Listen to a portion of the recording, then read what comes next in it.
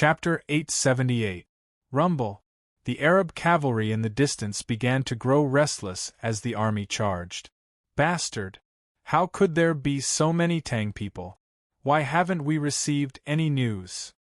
On a distant hill, a furious roar in Arabic resounded through the air as a heavily armored Arab general glared at the vast army before him, his face contorting in shock. Translated by Hypersheep 325. Edited by Micah. The order he had received was that an army of around 20 to 30,000 soldiers was heading toward Talas. Although he could not be sure if it was the Tang dynasty's army, his superiors had still dispatched a force of 7,000 to 8,000 cavalry to investigate.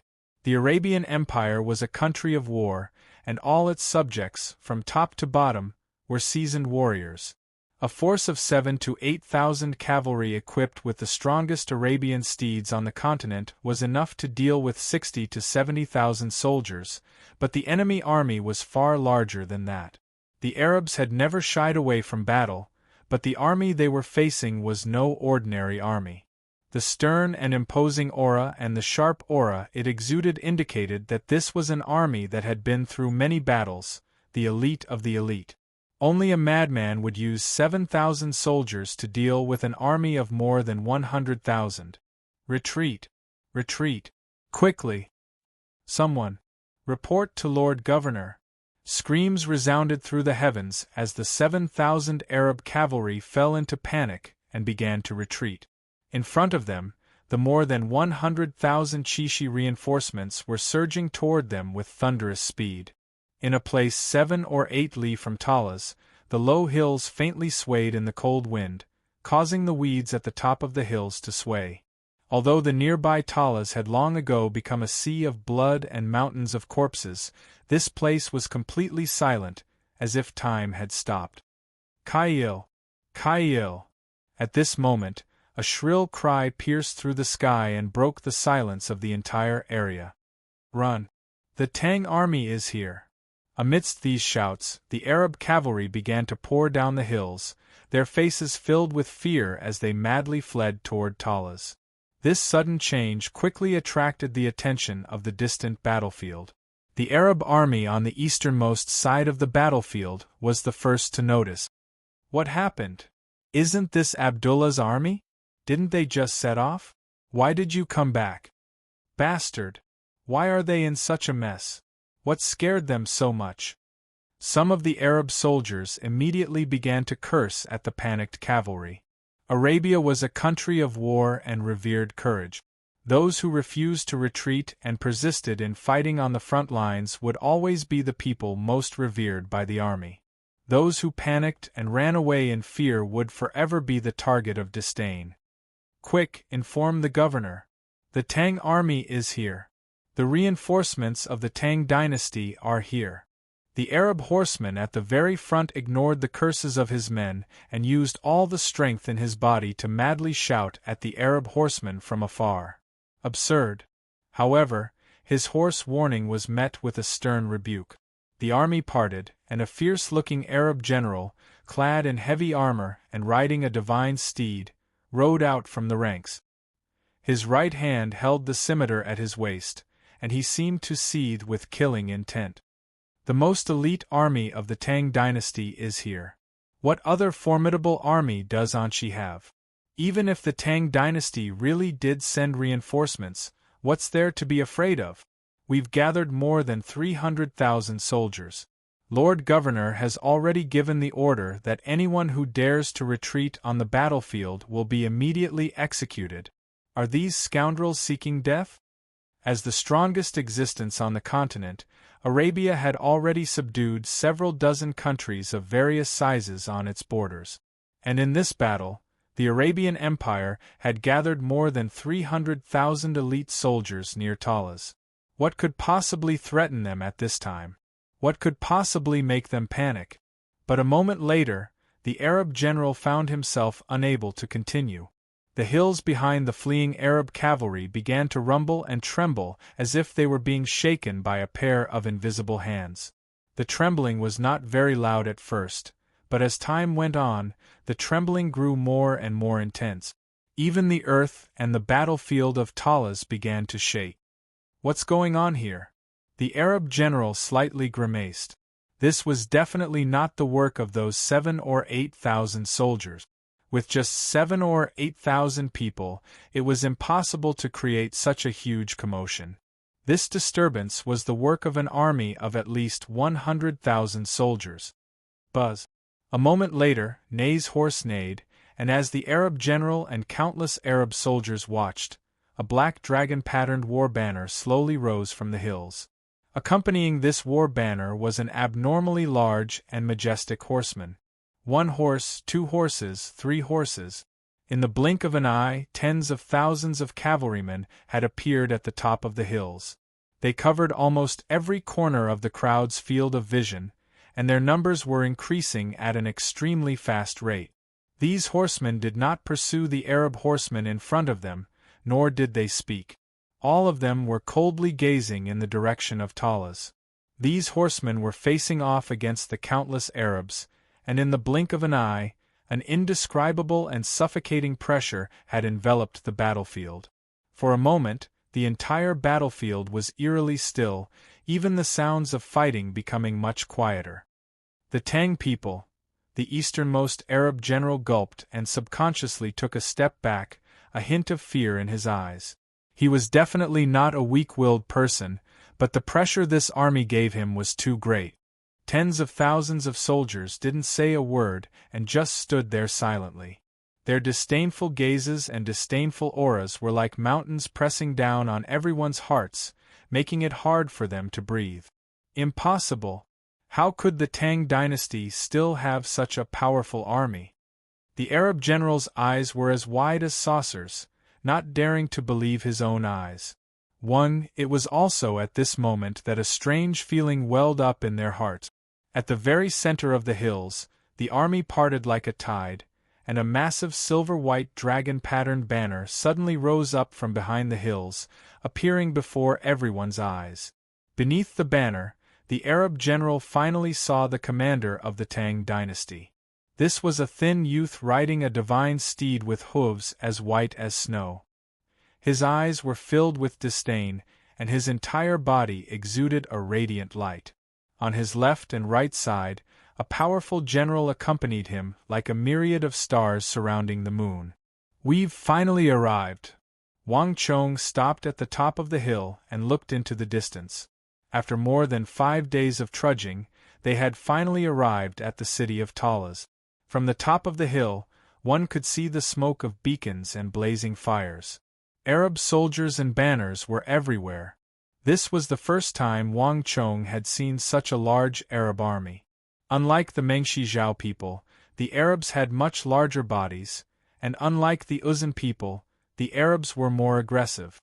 When tens of thousands of Arabs gathered together in the form of an army, they exuded an aura that no other faction or army around the Tang dynasty could compare to. Flames. Black flames that could incinerate all things and invade all. This was what Wang Chong felt when he stood on the summit and saw the Arab army.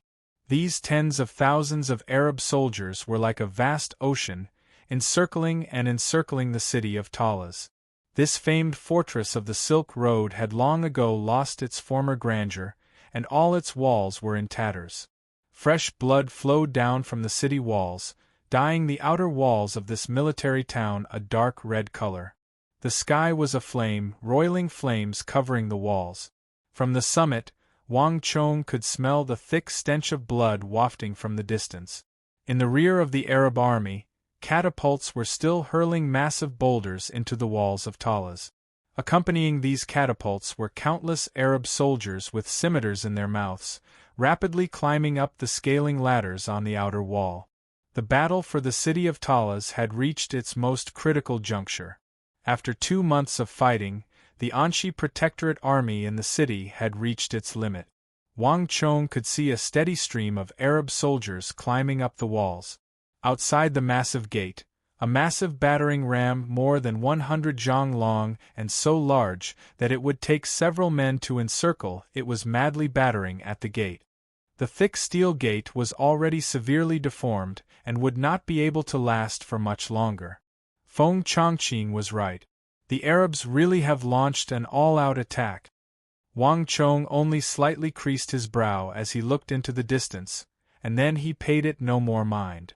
No matter what the Arabs were planning, the moment he had appeared here, everything had been decided. He wanted this city of Talas to become the place where the Arabs suffered their most grievous setback. With this thought in mind, Wang Chong's gaze quickly followed the scaling ladders to the top of the walls of Talas. At the most illustrious place on the walls of Talas, Wang Chong finally saw that imposing figure whose name resounded through the entire western regions. Standing on the high walls, this figure was constantly cutting down the Arab soldiers climbing up the scaling ladders, roaring as he commanded the other soldiers. His armor was stained red, and there was not a single spot on it that was clean. Gao Xianji's figure was deeply rooted in the wall, seemingly one with the earth. From a distance, he appeared like a giant. No matter how many Arab soldiers charged at him, no matter how powerful their charge, they would always be stopped in front of him, forever unable to break through. Around him, Wang Chong could also see the countless figures of the Anxi Protectorate army engaged in fierce battle. After several months of fighting, all of them had reached the limits of their physical strength. They were so exhausted that they seemed ready to collapse at any moment.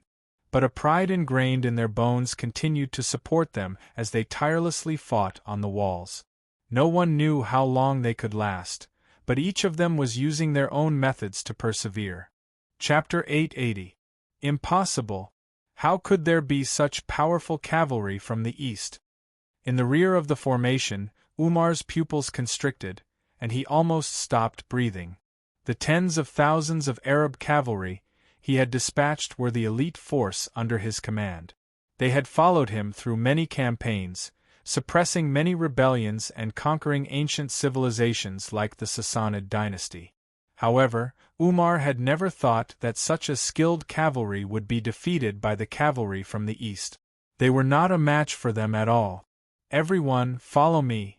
At almost the same time, Sun Jiming roared from the rear of the Wushang cavalry.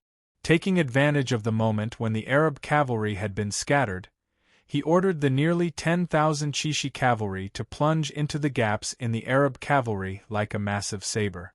Under the charge of Sun Jiming's cavalry, the scattered Arab cavalry became even more disorderly. On the other side, Chun Burang, Zhuang Buping, Qi Weisi, and the other future generals of Deflecting Blade Manor were also leading the cavalry of the Annam Protectorate and the other mercenaries in the charge.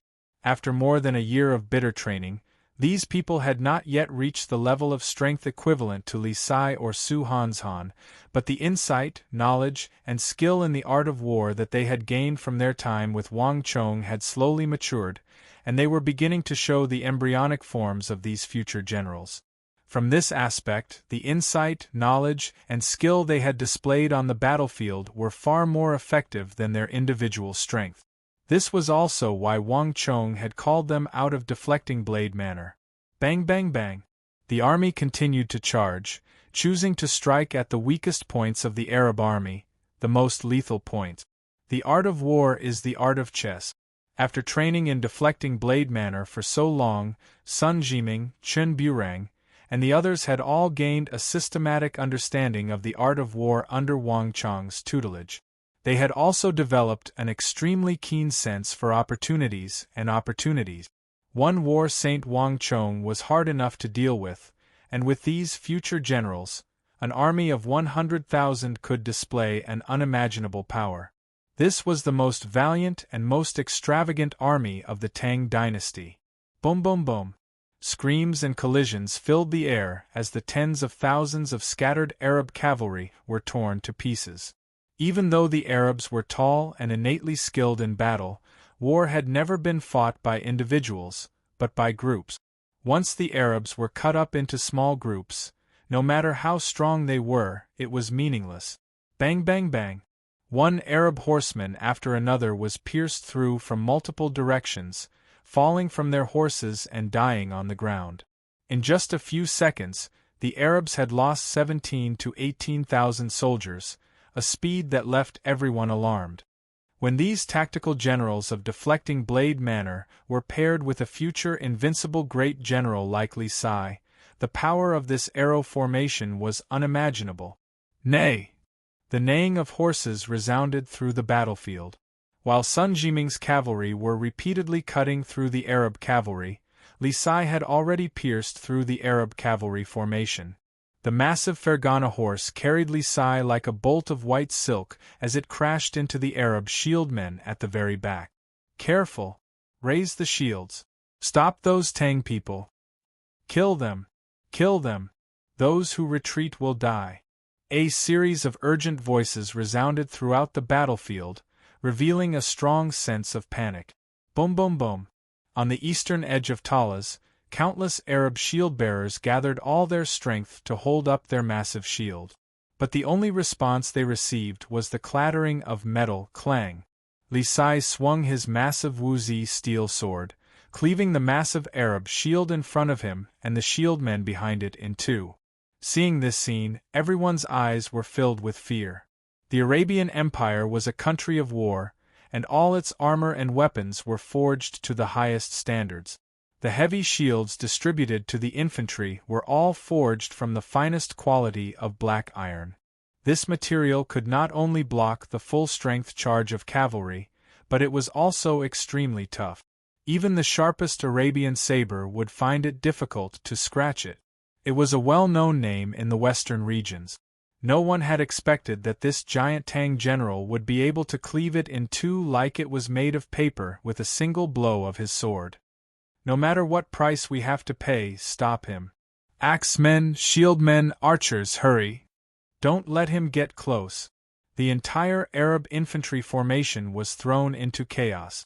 Li Sai's godlike stance and divine power had left all of them stunned. Countless soldiers raised their shields and swarmed over from all directions, wanting to block Li Sai and the opening. However, it was too late. Charge! The tens of thousands of Wushang cavalry followed closely behind Li Sai, their Wuzi steel swords slashing down on these famed Arab shields. Li Sai had only opened a small opening, but the moment the 5,000 Wushang cavalry charged in, this small opening immediately became a massive gap, throwing the entire army into chaos. Cavalry reigned supreme in the world, and were the most powerful of all soldiers. No infantry without a shield to slow them down could possibly stop cavalry at their top speed.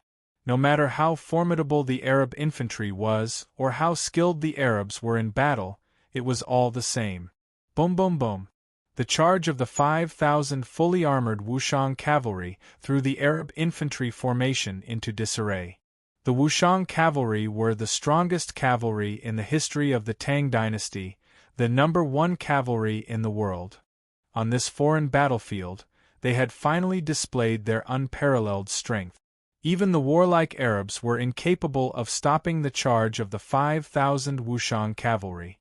10 charges, 10 victories. Li Sai's voice thundered through the sky. Boom! The 5,000 Wushang cavalry scattered like flowers scattered by a celestial maiden. The collapse, which had been limited to the area around the gap, instantly expanded by 10 times, and it was still spreading. No! Deep within the army, the Arabian spear Umar trembled in shock at this sight, his entire face paling. As a famed general of Arabia, Umar had subdued countless opponents, but none of them had given him such an intense pressure and threat as the Tang dynasty cavalry before him.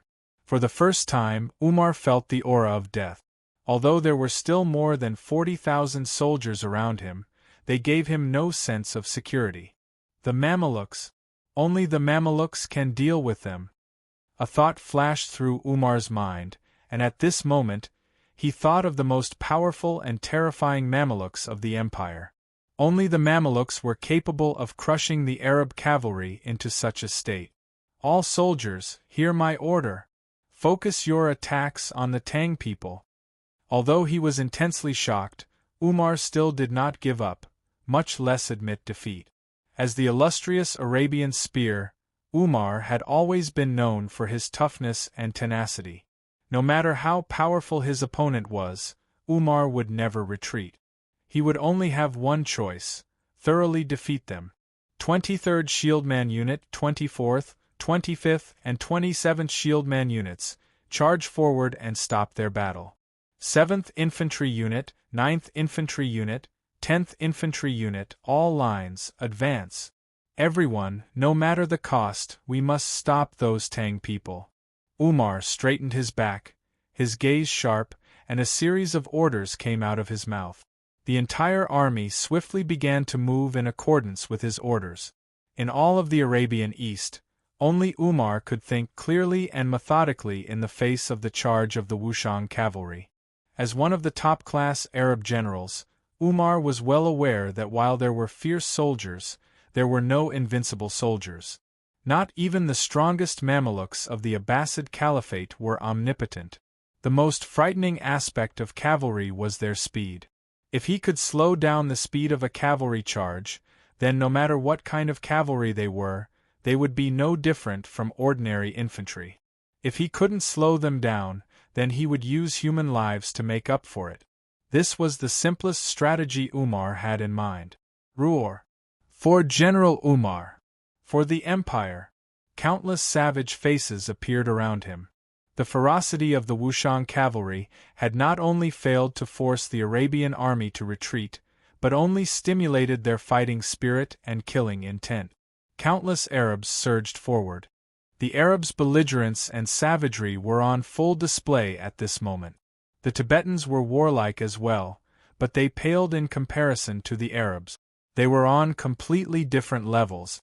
The Uzan had a limit to their belligerence, and their belligerence was buried in their blood, but the Arabs had no limit. Their belligerence was buried deep in their bones. The two were on completely different levels. Chapter 881. The 7th Infantry Platoon, the 9th Infantry Platoon, the 10th Infantry Platoon. These were the most elite infantrymen trained by Umar. They were also Umar's personal guards. On the battlefield, they also had another function, which was to undertake the task of attacking the enemy.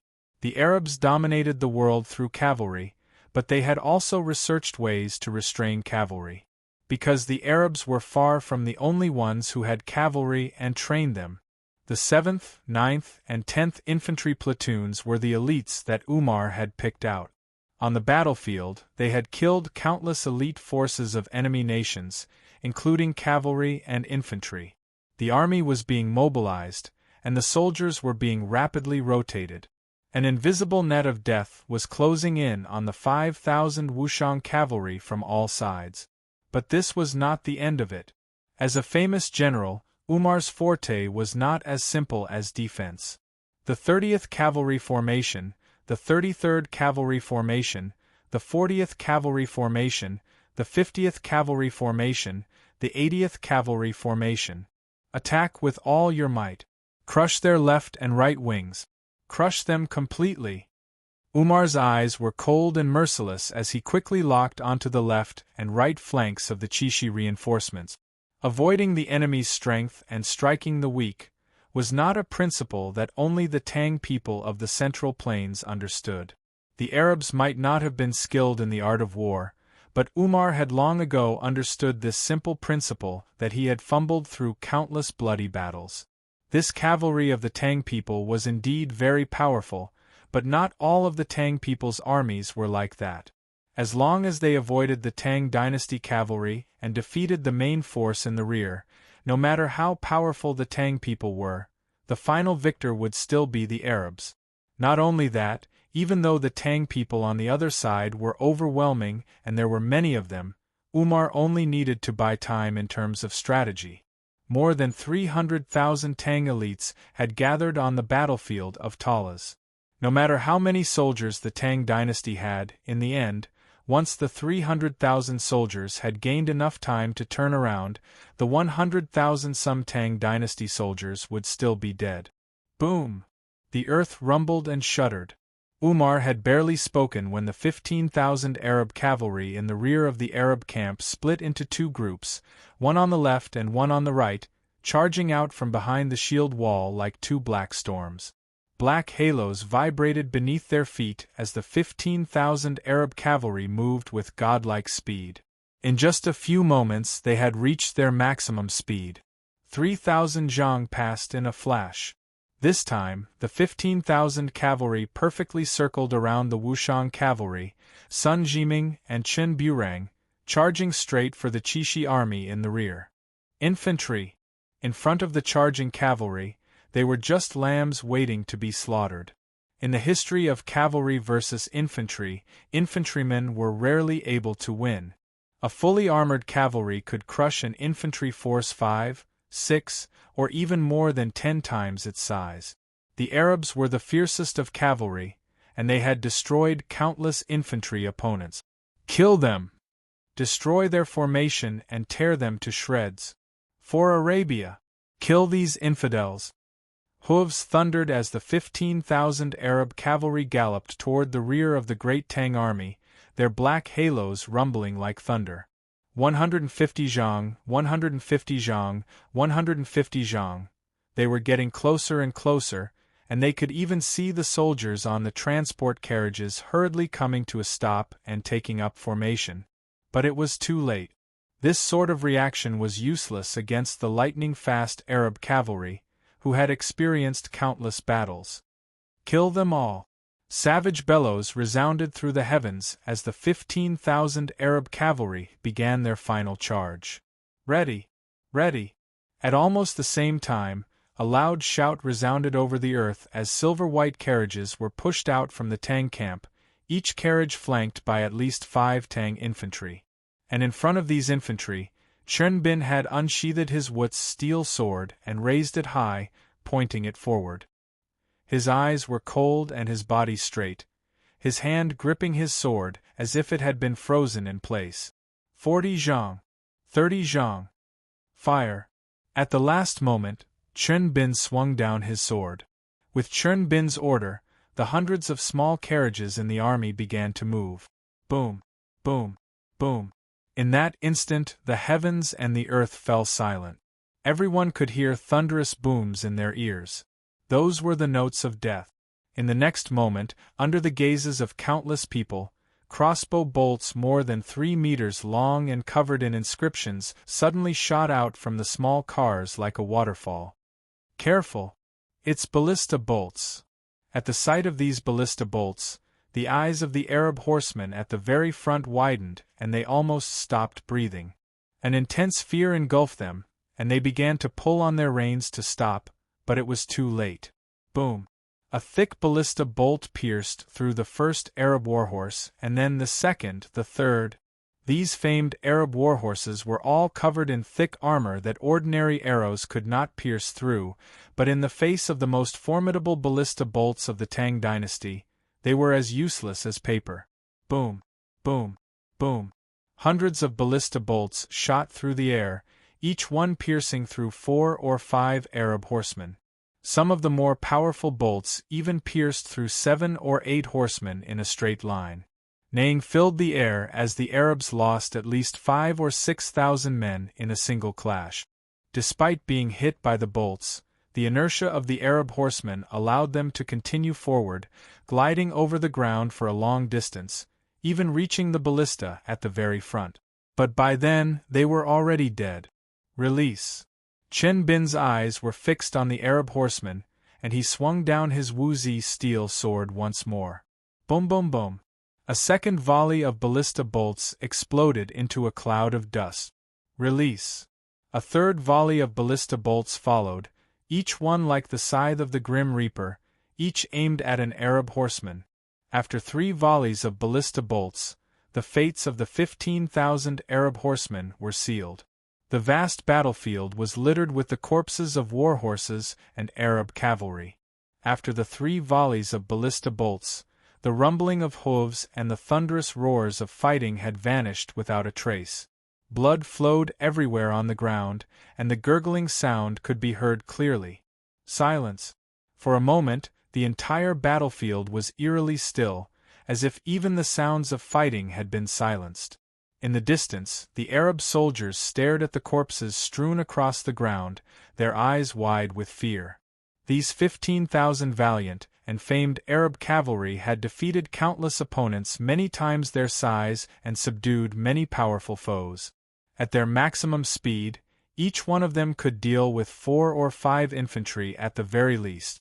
Before setting off, all of them believed that they could kill several times their number of Tang people and completely break through their formation.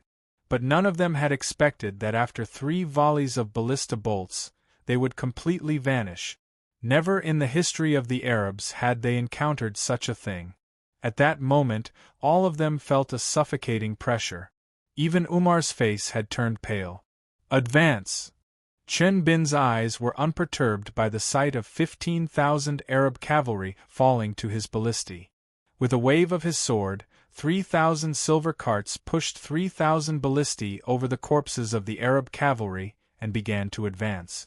On their left and right, the other Chishi reinforcements were also stepping over the corpses of the Arab cavalry and surging forward. Kill! Ready! At the same time, Umar unsheathed his sword. Even though he had lost 2 groups of cavalry and nearly 30,000 soldiers, Umar had not given up. He was still trying to buy time for the more than 300,000 Arab soldiers. Battle was not just about tactics but also strategy. No matter how powerful the Tang people's army was, as long as the 300,000 Arab soldiers could turn around, the only thing awaiting the Tang people would be death. Rumble! The army was getting faster and faster, the distance between the two sides shrinking. This time, without the Arab cavalry, there were no more obstacles between the Chishi reinforcements and the vast Arab army. Finally, boom! There was a heaven-shaking boom as the earth quaked. If one looked down from the sky, they would see the 2 armies colliding like a tide. At that moment, the entire battlefield of Talas shuddered, and even the earth seemed to be on the verge of being torn apart. Fist against fist, flesh against flesh, warhorse against warhorse, saber against sword, all of them fiercely clashed on the battlefield. There were no tricks in this battle. Everyone was putting all their strength into it. This was the largest and most intense battle between the East and the West. Hold!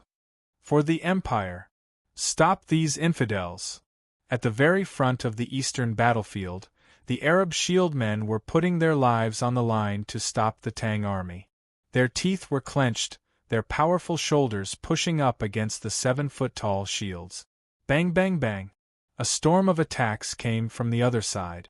The 7-foot-tall giants fiercely trembled, but they were able to firmly block the attacks. They were already very experienced in dealing with this sort of attack. A single giant shield could block the attacks of 4 or 5 opponents of the same level, and it was an important tool for the Arabs to use against the cavalry and infantry of other factions. In actual combat, even the cavalry of the Arabs would find it very difficult to break through this barrier. Hold! General has already given the order. As long as we can hold on for a little longer, once the army has finished adjusting, we can completely annihilate them. The Arab shield men roared, their bodies leaning forward, their feet digging deep into the earth, as if they were one with it. But at this moment, boom! The earth quaked as invisible ripples of wind swept out from the rear of the Tang people's army, instantly engulfing the entire Arab army. Before the Arab soldiers on the eastern side of the battlefield could react, clang clang clang, the halos beneath their feet began to shudder, and their energy began to drop 3 levels as if shackles had been placed on them. Chapter 882. What's going on here?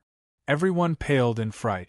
No one knew what was going on, but a decisive change had already taken place on the battlefield. Boom, boom, boom. Like a dam bursting, the entire eastern battlefield crumbled.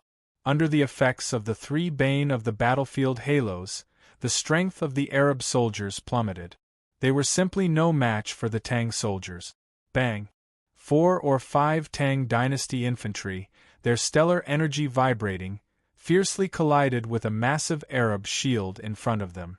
This unbreakable shield was instantly sent flying, and even the Arab soldier behind it was knocked to the ground. Squelch! Before the Arab shield man could get up, a spear shot forward like a snake, piercing through the soldier's throat and pinning him to the ground. Over his corpse, the Tang dynasty soldiers surged forward. At the same time, there was a burst of bloody light as a seemingly invincible Arab leader was instantly run through by a sword. As he stared at the sword hilt in front of him, this bearded Arab leader's eyes went wide in fear. His hands subconsciously gripped the hilt of his sword as he fell to the ground like a wooden pillar. Even in death, he still didn't understand what had happened. Why had his strength dropped so much that he had been killed by a single sword strike? 1, 2, 3. In a few short moments, tens of thousands of Arabs had fallen. Boom boom boom. At almost the same time, the ballista army under Chen Bin's command arrived, firing volley after volley of ballista bolts into the Arab camp. In order to defend against the attacks of the Tang dynasty, the Arab soldiers on the eastern battlefield had arranged themselves in extremely tight formations. This was the defensive formation they were most proud of, but it was now the perfect target for the Tang dynasty ballista bolts, even more advantageous than when they were dealing with the cavalry. Plush plush plush. Each ballista bolt pierced through 10-some Arab soldiers, some even piercing through 30-some in a straight line. In a few short moments, the 3,000 ballista soldiers had become a vast field of death. At least 10,000 Arab soldiers had fallen to this volley of ballista bolt. In the face of this dreadful rain of death, and the sight of their comrades falling like dominoes, even the strong-willed and innately warlike Arabs could sense the thick stench of death and began to retreat in fear. Kill! For the Tang dynasty. Meanwhile, far away, Li Sai's 5,000 Wushang cavalry were rampaging through the depths of the Arab camp, stabbing back and forth. Under the control of Li Sai and his 5,000 Wushang cavalry, the 10 charges 10 victories formation was being pushed to its limit. One moment they would scatter like fireworks, and the next, they would gather together like an iron claw. After a few rounds of charging, the surrounding Arab soldiers were left in disarray. Clang clang clang. One giant axe after another slammed into Li Sai's body with thunderous force. The 7th, 9th, and 10th infantry units under Umar's command had made Li Sai their primary target, but all their attacks were fiercely repelled by Li Sai. Swish! Li Sai swung his sword, causing the golden helmets around him to fly into the air. Those great Tang elites who had lost their heads only trembled a few times before collapsing to the ground. Everyone, follow me! Kill them all!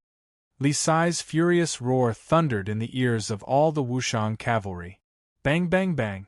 In just a few charges, the 7th, 9th, and 10th infantry units had been obliterated like the autumn wind sweeping away the fallen leaf.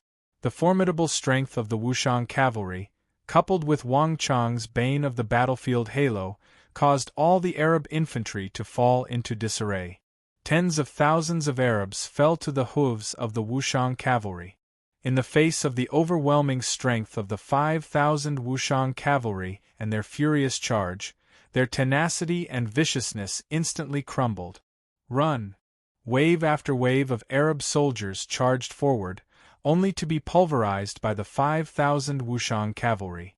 In the face of the power of the Wushang cavalry, the Arabs finally began to tremble in fear and turned to flee. The ballista army, the Wushang cavalry, the bane of the battlefield halo, and the more than 100,000 soldiers of the Tang dynasty.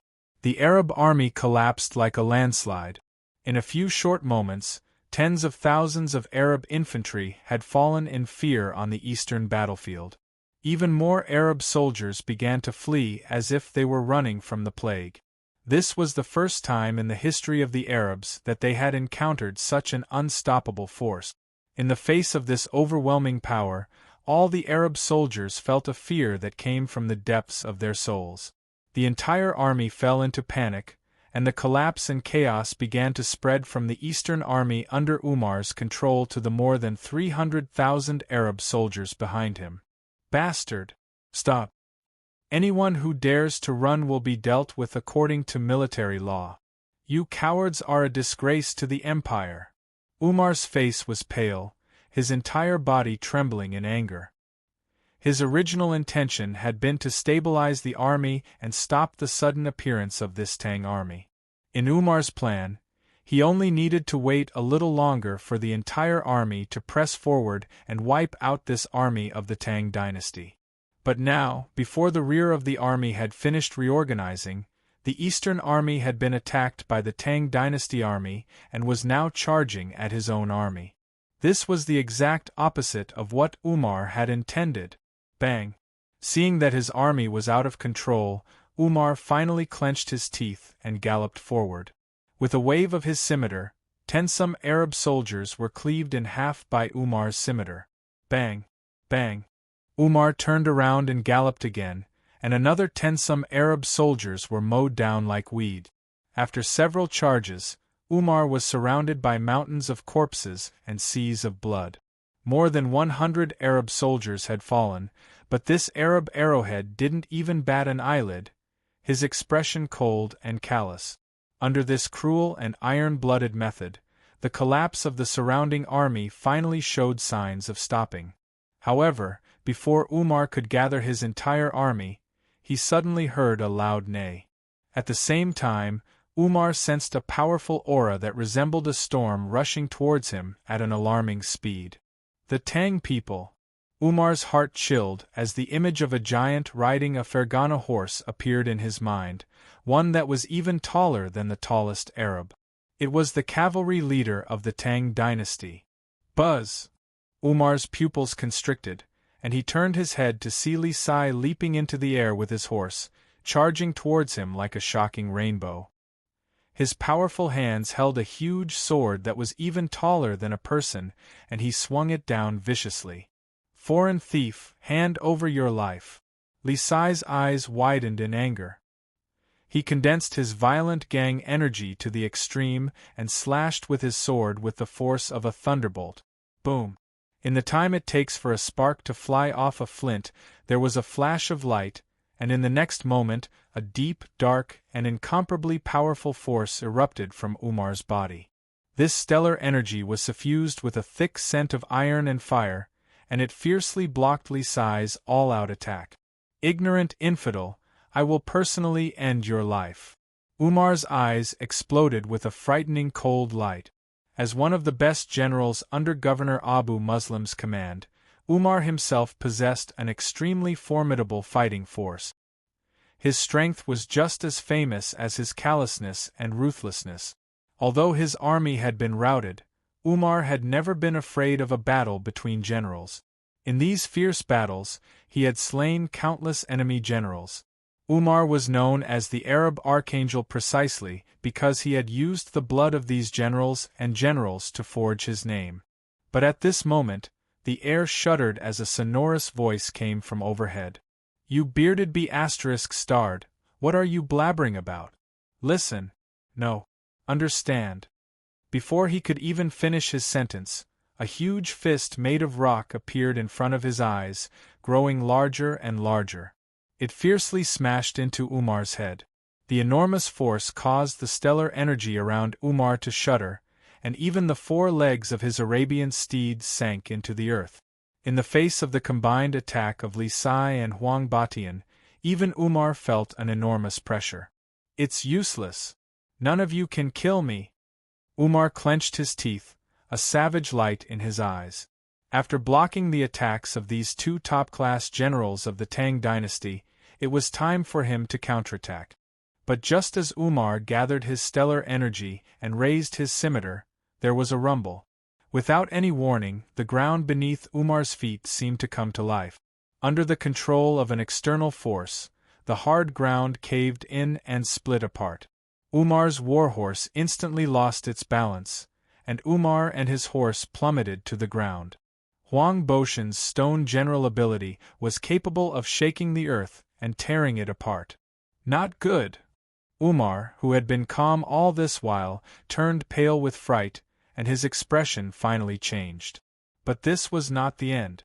A moment later, a dark red ripple erupted from the rear of the Tang dynasty army and swept across the battlefield. Umar's steel-like aura suddenly shuddered as he was shaken by this force, and his aura abruptly dropped. The bane of generals' halo. Chapter 883. A Good Chance. Sensing that Umar's aura had suddenly weakened, Li Sai and Huang Boshan's eyes brightened and they joined forces to attack. At almost the same time, the galloping hooves of horses thundered in from all directions. Bang bang bang! The 5,000 Wushang cavalry were like a torrential storm, crashing into Umar's stellar energy barrier. In the blink of an eye, Umar's energy was being consumed at an incredible rate, and it was rapidly weakening to an unbelievable level. 10 charges, 10 victories. When the 5,000 Wushang cavalry used one of the 10 most powerful formations of the world on a single person, not even a renowned Arab general like Umar had any chance of escaping. No! Umar, famed for his heart of stone and his will, paled as an intense fear gripped his heart. His martial arts were fierce and majestic, enough to simultaneously block the combined attacks of Li Sai and Huang Batian. But when thousands of Wushang cavalry charged together, not even Umar was a match. In his life of battle, this was the first time he had encountered such a large group of cavalry attacking a single person. No matter how powerful a single person was, they could not simultaneously deal with thousands of opponents. At this moment, he finally sensed the scent of death. He wanted to mount and flee, but the stone general controlled by Huang Batian had taken complete control of the surrounding terrain. Boulders protruded from the ground and blocked his path, and the dense barrage of attacks from the 5,000 Wushang cavalry sealed off his path of retreat. Ah! Boom! At the last moment, Umar only had time to muster all his strength and raise his famed Arabian scimitar to block the attack coming from above. Boom! A massive and sharp sword, taller than a man, furiously slashed down, cleaving through the dark clouds, cleaving through the sun and moon, cleaving through the pitch-black stellar energy around Umar's body. At the same time, it cleaved through the famed Arabian divine saber that had accompanied Umar for half his life. Ney's final neigh came from Umar's Arabian steed. Together with Umar, this stalwart steed was cleaved in two by Li Sai's Wuzi steel sword, its blood spraying the ground. To make an enemy of the Tang dynasty, so be it. Li Sai picked up Umar's corpse with his sword and lifted it high into the air. In that instant, his aura surged, and his astral energy surged like a raging flame. Half of the battlefield's gazes were focused on him. At that moment, Li Sai was like a god from the heavens. Bang! Although they didn't understand what Li Sai was saying, Umar's death was a devastating blow to the Arab army on the Eastern Front. General is dead. General Umar has been killed by the Tang people. Everyone, run! All the Arabs scrambled to be the first, panicked as the retreating army crashed into the army in the rear. This was so abrupt that the Arab army, which had just about finished adjusting and preparing to attack, was instantly thrown into disarray by this attack. Kill! Those who openly offend our strong Han will be executed, no matter how far away. Those who openly offend our strong Han will be executed, no matter how far away. For the Tang dynasty. Roars resounded over the battlefield as the 100,000 Chishi reinforcements charged like tigers descending a mountain, their eyes red as they charged toward the Arab ranks. At this stage, there was no need for tactics. In the face of the Arab army's complete collapse, the Tang army surged forward like a massive wave. The Wushang cavalry, the Ballista army, the Kinganka, the armies of Greater and Lesser Valor, the Annam Protectorate, the Chishi Protectorate, all of them transformed into a destructive flood that surged toward the 300,000 Arabs. Although the Arabs far outnumbered the Tang dynasty, and although some of the Arab soldiers in the rear were still trying to fight back, none of them could stop the army that had been completely routed. My lord, look over there! The Arabs have been beaten back. How could this be? On the distant walls of Talas, countless gazes stared in shock at the tens of thousands of retreating figures below the walls.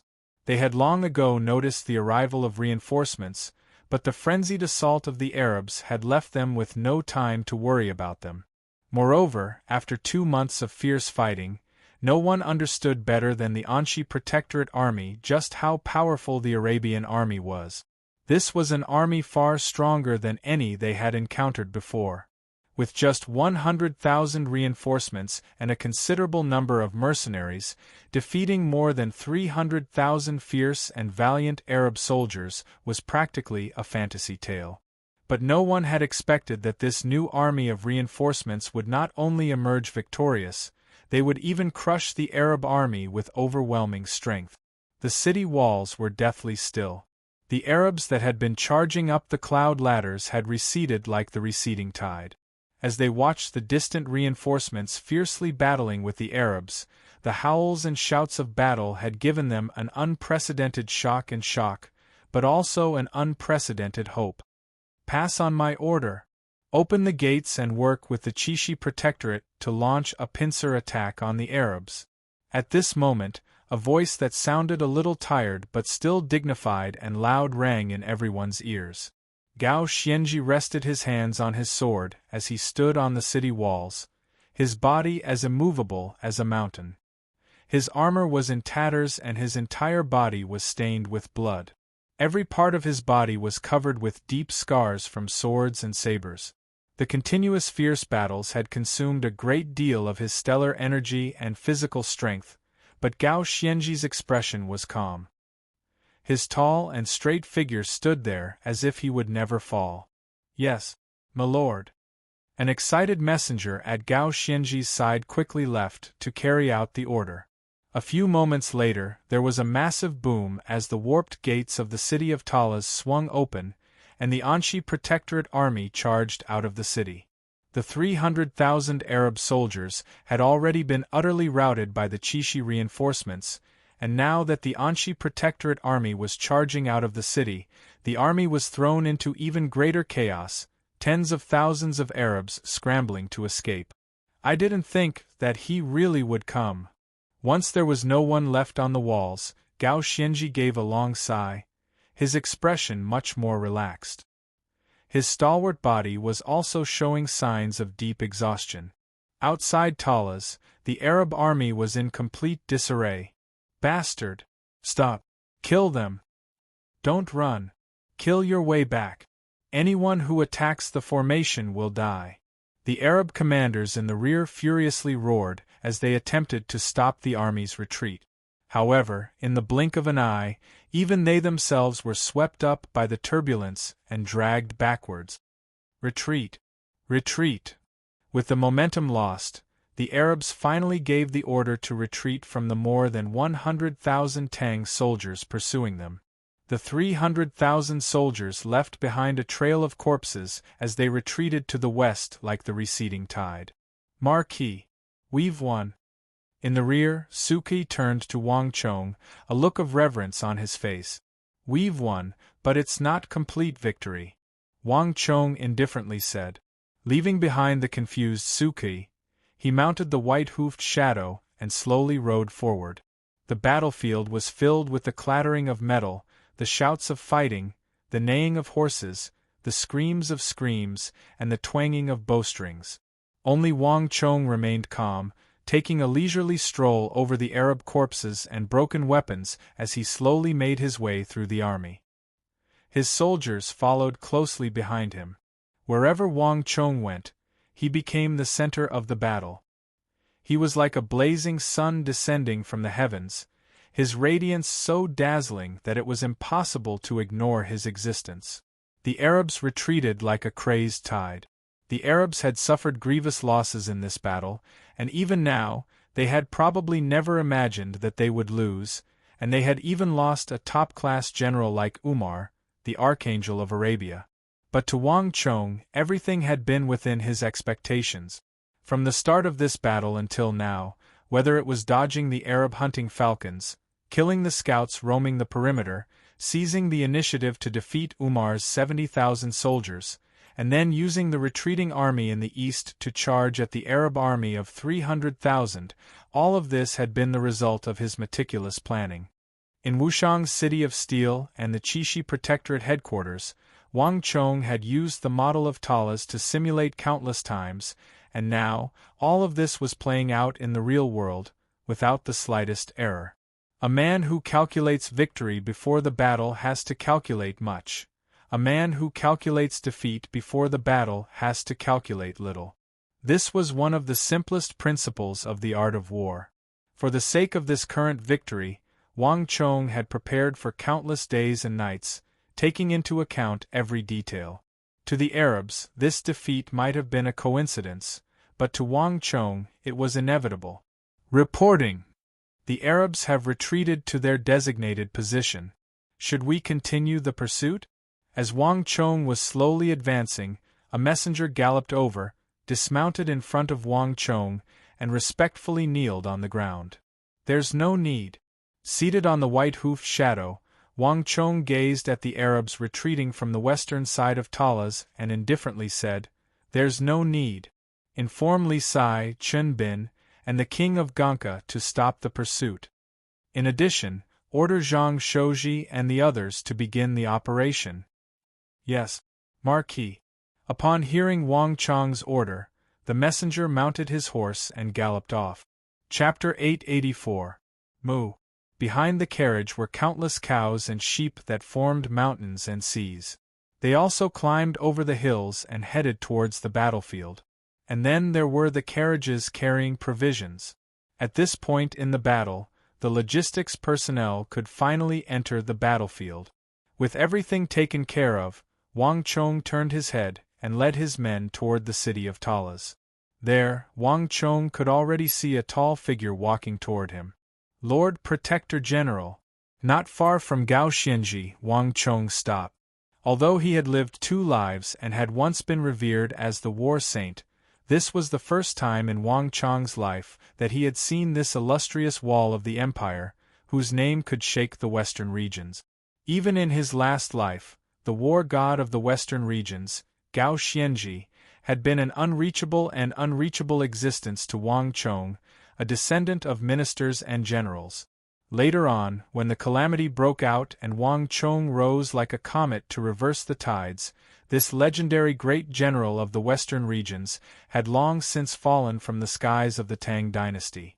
Thus, from start to finish, Wang Chong had never had the chance to meet one of the most illustrious great generals of the empire. Refined and handsome. This was Wang Chong's first impression of Gao Xianji. Although Gao Xianji's breathing was in disarray, his body covered in wounds, and his complexion haggard from the repeated battles, his every movement exuded a grand bearing that stood out even amongst great generals. It was rumored that Gao Xianji had admired the culture of the Tang dynasty since he was a child, and he had once spent 7 years studying in the Tang dynasty. Wang Chong didn't know if this rumor was true or not, but from the bearing Gao Xianji exuded, he could tell that it was most likely true. Protector General Wang, words cannot express my gratitude. On behalf of all the Anxi Protectorate Army, this Gao thanks my lord. From afar, Gao Xianji looked at Wang Chong with a complicated expression. Under the gazes of countless people, he faced Wang Chong and bowed respectfully. In this Battle of Talas, the Anxi Protectorate Army was at the end of its tether, and Gao Xianji was already prepared to die for his country if his entire army was wiped out. If not for Wang Chong's timely arrival with Qixi's reinforcements, the Anxi Protectorate Army might have become history. Wang Chong was 1 generation younger than Gao Xianji, so his ascension to the position of Qixi Protector General was a subject of much debate, at least amongst the Protector Generals and great generals of the empire. For someone of Gao Xianji's status to address Wang Chong as Protector General was enough to express his respect and acknowledgement. Lord Protector General, there is no need to be so polite. This has always been Wang Chong's duty. Lord Protector General, what are the casualties in the city? A strange light flashed through Wang Chong's eyes, clearly sensing that Gao Xianji was referring to him in a special manner. We lost more than half of our men in this battle.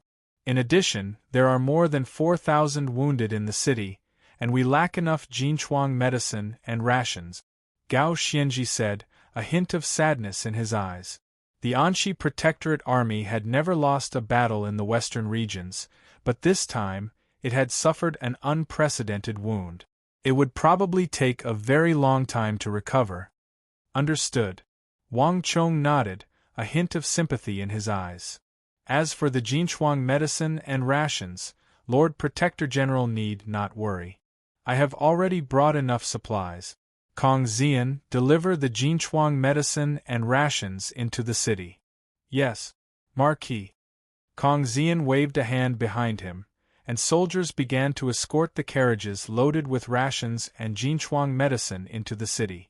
The city of Talas had been at war for 2 months, and all kinds of supplies were bound to be lacking.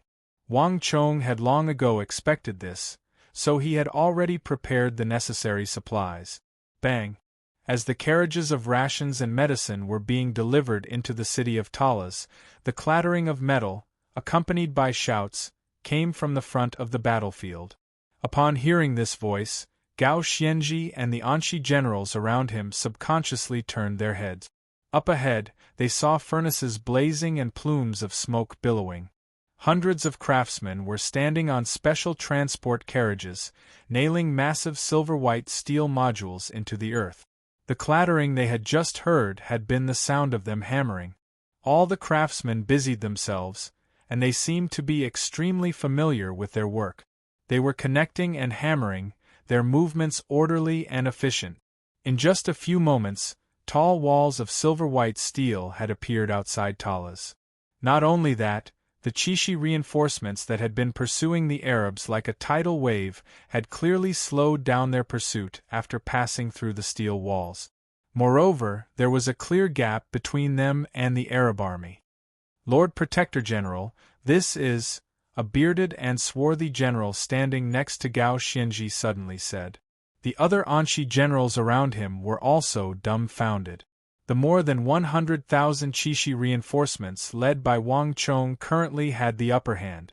This was the perfect time to strike while the iron was hot and fiercely press forward, but for some reason, Wang Chong's Chishi reinforcements had clearly slowed down, and there was even a clear gap between them and the routed Arab army. Given Wang Chong's reputation and the performance of his army, such a low-level and major mistake should never have occurred. And then there were those busy craftsmen and the silver-white steel walls.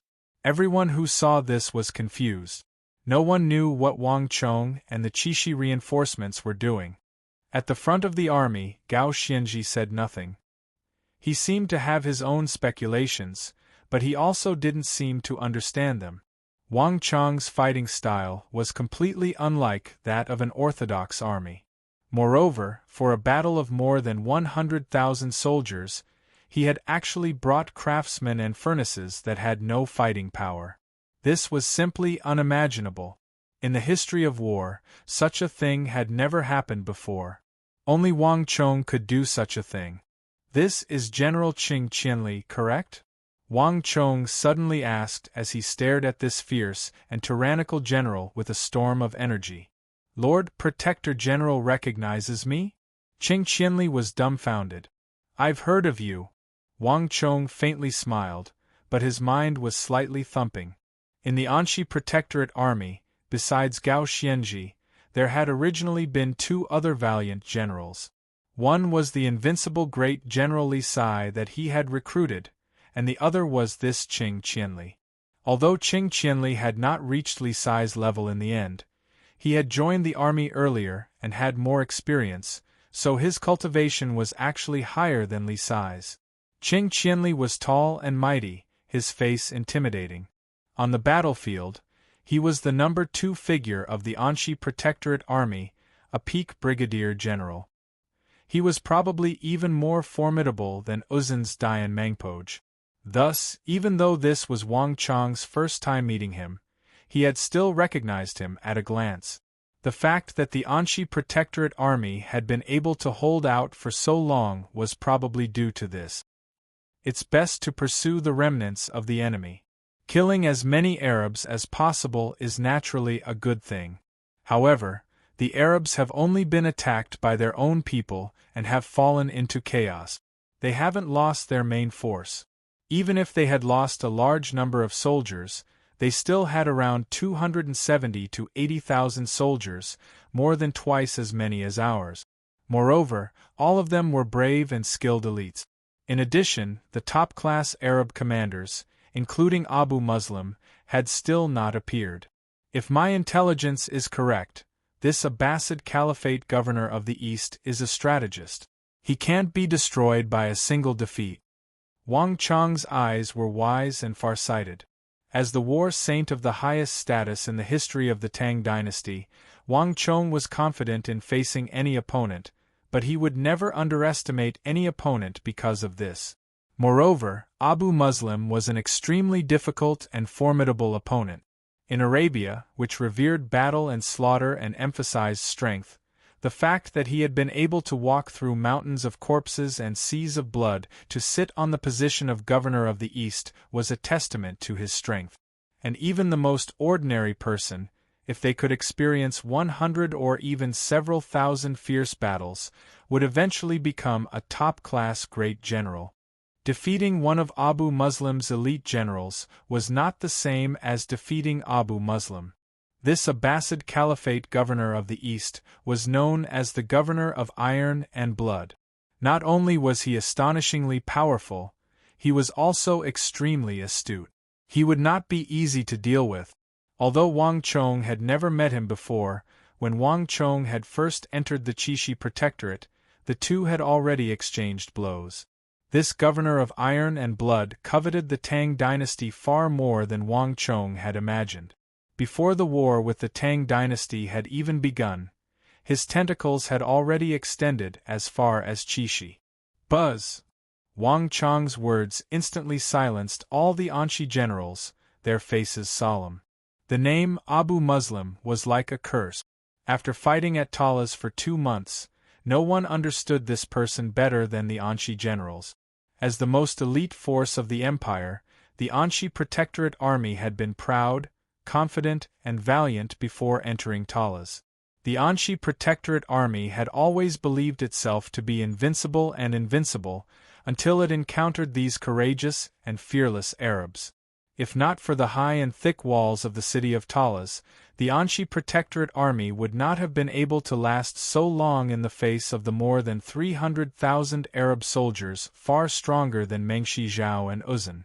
But, Lord Protector General, although Abu Muslim is very formidable, not even he could have predicted Lord Protector General's arrival and the rapid collapse of the eastern battlefield.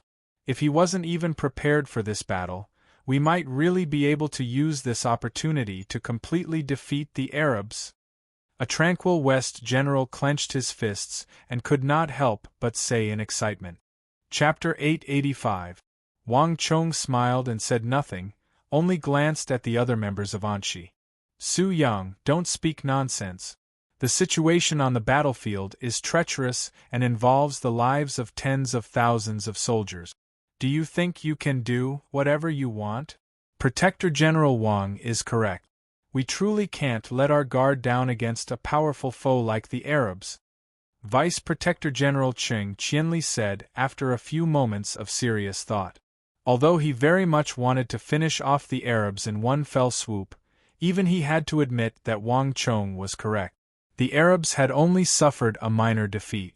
If the Arabs really only had this much skill, they would never have been able to force the Protector General and the Anshi Protectorate army into this state. The Protector General had even prepared to lead the Anshi Protectorate army in a final battle with the Arabs, sacrificing himself for the country. Pride was sure to lead the defeated army. This battle did not only concern the lives of tens of thousands of soldiers, but also the fate of the western regions, the safety of Qixi, Longxi, and even the capital. Such an important matter could not be decided by emotion. Wang Chong glanced at Qing Qianli, a hint of praise in his eyes. Wang Chong had never interacted with Qing Qianli before and did not understand him very well, but from these words, he could tell that this brigadier general of the Tang dynasty was not only a martial artist, but also a master of strategy. At the very least, he was not the sort to be easily swayed by emotion. In truth, besides what I just said, there's another reason. Their banners. Wang Chong smiled and turned his head, his face brimming with confidence. Everyone's hearts trembled as they turned to look in the direction the Arabs had fled. The black Arab war banners were scattered all over the army. But all of them were confused by these war banners, not understanding what Wang Chong was up to. No matter what Abu Muslim is up to, this doesn't seem like the sign of an army being routed. If he really wants to do something, he should work harder and put in more effort. Wang Chong had a look of knowing everything like the back of his hand, and his eyes looked extremely wise. Boom! Wang Chong's words caused all the Anshi generals, including the people at Wang Chong's side, to tremble in shock.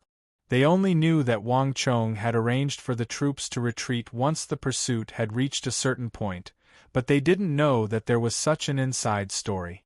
And he had no idea that the Black Arab War Banner was hiding such a secret. Indeed, the mention of Wang Chong's warning made everyone turn their attention to the Black Arab War Banners. Even though the Arabs were retreating in defeat, they still seemed to possess some sort of order. No matter what, this did not look like a panicked, chaotic, and utterly defeated army retreating. Hiss! Upon realizing this, everyone's eyelids twitched violently, and they sucked in a breath of cold air. None of them could say a word. Qianli, Protector General Wang, is correct. Abu Muslim is not that easy to defeat. He has already laid a trap for us. Pass on my order. Have the soldiers retreat. At this moment, Gao Xianji's dignified voice resounded in everyone's ears. A trap? The officers around him were dumbfounded. Lord Protector General is wise. Wang Chong faintly smiled and nodded. Gao Xianji truly lived up to his reputation as the war god of the western regions. He was a veteran of many battles and extremely sensitive to the various changes on the battlefield. It was clear that he had also seen through Abu Muslim's intentions. Suki, pass on my order. Have the army retreat and cease the pursuit. Suki gave his assent and hurriedly left. In the distance, the more than 100,000 Chishi soldiers and the Anshi Protectorate army slowly retreated like the receding tide, ceasing the pursuit. The two groups of people were completely separated. At the same time, several li to the west of Talas, in a place that could not be seen, few people noticed that the first group of Arab soldiers that had retreated had begun to set up an arced ambush along the rugged ground. Nearly 100,000 Arab cavalry were lying in wait around this ambush. These cavalry had been the first to withdraw from the battlefield, and the terrain made it impossible to notice them from afar. Why aren't they here yet? What's the rush? Lord Governor has already planned everything out. Once they enter our encirclement, their deaths will be upon them. Haha, it's still Lord Governor who's formidable. Even in death, these Tang people would never have imagined that just when they were on the verge of victory, they would be completely annihilated by us. It's just a pity for Umar, but for the Empire it was worth sacrificing him. All of you, shut up. The Tang people are about to arrive. Hurry and get ready. At the very back of the ambush circle were several Arab generals with chilling eyes and thick body hair, dressed in black heavy armor. They were looking forward, their eyes brimming with killing intent. The Arabian Empire had been established for several hundred years, and through its constant conquest and expansion, it had developed its own unique military tactic. If the Tang people continued to hole up in the city, the Arabs truly wouldn't have much of a way to deal with them. Although the Arabian Empire's cavalry was unparalleled in the world, it was not skilled in sieging cities. All it could do was drag it out and attack city after city. Compared to other factions, it did not have much of an advantage. But once the Tang people entered the wilderness, everything changed. Whether they had the upper hand or the lower hand, the Arabs had their own unique tactic. What's going on? Why are the Tang people retreating? Suddenly, the Arab generals grimaced and straightened their backs. Absurd. How could this be? Why did they suddenly stop pursuing? Did they see through it? Impossible. They're in the middle of a great victory. How could they give up? The Arab generals had grim expressions on their faces. They could clearly see that the more than 100,000 Tang people had suddenly retreated without warning, and all of them were dumbfounded. In the past, they had used this same tactic to defeat many powerful foes. When they were at their happiest and proudest, they would defeat and kill them. But to suddenly retreat when they were clearly on the verge of victory was something they had never encountered before. Just what's going on with the leader of the Tang people?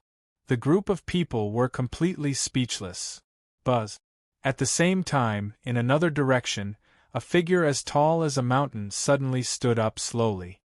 His gaze was sharp, and a terrifying aura that could collapse mountains erupted from his body. In that instant the earth rumbled and the heavens shook. The entire earth seemed to be unable to bear his weight and began to buzz and tremble. How could this be? Abu Muslim's dark brown eyes stared into the distance, an astonishing cold light exploding from them. In the fierce winds, Abu Muslim's aura began to undulate, and his enormous pressure pressed down like a mountain range. All the surrounding guards lowered their heads as if they were facing a god, their bodies shivering in fear and unease. In this war with the Tang dynasty, whether it was the fall of the Shur kingdom, the fall of Talas, or the long and drawn-out battles, Abu Muslim had always remained calm and composed. But at this moment, his steely face finally began to ripple with unprecedented seriousness. Just what kind of person is the leader of this Tang army? It had been a very long time since Abu Muslim had encountered an opponent like this. Ever since he had joined the army, starting out as a nameless soldier of the Arabian Empire and eventually becoming the governor of the East, expanding the empire's territory to Talas and the western regions, he had defeated one foe after another. It had been a very long time since Abu Muslim had encountered an opponent that gave him such a strange feeling. Although he still hadn't seen the commander of the Tang dynasty reinforcements, this invisible clash had already left Abu Muslim with an ill foreboding. His opponent this time was far more formidable than he had imagined, far more difficult to deal with than any of his previous opponents. But this was only the beginning. "Lord Governor, look over there." A thin Arab general with a high nose, brimming with strength and wildness, suddenly pointed into the distance. Following his finger, they could clearly see many ordinary craftsmen at the front of the Tang people's army, thousands of blazing furnaces, and silver walls of steel that resembled fish scales rising around Talas. In a flash, all the Arab generals felt an indescribably strange sensation. The battlefield was the most dangerous place, where life and death could be decided by a single thought. No one had ever dared to bring these non-combatant craftsmen onto the battlefield, as doing so would only be sending them to their deaths. And those silver walls of steel. No one knew what these Tang people were doing. They had participated in so many battles, defeated so many opponents, destroyed and conquered so many countries, but the Arabs had never encountered such a strange battle. "Pass on my order to Amur. Have him lead the Bakr cataphracts to attack the Tang people," Abu Muslim suddenly ordered as he stared into the distance. "Yes, Lord Governor." An Arab messenger quickly turned his horse around and hurried away. Marquis, they really did stop. In the distance, Suki, mounted on a Turkic warhorse outside the walls of Talas, couldn't help but say as he looked into the distance. At the height of the battle, everyone's eyes were focused on the panicked Arab soldiers closest to the battlefield, but they weren't paying much attention to the overall situation. But now that the order to retreat had been given and the soldiers had calmed down, they could clearly see that the Arabs were retreating more and more slowly, and in the rear, the Arab soldiers were even showing signs of stopping. They were not continuing to flee. Chapter 886. Wang Chong only faintly smiled. This was all within his expectations. The Arabs were extremely crafty. Although they had powerful cavalry and a formidable army, they liked to feign surrender. Only the Arab army would set up an ambush to lure the enemy in while retreating. In his last life, after the Arabs defeated the Tang dynasty, They sent their strongest Mamelukes into the Uzun Plateau to invade the Uzun Empire. In the end, they were met with the desperate resistance of Dayan Mangpoj and the White Braves. After suffering a severe setback, the Arabs had used this tactic to turn defeat into victory, dealing a heavy blow to the main force of the Uzun Empire. Wang Chong remembered this part of history like the back of his hand, and he knew these crafty Arab tactics like the back of his hand. More importantly, as the war saint of his generation, Wang Chong was extremely sensitive to the various changes on the battlefield. Even the tiniest of clues was enough for him to notice, and the Arab war banners were still standing straight and did not appear to be in the slightest of defeat. "Pass on my order. Speed up the construction," Wang Chong said. "Yes." Suki received the order, and a group of horses quickly departed. These Arabs were far more crafty than he had imagined. This war concerned the safety of the more than 100,000 soldiers and all of the western regions and Chishi. This war was of the utmost importance, and everyone was doing their utmost to assist Wang Chong, carrying out Wang Chong's every order. As far as Suki could see, Chen Bin, Qing Sanyuan, Zhang Ke, Su Shixian, Kong Xian, and the people of Deflecting Blade Manor were all busy preparing the battlefield. "Hiya!" Suki urged his horse forward, quickly vanishing into the ranks of the Arab army. Rumble! Not long after Suki left, the earth quaked and dust churned as a powerful force of Arab cavalry, their war horses branded with the image of two black crescent moons, rode out from the retreating Arab army. The aura of this cavalry was extremely powerful. Each of the riders on the horses had bulging muscles, and as they galloped, each of them was wrapped in a thick black mist. In front of this force of cavalry, the other fleeing Arab cavalry paled in comparison, like fireflies before the bright moon. 7,000 to 8,000 cavalrymen galloped as fast as lightning towards where Wang Chong and the others were. "Lord Protector General, enemy attack." At almost the same time, an officer of the Anshi Protectorate Army galloped through the army toward Wang Chong. "Sir, how should we deal with this?" Wang Chong only smiled and glanced into the distance, his expression unperturbed. A trifling force of 7,000 to 8,000 soldiers would have little effect on the army. No matter what sort of legends the Arabs had in the past, the moment he arrived on the battlefield, these legends were doomed to come to an end. "Tell Chen Bin that he can deal with this himself," Wang Chong said. Yes. The officer had not expected Wang Chong to give such an order, and his body trembled. Raising his head, he saw that Wang Chong was calm and composed, a faint smile on his lips as he looked at the distant battlefield, a confident look on his face that victory was in his grasp. The officer froze for a moment, but Wang Chong's mood had infected him. Calming down, his nervousness vanished, and he left to carry out the order. "Ready!" At the very front of the battlefield, Chen Bin stood motionless, his eyes focused on the battlefield. Across from him, a cloud of dust was rising more than 100 zhang into the air, and the ground was also trembling. Through the dust, Chen Bin could see Arab cavalry charging toward him like gods of death. Unlike any of the Arabs he had encountered before, Chen Bin felt an enormous pressure from this force of cavalry, a pressure that followed him like a storm, suffocating him. But whether it was Chen Bin or the 3,000 ballista soldiers behind him, all of them were frozen in place like rocks. The might of a cavalry charge was publicly acknowledged to be unparalleled in the world. If such a force of cavalry charged over, the 3,000 ballista soldiers behind Chen Bin were certain to suffer grievous casualties. But everything had its vanquisher.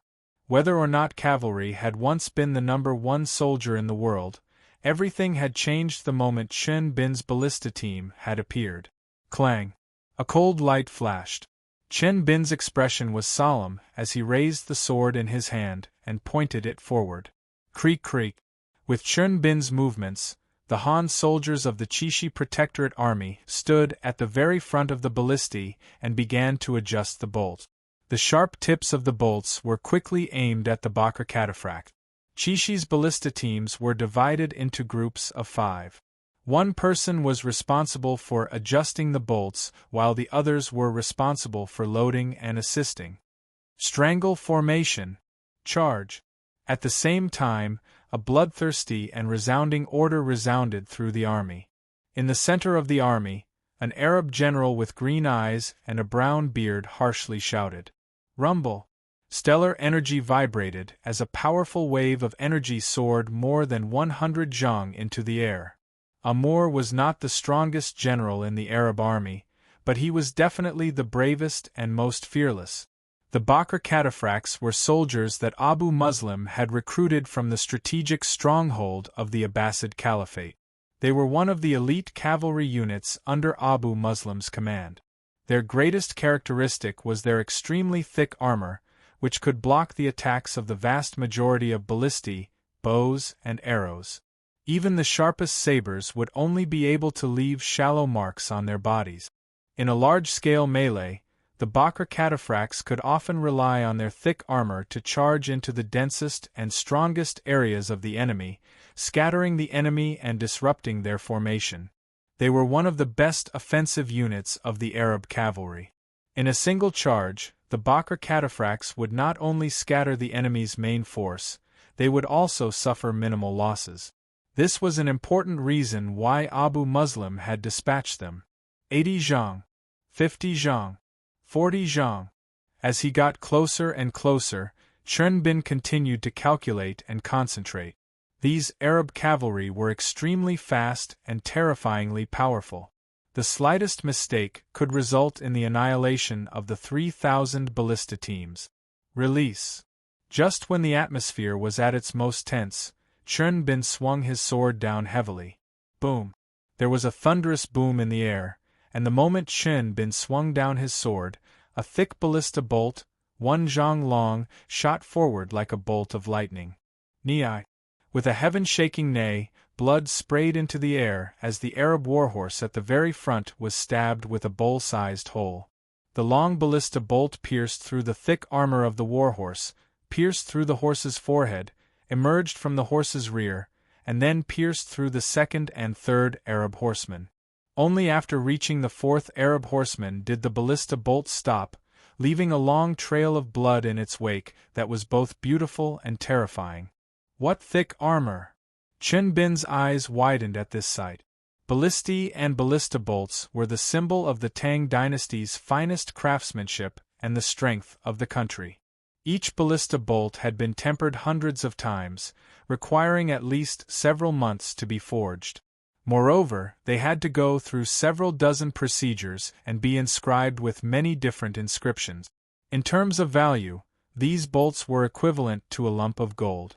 It was precisely for this reason that the ballistae and ballista bolts of the Tang dynasty were so terrifyingly powerful that they were regarded as important weapons of the country.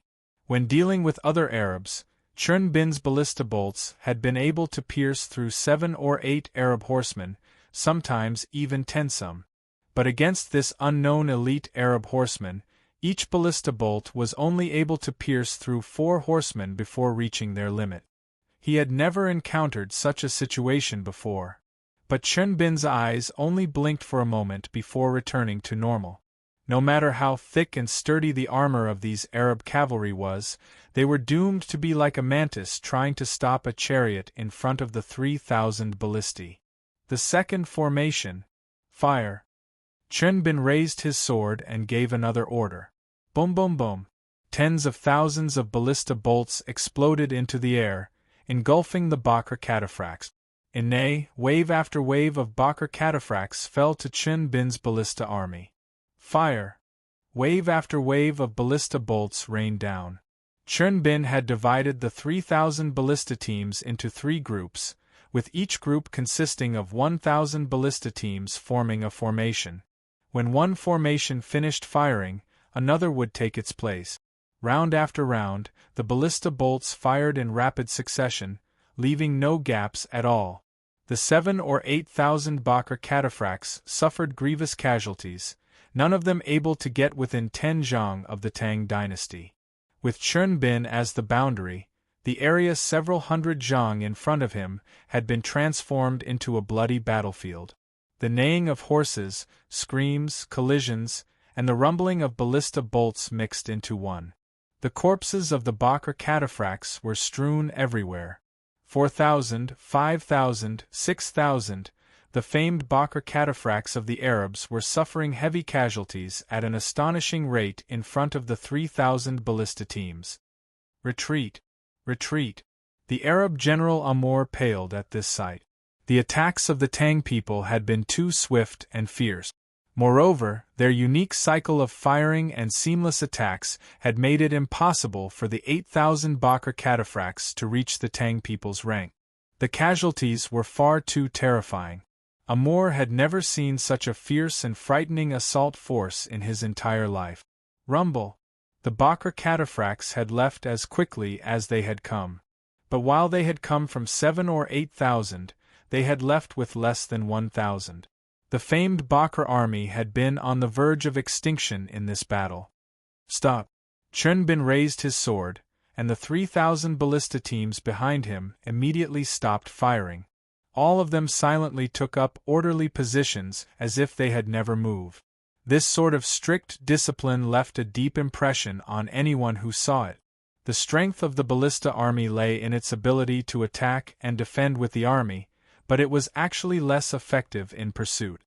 Chapter 887. The 100,000 Chishi reinforcements quickly calmed down.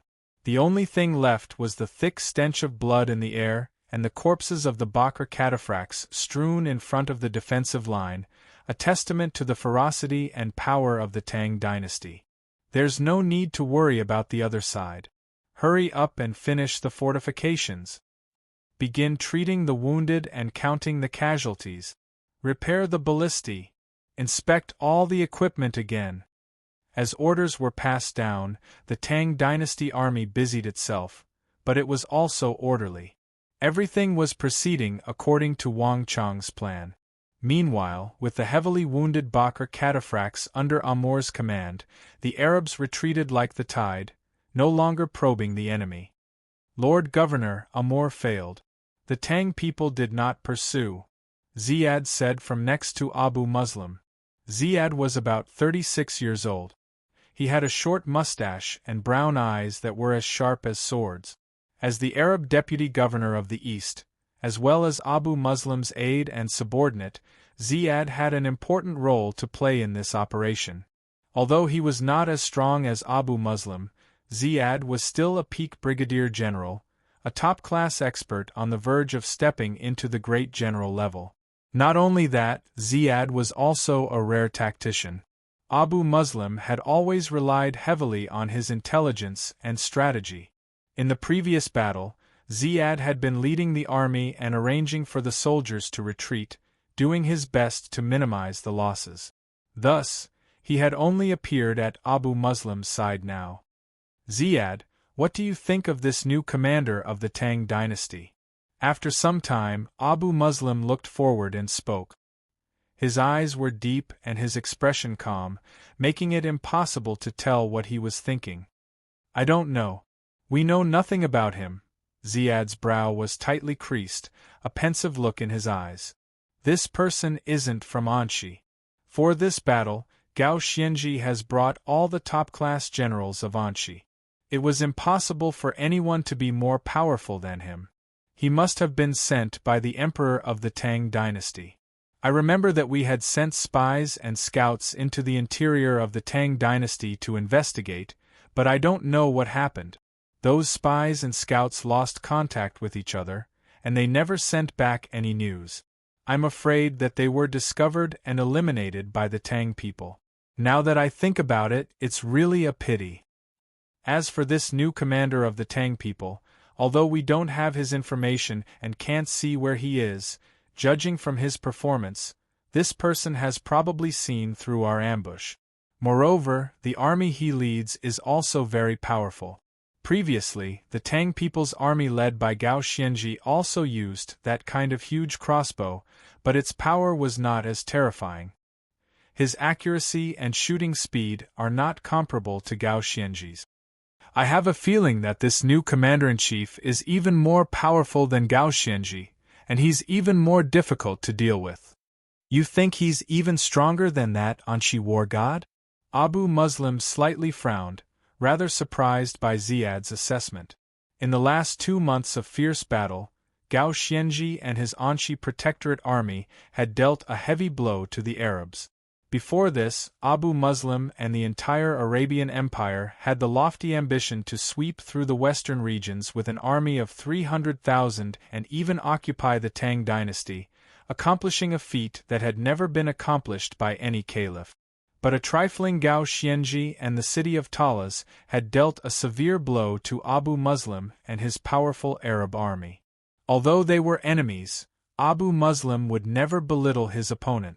Gao Xianji truly did have the qualifications to be his opponent. Even though Abu Muslim's desire to kill this man had never wavered. But now, Ziyad actually believed that this new Arab commander was even more formidable than Gao Xianji. In terms of strength, I haven't seen him yet, so I can't make a judgment for now. But in terms of tactics and strategy, my intuition is that Gao Xianji really can't compare to him. Ziyad solemnly said. Gao Xianji was a tenacious opponent. The fact that he had managed to delay the Arab army for 2 months was proof enough. But Gao Xianji had not relied on his own tactics and strategy, but on the high and thick walls of the city of Talas. Although the battle had lasted for a long time, the true losses had been far less severe. On the other hand, the commander of the Tang dynasty, who had yet to show his face, had killed Umar in a single clash, dealt a heavy blow to Amr's Bakr cataphracts, and had even killed nearly 100,000 Arab soldiers in this first clash. And this time, the Tang dynasty's reinforcements had only been a little more than 100,000. This alone was enough for Ziyad to place an unprecedented amount of importance on this new commander of the Tang dynasty. Moreover, this new commander hadn't even borrowed the strength of any city. Abu Muslim instantly fell silent, a grave look in his eyes. After fighting side by side with Ziyad for so many years, Abu Muslim had always placed great trust in Ziyad's judgment and intuition. In their 10-some years together, Abu Muslim had never seen Ziyad give such a high evaluation of an enemy commander before he even met him. Rumble. As he was thinking, a boom came from up ahead, completely different from any of the previous booms, and it quickly attracted the attention of Abu Muslim and Ziyad. The two of them raised their heads. In the distance, they could see countless craftsmen and soldiers working together in the rear of the Tang army. They were methodically installing strange, huge, silver rectangular boxes covered with holes on the surface onto the tall steel walls. The two highest Arab commanders grimaced at this sight, their eyes brimming with anger. Although they didn't know what sort of secrets these silver chests held, their experience allowed them to immediately tell that they were some sort of powerful defensive equipment. The combination of these silver chests and the steel walls made it obvious what the Tang people were doing. In front of more than 200,000 Arab soldiers, they were brazenly constructing fortifications on a large scale. This was a blatant provocation. To the west of the Tsong Mountains, Arabia was synonymous with terror and destruction, and all empires and factions would pale at the mere mention of its name. In all of history, no opponent had ever dared to humiliate an Arab army of more than 200,000. Bastard! Ziyad clenched his fists, his eyes exploding with killing intent. Although Abu Muslim said nothing, his face had also turned gloomy. Lord Governor, have our entire army press forward and completely crush the Tang people's army. They're too impudent. A voice came from the side, and all the Arab commanders around Abu Muslim turned to look, their eyes blazing with fury. The Arabs were renowned for their bravery and skill in battle. Umar's death could not represent the entire Arab army, and the true main force of the Arab army had yet to move. Once they did, the battle would be completely different. Enough! Abu Muslim suddenly bellowed, his expression as cold as ice. In a flash, all the Arab commanders fell silent, lowering their heads with respect in their eyes. I have my own plans. Pass on my order. All soldiers are to retreat and reorganize. Yes, Lord Governor. A messenger next to him said, his voice trembling. Abu Muslim's eyes were spitting fire, but he said no more.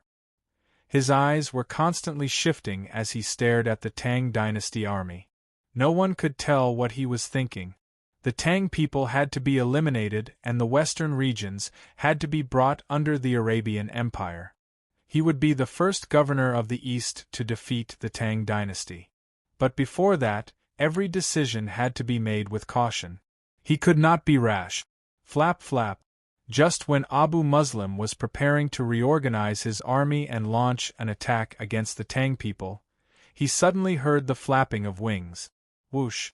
A black messenger pigeon flew down like a bolt of lightning and landed on Abu Muslim's arm. Caw-caw! The black messenger pigeon began to cry out as it slowly walked on Abu Muslim's arm. On its right leg was a rolled-up piece of white paper. Buzz! The other Arab commanders didn't react to this black messenger pigeon, but Abu Muslim and Ziyad glanced at each other and saw the shock and astonishment in each other's eyes. Abu Muslim took the letter from the black messenger pigeon's leg and slowly unfurled it. After glancing at it, his expression instantly turned strange. Lord Governor, what does the letter say?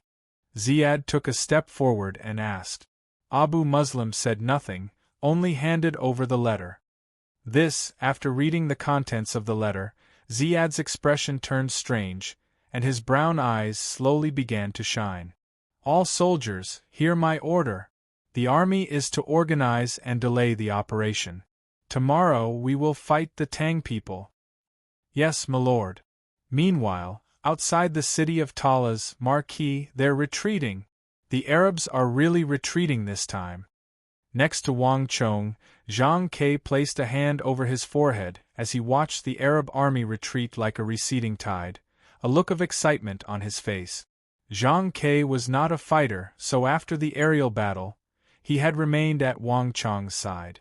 Sukui, Qin Burang, Sun Jiming, Zhuang Buping, Qi Weisi, Zhao Jingdian, and even Wang Chong's father Wang Yan and big brother Wang Fu had all been sent to the front lines to command the army. The only people left at Wang Chong's side were Zhang Ke and a few others. It's not that simple. This battle has only just begun. Chapter 888. The Arabs had already withdrawn a great distance, but they had not retreated to the strategic fortress of Khorasan. Instead, they stared at the Tang army from a distance, their intentions obvious. It was the Arab style to fight to the last man or to lose 3/4 of their soldiers. They would never easily retreat. This was also why Arabia was so troublesome and terrifying. It was also why the kingdoms of the western regions viewed Arabia as a destroyer. But this time, they had run into the Tang dynasty and Wang Chong. For this decisive battle with the Arabs, Wang Chong had prepared for a long time. He had prepared a large number of weapons and provisions, and he had even led an army of more than 100,000, equipped with ballistae, Wuzi steel weapons, meteoric metal armor, and other such weapons. His will and ability to fight were no weaker than theirs. Two empires, only one will survive. Abu Muslim, the empire that survives can't be Arabia. Wang Chong's eyes flickered. Wang Chong's expression was relaxed, but he was thinking back to the Stone of Destiny's words. Nothing was accidental. In this world, it was rare for two great empires to coexist at the same time, and even if they did, they would only exist for a very short period of time. In his last life, the Tang dynasty had fought with Arabia at Talas and suffered a crushing defeat, losing the western regions. From then on, the Tang dynasty's efforts to expand and invade the outside world were transformed into an obsession with internal strife, and the civilization of the Central Plains continued to wane. Wang Chong had always believed that this was a coincidence, but the Stone of Destiny had revealed that this was far from the case. Behind him was the western regions, the Tang dynasty. Whether for the sake of the Tang dynasty or for the prosperity of the Central Plains for the next several thousand years, Wang Chong could not retreat. As these thoughts flew through his mind, Wang Chong quickly regained his composure. Zhang Ke, Send out your birds to keep an eye on the movements of the Arabs at all times. In addition, I will arrange for an archer's square to work with you. Once the Arab hunting falcons arrive, the archer's square will work with you to kill them all," Wang Chong said. The Arabian hunting falcons were extremely fast and ferocious. Although Zhang Ke had wiped out a wave, it had only been one of the Arabian hunting falcons. Zhang Ke's eagle team alone was far from enough to deal with the entire Arab hunting army. Using the ground and air forces to launch a pincer attack was a tactic that Wang Chong had specially designed for the Arab. "Yes, Marquis." Zhang Ke accepted the order and left. In the army of the Tang dynasty, there had never been anyone like Wang Chong who valued aerial surveillance as much as he did. Zhang Ke did not disappoint. The Eagle team he led played an increasingly important role in Wang Chong's battles. This included the war with the Arabs. If Zhang Ke had not destroyed the Arab hunting falcons ahead of time, the outcome of the war might have been completely different. Once Zhang Ke left, Wang Chong calmed down and turned his eyes to the vast sea of Arab soldiers. In this battle, one of Wang Chong's greatest foes had yet to appear. During the assault of the Arab Bakr cataphracts, Wang Chong had vaguely sensed their will. This was a clash in the air, as well as an invisible contest. Abu Muslim. Wang Chong could clearly sense that the enemy was using that group of cavalry to probe him, and Wang Chong had also clearly displayed his will through the ballista army. The first clash between these two commanders had ended with Wang Chong's victory, but Wang Chong was well aware that this was far from over. "Protector General Wang, is this the steel wall?" Just at this moment, a dignified voice rang out. Gao Xianji suddenly spoke as he stood at the side with his back ramrod straight, his gaze looking ahead. Wang Chong froze, and then he smiled and nodded. "Yes." At these words, Gao Xianji's eyes exploded with a sharp light, a strange light flitting through his pupils. In the War of the Southwest, Wang Chong had used his steel wall tactics to defeat the combined army of Daluan Ruozhen and Jelifeng. This matter had long ago caused a huge uproar throughout the world, and in the Battle of the Triangular Gap, Wang Chong had established a steel fortress on the Uzun Plateau and used it to defeat Dusong Mangpoj and Dian Mangpoj. Wang Chong's unique tactics had become so famous that even Gao Xianji had heard of them in the distant western regions. But this was the first time Gao Xianji had actually seen them. "Not bad." A hint of surprise flashed through Gao Xianji's eyes as he heartily praised. "The most formidable aspect of the Arabs is their cavalry. By using this tactic to divide them, we can truly destroy the Arab formation. Without the advantage of a formation, the cavalry will not be as formidable." Lord Protector General's thoughts are bold and imaginative, able to think of places that ordinary people cannot. It is no wonder that you were favored by His Divine Majesty at such a young age and became the youngest Protector General of the Empire. However, the city of Talas is surrounded by wilderness that is extremely advantageous to cavalry. Wouldn't it be better to enter the city and use the thick walls of the city of Talas to defend it? These last words revealed Gao Xianji's true intentions.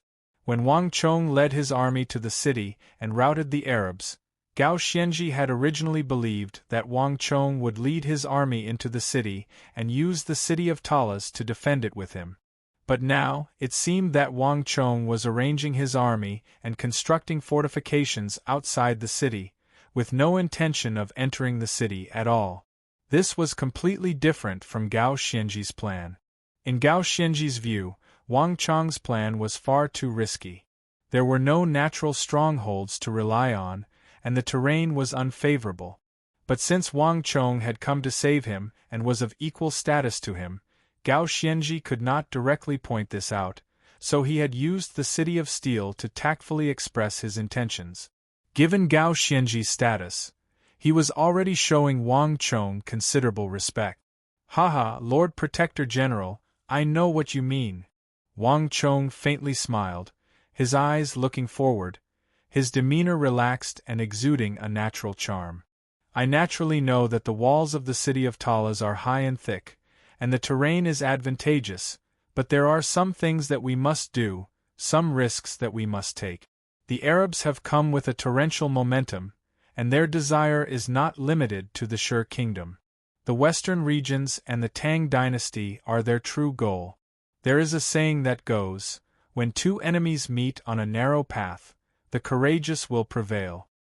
In this world, the only one that can contend with the Tang dynasty is the Arabian Empire to the west of the Tsong Mountains.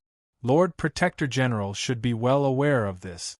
If we cannot thoroughly defeat them and make them understand the terrifying power of the Tang dynasty, then there will be no end of trouble.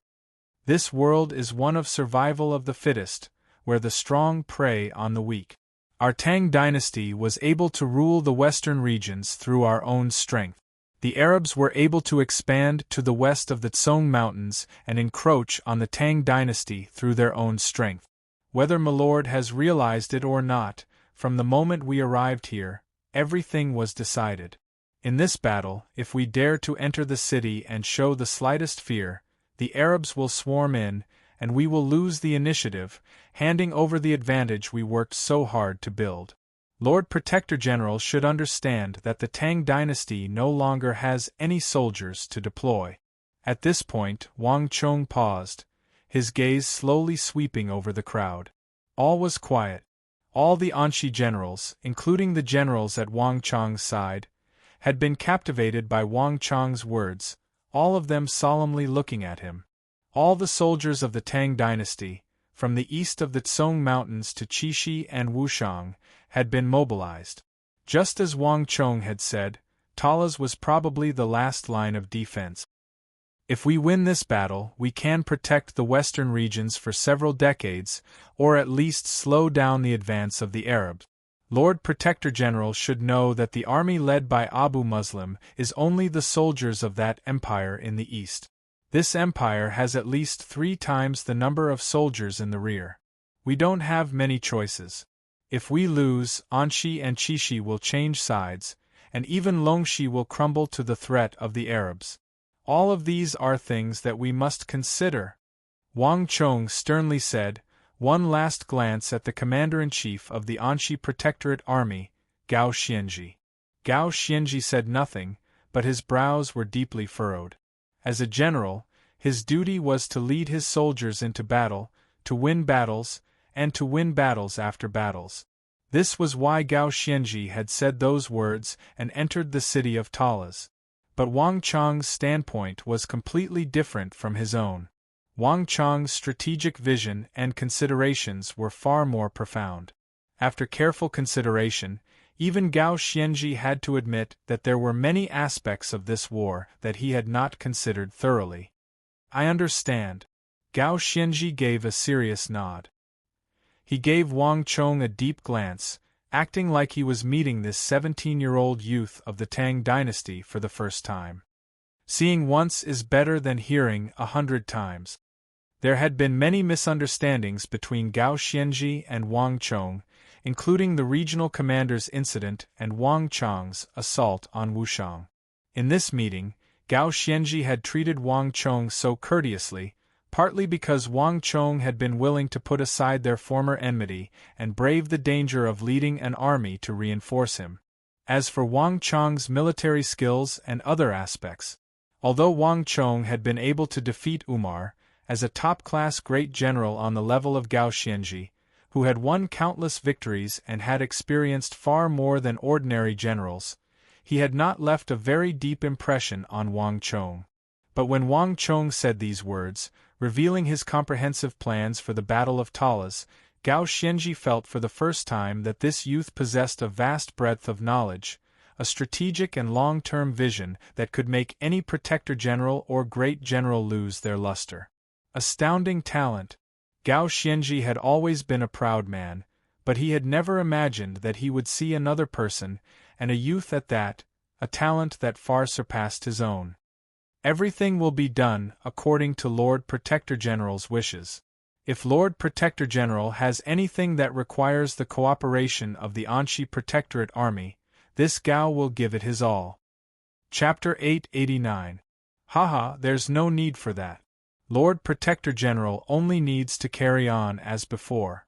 The city of Talaz's high and thick walls provide a natural advantage. Standing on the walls, one can look down and see all the movements of the Arabs. In this aspect, I will require Milord's cooperation. Wang Chong grinned. Okay. Gao Xianji nodded, gaining a new understanding of Wang Chong. The Anxi Protectorate Army was different from the other armies of the Tang dynasty. In the Anxi Protectorate Army, Gao Xianji possessed absolute authority and prestige.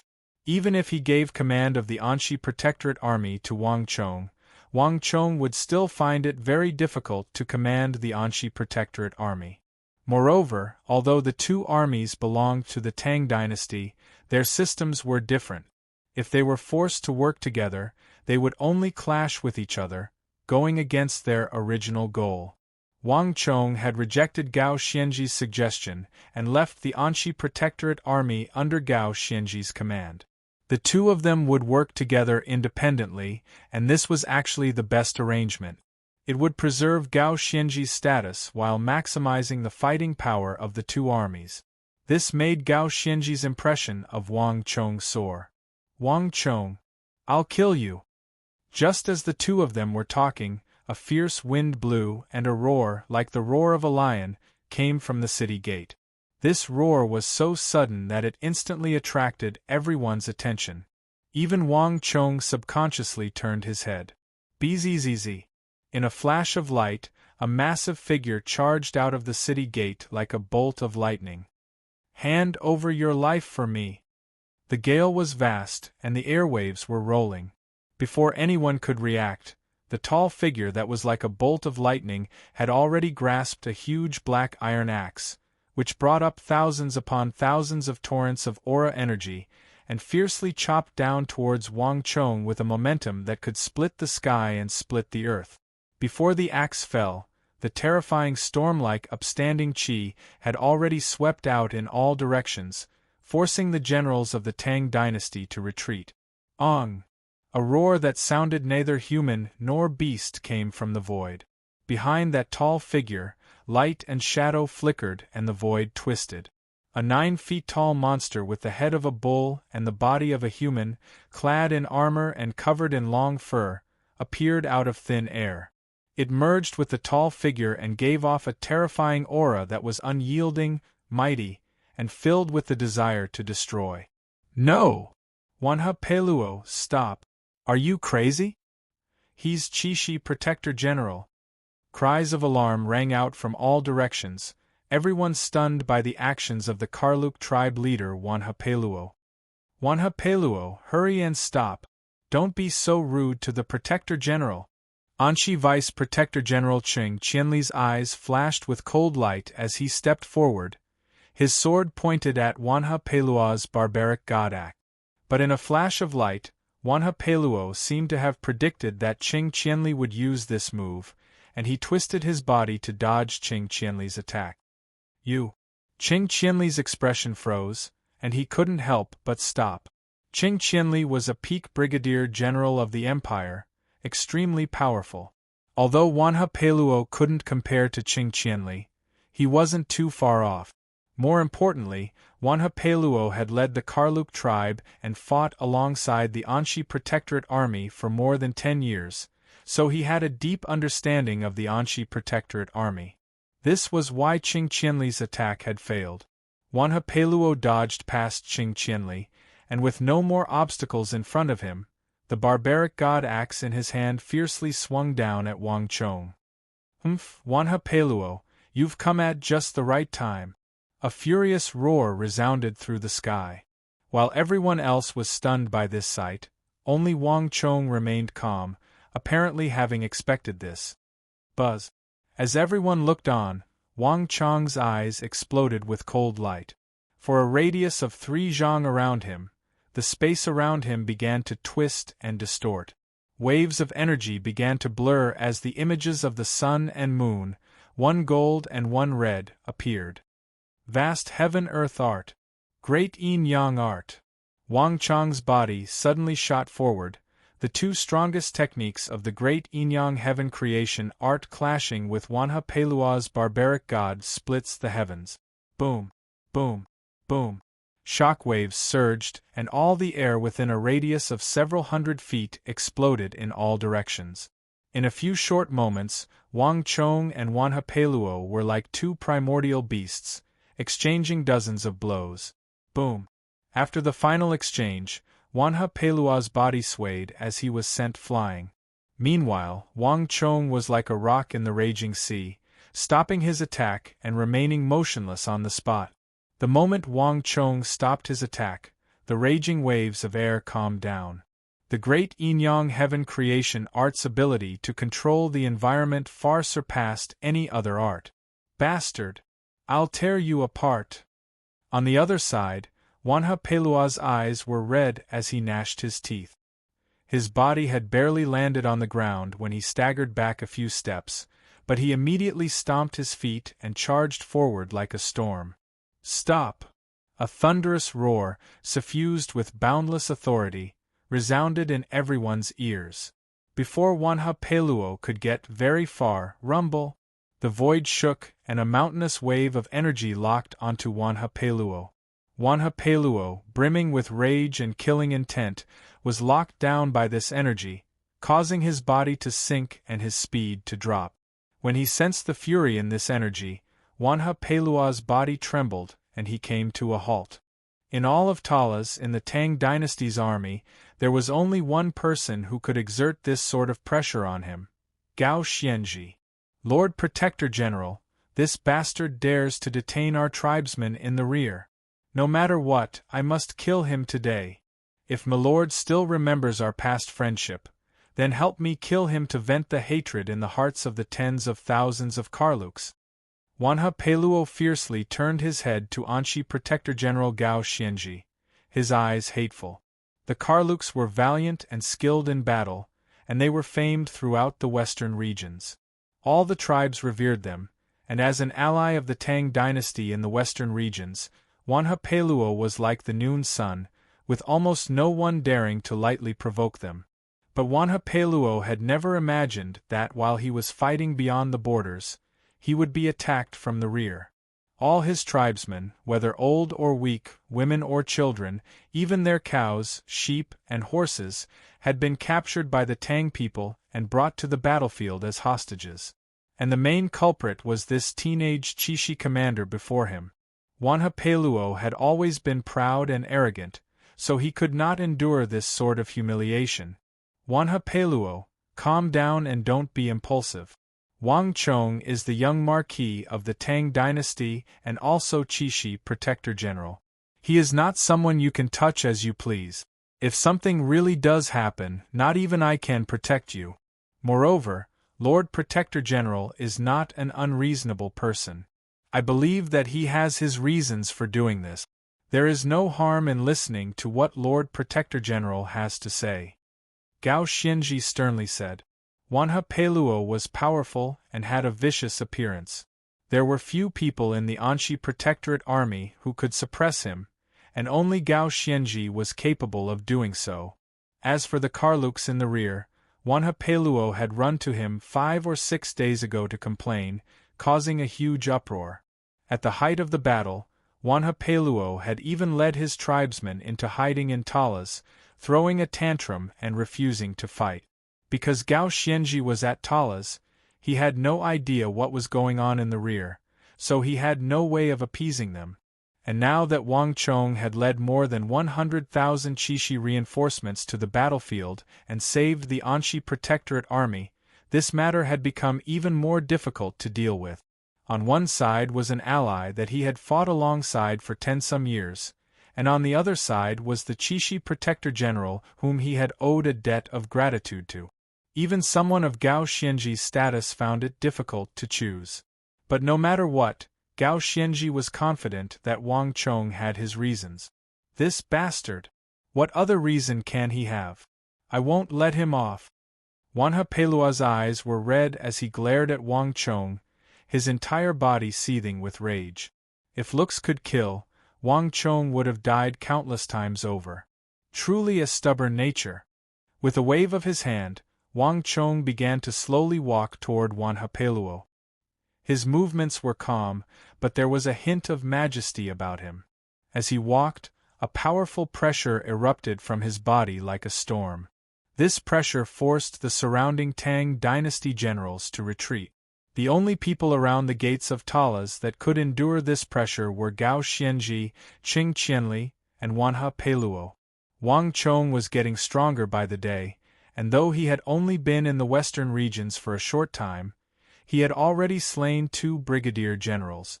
Wanhapeluo was powerful and infamous, but he was not more formidable than Dian Mangpoj or Agudulan. In a one-on-one battle, Wang Chong was 80% confident that he could personally kill him. Wanhapeluo, you went back on your word and accepted bribes from the Arabs, intending to sell out the 30,000 soldiers of the Anxi Protectorate Army.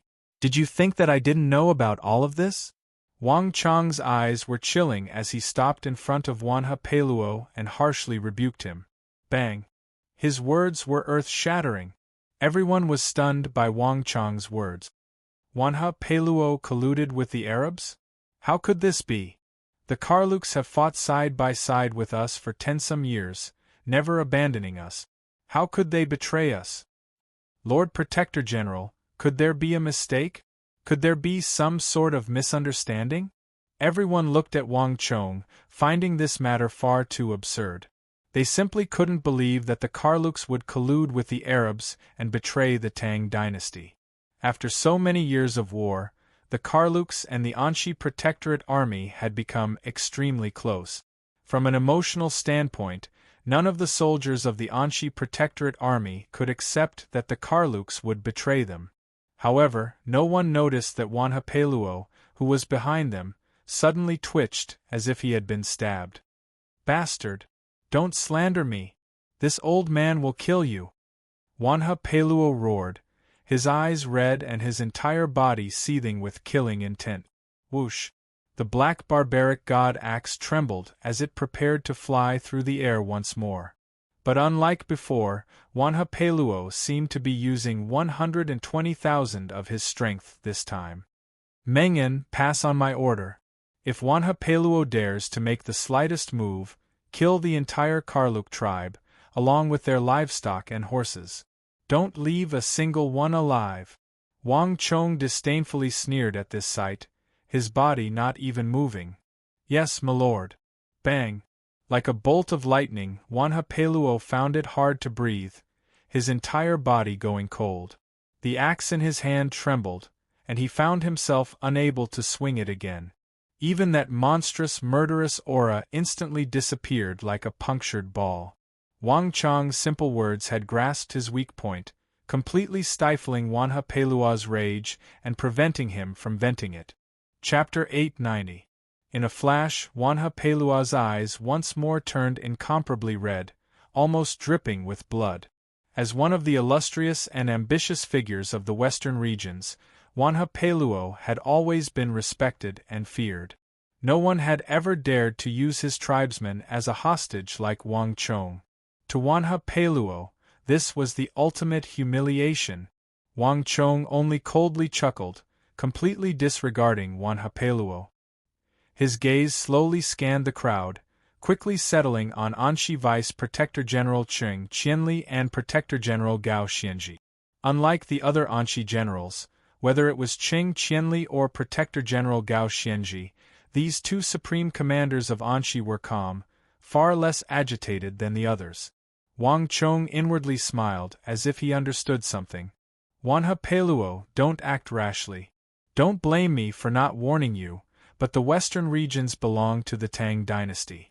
The Karluk tribe only has its current status because the Tang dynasty promoted you, but this does not mean that you can stand on equal footing with us. If you dare to act rashly, you will be offending your superiors. I don't even need a reason to uproot the entire Karluk tribe. Wang Chong looked down at Wanhapeluo. His eyes were cold, as if he could see into the depths of Wanhapeluo's heart. When Wang Chong was recruiting mercenaries in the western regions, he had killed a chicken to warn the monkeys, exterminating a fickle and treacherous Saka to serve as a warning to all the other tribes. But in Wang Chong's mind, the people he wanted to kill the most were not the Saka, but the Karluk tribe. They were the most fickle tribe in the western regions. The Karluks colluding with Arabia and betraying the Arabs on the battlefield had enormous repercussions, far worse than any ordinary act of treachery. But the Karluks and Wanha Peluo had been recruited by Gao Xianji, so Wang Chong could not casually act against them. Lord Protector General, could there be a mistake? Could it be another tribe? The Karluks have fought alongside us for so many years and have always been honest and reliable, never betraying us. How could they possibly collude with the Arabs? At the gate, a general of the Anshi Protectorate Army couldn't help but step forward. That's right. Humans are not birds or beasts. How can we be emotionless? We've fought side by side for so long, and our bonds are so deep. Anyone can betray us, but the Karluks are the least likely to do so.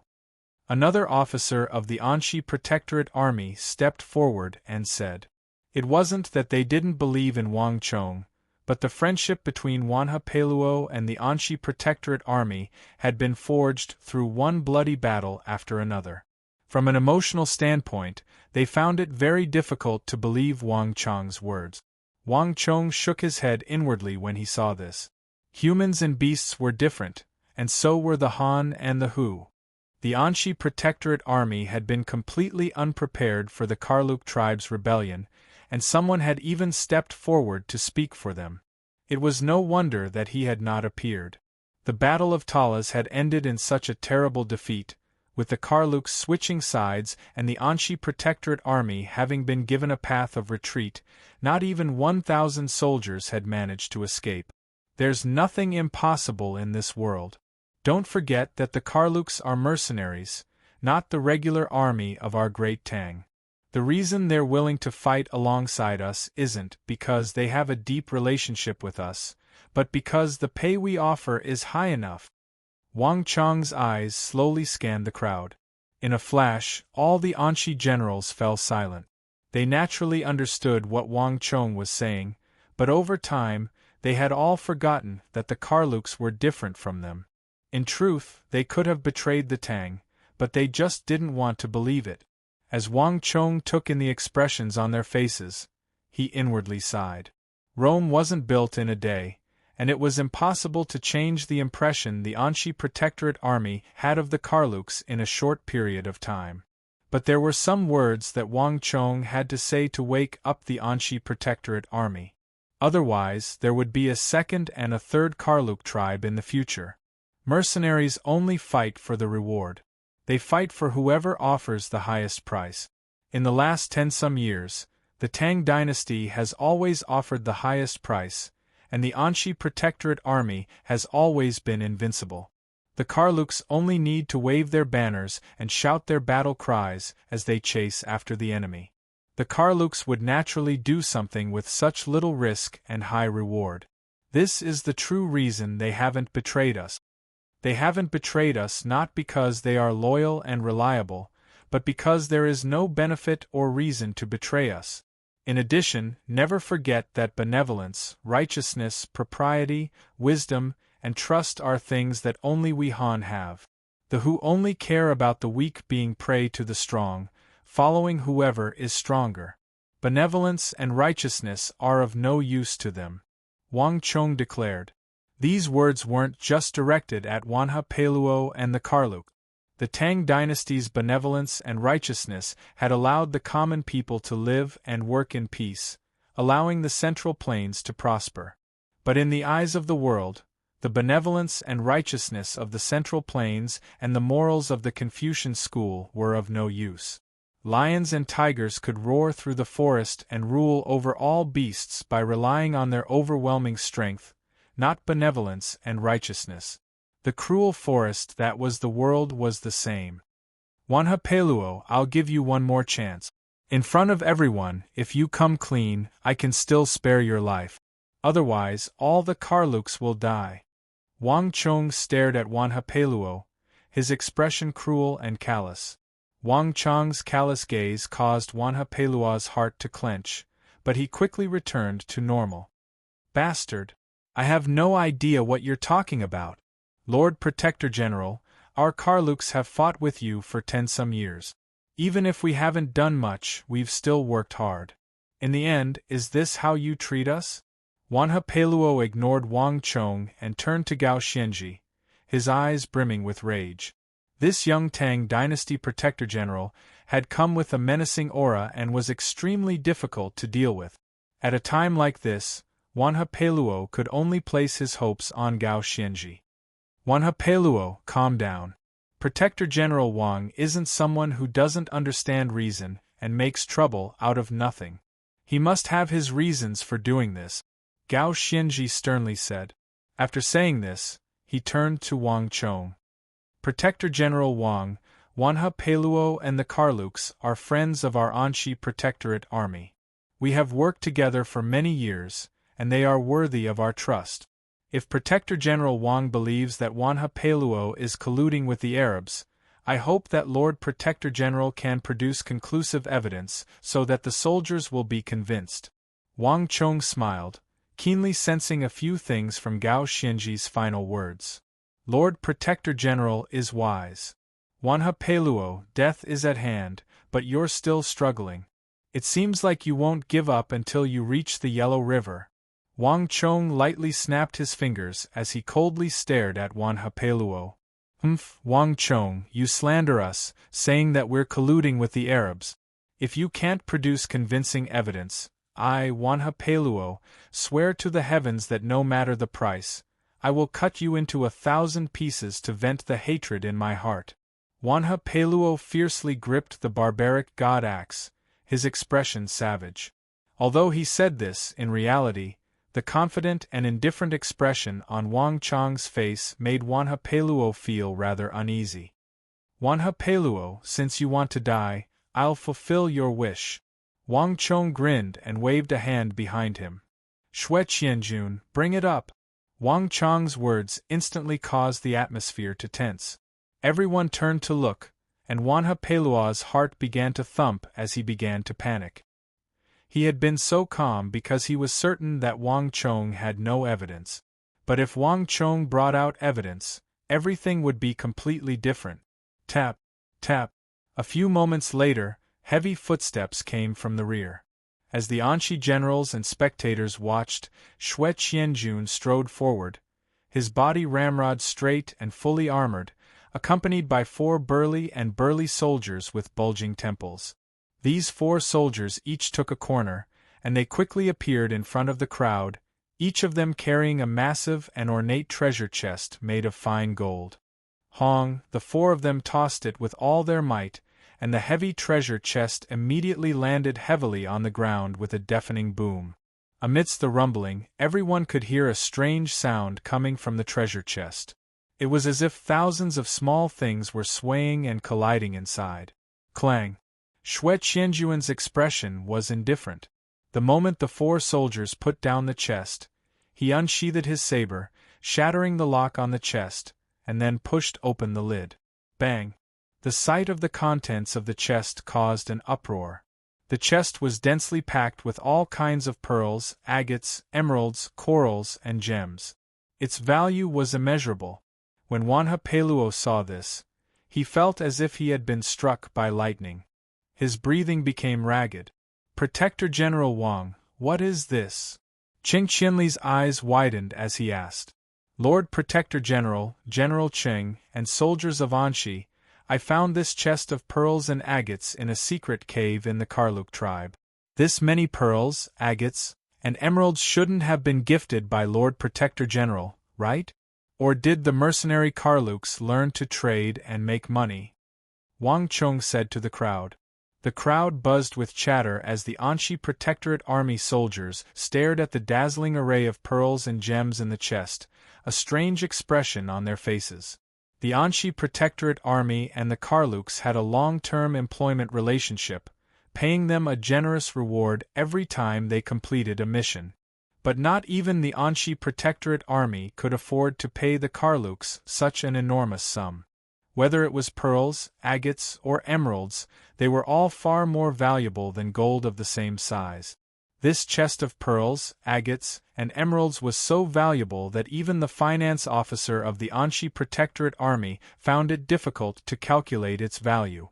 Moreover, Wanha Peluo and the Karluks had always been extravagant, not thrifty people. Every time they returned from a victory, they would spend as much as they wanted. Not even 10 some years could have accumulated so much wealth. Lord Protector General, is this really all from the Karluks? An officer of the Anshi Protectorate Army asked in a daze as he stared at the dazzling chest of treasures. Previously, no matter what Wang Chong had said, no one in the Anshi Protectorate Army would believe that the Karluks were colluding with the Arabs. But now that Wang Chong had taken out this chest of treasures, everything had changed. At the very least, the firm conviction in their hearts had begun to waver. Ha ha! Wang Chong chuckled and shook his head. As everyone watched, he slowly raised a finger. Chapter 891. Rumble. Hearing that there were 9 more chests of such treasures, even Qing Qianli couldn't help but widen his eyes. 1 chest of treasures could barely be explained, but 10 chests of pearls, jade, and jewels.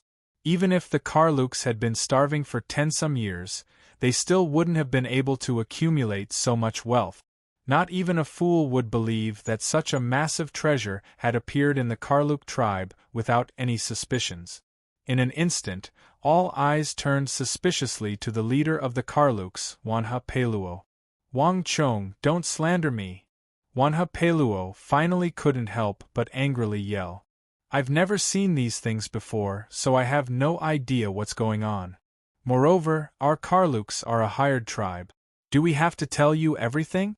The western regions once had many ancient kingdoms that left behind vast amounts of wealth, and there are also many treasure maps and legends that many tribes are still searching for. Do I have to tell you all of this? Wanha Peluo angrily said. Wanha Peluo had never felt such a strong threat from a single person. Wang Chong's aura was on full display, his aggressive aura making it difficult for Wanha Peluo to resist. This was something he had never encountered in his life. Damn it, just what's going on here? This matter is extremely secretive, so how did he know? Wanha Peluo felt like he had seen a ghost. From start to finish, the entire affair had proceeded smoothly, without the slightest mistake. On the battlefield, Wanha Peluo had bravely killed his foes without the slightest flaw. Wanha Peluo had even prepared to borrow the strength of the Arabs to rule over the western regions after the Tang dynasty's defeat. But who could have expected that on the night that Wanha Peluo was prepared to switch sides and open the gates to let the Arabs into the city, he would suddenly receive a letter. All of Wanha Peluo's plans had been thrown into disarray. Even now, Wanha Peluo still didn't know where he had gone wrong. How could a young protector general in the distant Qixi know about his affairs in the western regions, and such a secret? Wanha Peluo could only be described as seeing a ghost. Wanha Peluo's excuse quickly took effect, and the story of the treasure map was quickly accepted by the crowd. Although it was still rather abrupt, it was much more believable than the Karluks betraying the Tang dynasty and colluding with Arabia. There was a subtle change in the surrounding atmosphere. The gazes everyone looked at Wanha Peluo with became much gentler. Ha ha ha, treasure map? Wang Chong sneered, as if he had already expected Wanha Peluo to say this. So, is this also the reason for the treasure map? Wang Chong's palm pressed down on the treasure chest. Bang! Shockwaves radiated in all directions, and the tens of thousands of pearls, agates, jadites, and gemstones in the treasure chest seemed to be pulled by many invisible threads, flying out of the chest and hovering in the air. Everyone was confused at first, but in the next moment, when they saw the dazzling golden light shooting out from the bottom of the box, everyone's expressions changed. Arabian gold coins. At the very bottom of the pearls, agates, and jadites were dazzling round gold coins, layer upon layer, covering the bottom of the treasure chest. These round gold coins were completely different from the gold and silver of the Tang dynasty. The workmanship of these gold coins was extremely exquisite, and the surface was engraved with the image of a man with wavy hair.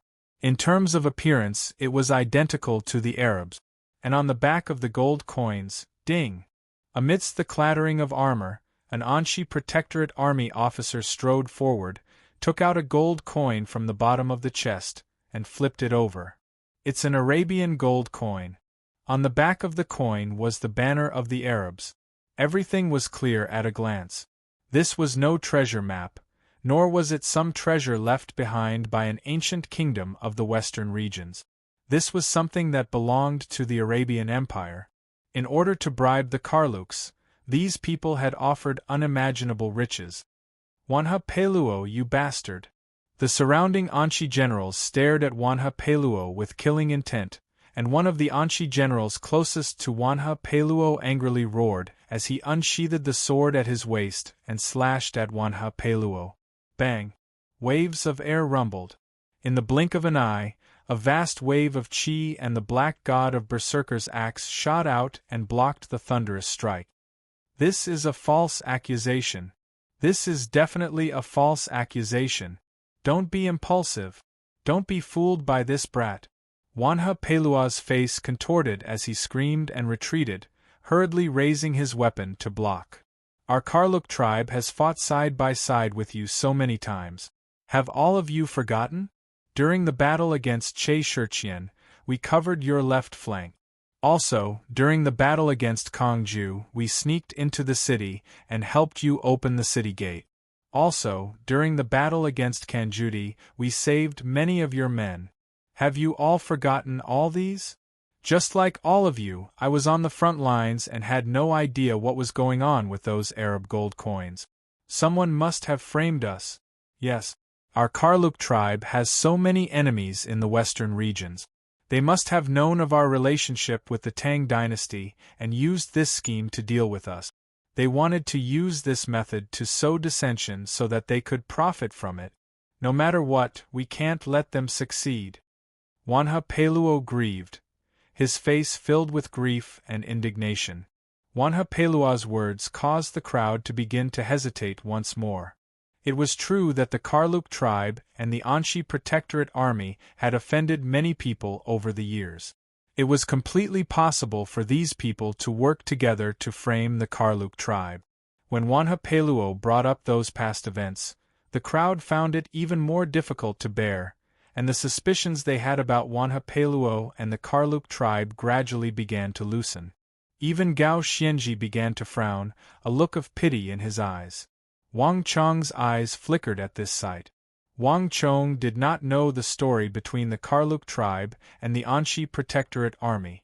If everything was the same as before, it would truly be a legend. But Wang Chong was well aware that this was all wishful thinking. The Karluk tribe was a mercenary army, and they would always fight for their own interests. This was something that could never be changed. Wang Chong pitied the friendship between the Anshi Protectorate Army and the Karluk tribe, but Wang Chong also knew that it was an indisputable fact that the Karluk tribe was colluding with the Arabs. Those pearls, agates, jadeite, and gems were ironclad proof. If they had succeeded, the consequences would have been unthinkable. The reluctance in the hearts of the Anshi Protectorate Army was nothing more than wishful thinking. The Anshi Protectorate Army's loyalty was nothing more than a bargaining chip for the Karluks to trade with the Arabs. In the eyes of the Anshi Protectorate Army, the loyal Karluk tribe who had gone through thick and thin with the Arabs would not hesitate in the slightest when it was time to rebel, much less show any mercy. Countless soldiers of the Anshi Protectorate Army had not died at the hands of the Arabs, but had died unjustly at the hands of the Karluk tribe. It was precisely because the Anshi Protectorate Army had been completely unprepared for the Karluk tribe's rebellion that less than 1,000 soldiers of the Anshi Protectorate Army had managed to escape.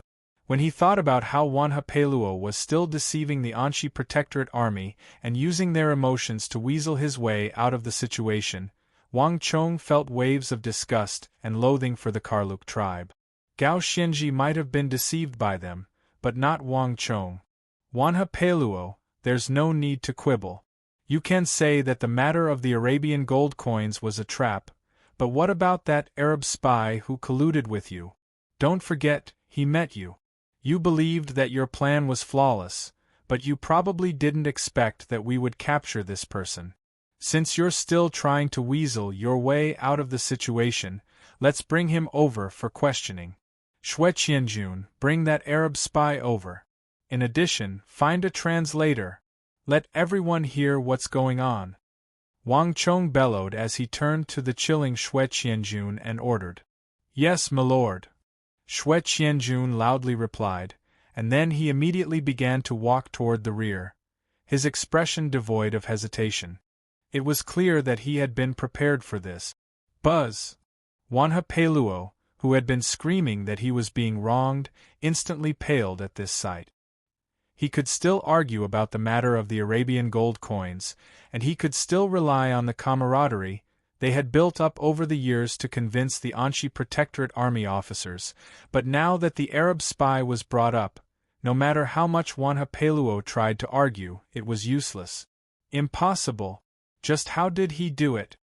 Wanha Peiluo's mind was reeling in shock. He simply couldn't understand how this young Protector General, who had always been active outside of Anshi, could know so much. Even more unbelievable was how the disguised Arab spy who had infiltrated the Karluks had ended up in Wang Chong's hands. That had been more than 2 months ago, and he clearly remembered that he had already returned to the Arabian Empire. Had something happened to him and he hadn't returned? Or perhaps he had run off to contact him, which was how he had ended up in the hands of this young Chishi Protector General. Wanha Peiluo's mind was in turmoil as countless thoughts flitted through his mind. What shocked and panicked Wanha Peiluo the most was that Wang Chong's subordinate was already escorting an Arab, whose hands were tied behind his back and whose head was covered with a cloth. This Arab was currently being escorted toward him. From his figure, he could tell that this was the Arab who had first contacted him. Roar! Wanha Peiluo roared, his hair standing on end as he finally couldn't hold back any longer. While everyone's attention was focused on the Hu being escorted by Xue Qianjun, this illustrious Karluk leader of the western regions suddenly exploded with fury.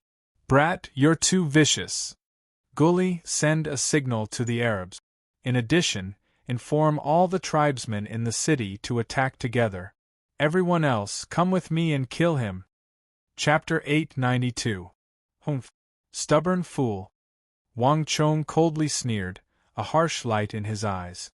Although Wanha Peiluo's sudden attack was abrupt, Wang Chong had apparently predicted it. Boom! As Wanha Peiluo and his tribesmen attacked, Wang Chong's body exploded into the air like a hawk. Clang! The countless plates of armor on his body clattered to the ground. Clang!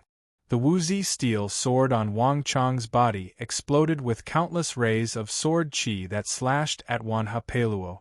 But while Wang Chong was fast, someone else was even faster than Wang Chong. Wanha Peiluo, you've truly disappointed me far too much. A loud, thunderous voice suddenly rang out in everyone's ears. The voice was filled with deep disappointment. Upon hearing this voice, the savage Karluk leader Wanha Peiluo seemed to be pricked by something. His entire body trembled, and he almost lost his grip on the giant axe in his hand. He cried out involuntarily, "Who are you?" Lord Protector General. Wanha Peiluo was infamous and never admitted defeat. Wang Chong was not qualified to make him utter the words Lord Protector General. In the entire army, only the Anshi war god, Gao Xianji, could do so. Rumble! Before Wanha Peiluo could finish speaking, a storm of destructive energy suddenly appeared in Wanha Peiluo's perception, approaching him with astonishing speed. Wanha Peiluo's face instantly turned as white as paper. Boom!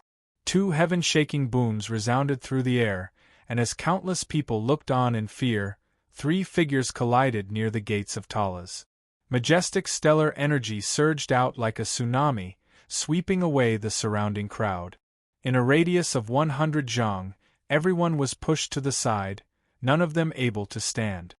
Not good. Be careful! Their shockwaves are too strong. Retreat quickly. It was chaos all around. Wang Chong, Gao Xianji, and Wanha Peiluo were all peak experts of the Tang dynasty. A battle between experts of this level was not something that experts of other levels could approach, much less interfere in. But the chaos disappeared as quickly as it came. The overwhelming and powerful stellar energy waves disappeared in the blink of an eye. By the time the surrounding people got up from the ground, the clouds had dispersed and the rain had stopped. The battle was already over. My lord. Xue Qianjun crawled up from the ground in a suit of armor. He was just about to join the battle when he raised his head and saw the scene in front of him. He was stunned. In front of the city gate, Wang Chong stood motionless, his back to him. One hand gripped the Wut's steel sword, the other gripping Karluk chief Wanha Peiluo's neck, his feet off the ground as he raised him high into the air. Wanha Peiluo struggled as hard as he could, but to no avail. Wang Chong's palm was like a pair of iron pincers, firmly holding him in place. And next to the pair, Gao Xianji stood like a towering mountain, motionless and motionless.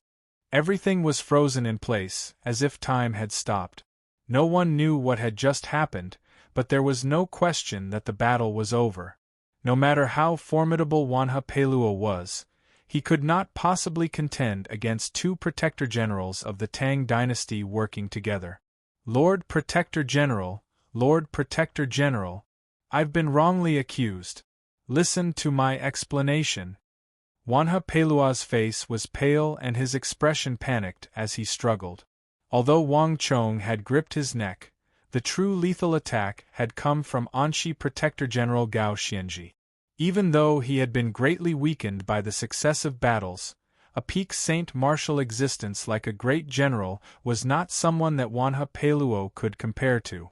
Gao Xianji had not killed him, but he had sealed off all the acupuncture points in his body. Wanha Peiluo had a body full of strength, but he could not use it. Wanha Peiluo, you've truly disappointed me.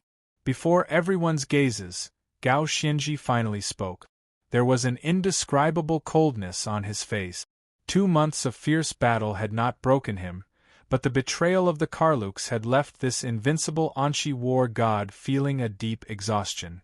I don't mind that you accepted the gold and silver of the Arabs. After all, the Karluks are mercenaries, and there's no reason to reject the gold and silver of a competitor. Even if you take it, you don't necessarily have to work for them. But for the sake of 10 chests of gold and silver, you actually wanted to betray the Tang dynasty, collude with the Arabs, and lead bandits into the pass. You've truly disappointed me. It turns out that 10 years of fighting shoulder to shoulder was only worth 10 chests of gold and silver. My lord, it's not like this, it's not like this. Wanha Peiluo's face was ghastly pale, his body hovering in the air, his hands struggling against Wang Chong's palms, but to no avail. It's not like this. You're right. The Arabs naturally didn't just give you 10 chests of gold and silver. If my guess is correct, the Arabs must have promised you that once the Anxi Protectorate army was destroyed, they would do everything in their power to support you and the Karluks in ruling the western regions. Wang Chong coldly sneered as he gazed at Wanha Peiluo, his words piercing through his heart. Buzz! Wanha Peiluo had been struggling, but these words seemed to deal a heavy blow. His face paled even more, and his hands powerlessly dropped to the ground. Wang Chong looked at Wanha Peiluo, his eyes brimming with derision. Mercenaries had no morals to speak of. In their eyes, everything had a price tag, and the only thing that mattered was whether someone could pay it. Wanha Peiluo and the Karluks had believed themselves to be a secret, but how could they have escaped his notice? If he had not appeared at the Battle of Talas, the Anxi Protectorate army would have been destroyed, and the Tang dynasty would not have had enough soldiers, quickly losing Anxi, Qixi, and the entire western regions. And the Karluks had defected at the last moment. As the heroes who had dealt a heavy blow to the Anxi Protectorate army, they had truly reaped the greatest benefits after the battle. After the western regions, without the Tang dynasty, they had become one of the strongest factions in the western regions. But there were times when the plans of man outstripped those of the heavens. After the Battle of Talas, the Arabian Empire had originally planned to unite the western regions, the Tang dynasty, the Turks, the Uzan, and any other place it could see. Alas, the Arabs had made a strategic mistake. After defeating the Tang dynasty, they had pushed into the plateau, intending to conquer the nearby Uzan Empire, completely unaware of the altitude sickness. In the end, they had suffered a heavy blow there, and had been forced to halt their expansion. The Karluks' dream of acting as Arabia's agent and ruling over the western regions had been shattered. But even so, the Karluks had been the greatest beneficiaries of the Battle of Talas. The entire tribe had flourished like never before. The honest and trustworthy, the loyal to their country, had been buried in a foreign land, never to have a good end. Meanwhile, the treacherous had grown stronger and flourished. There was nothing in the world more ironic than this. When the former Wang Chong had heard of the crushing defeat at Talas and the success of the Karluks, he could only clench his fists in helplessness. But now that they had come back to life, the Karluks were delusional to think that they could rely on betraying the Tang dynasty and the Anxi Protectorate army to obtain glory and wealth. Ha! Suddenly, a long sigh came from next to him. Gao Xianji glanced at Wanha Peluo and shook his head, disappointment in his eyes. Wanha Peluo, did you really think that you could hide your actions from me? Bzzz. Wanha Peluo's body trembled as he raised his head, his eyes wide as if he had been struck by a bolt of lightning. In truth, I already had a feeling and a few guesses. But after all these years of life and death, I didn't believe that you would betray me.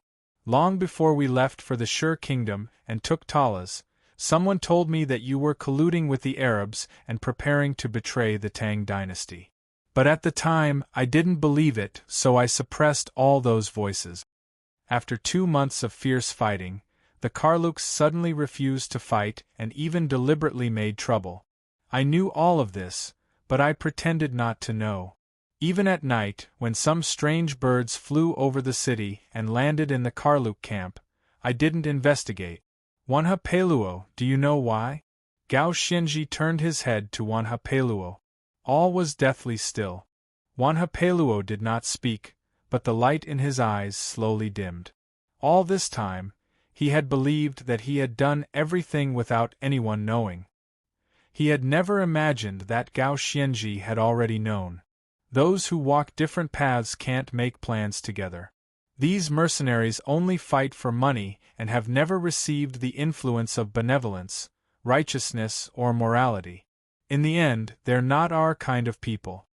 Wang Chong finally spoke. Gao Xianji and Qing Qianli, the 2 Anxi protector generals, had reacted far too calmly. When he had criticized Wanha Peluo, they had not reacted at all, as if they had predicted this would happen. Wang Chong had found it strange at the time. Even if he had been on guard, why had such a thing happened in the end? But now Wang Chong understood that it could all be summed up in one word: too soft-hearted.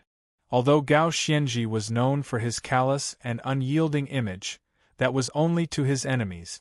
To the people at his side, to those he trusted, he had a completely different side, warm and soft. Gao Xianji was a Hu. But he was a Hu who admired the glory of the Tang dynasty and the culture of the Central Plains. He had also received the most orthodox education of the Han Confucian school and the culture of the Central Plains. In this aspect, although he looked like a Hu on the outside, he was a pure Han at heart. In this aspect, he was completely different from Wanha Peluo and the other Hu.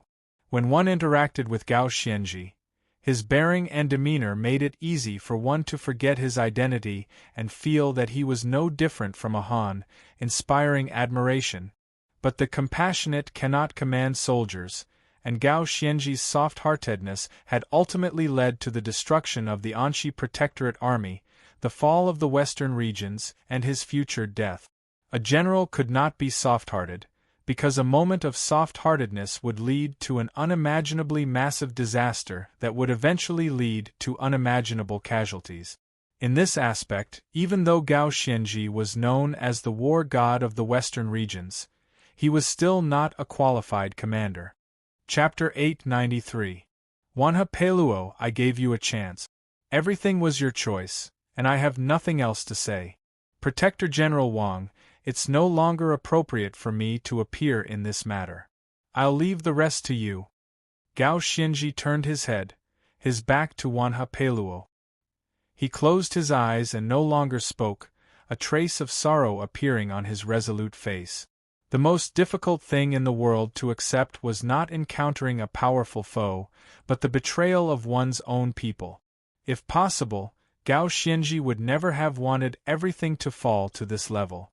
Lord Protector General, be at ease. I know what to do. He won't feel any pain. Wang Chong froze for a moment and then he spoke, a hint of surprise in his eyes. Gao Xianji truly lived up to his reputation as a famous general of his generation, the war god of Anxi. Wang Chong had originally believed that Gao Xianji would plead on Wanha Peluo's behalf for the sake of their friendship, but he hadn't expected him to make such a decision so quickly. This made Wang Chong look at him in a new light. Wanha Peluo, you chose your own path. If you fail, you must pay the price. When you reincarnate in your next life, remember not to make an enemy of the Tang dynasty. This is not something a puny Karluk like you can contend against. Wang Chong raised his head and indifferently said. Wanha Peluo lowered his proud head and said no more.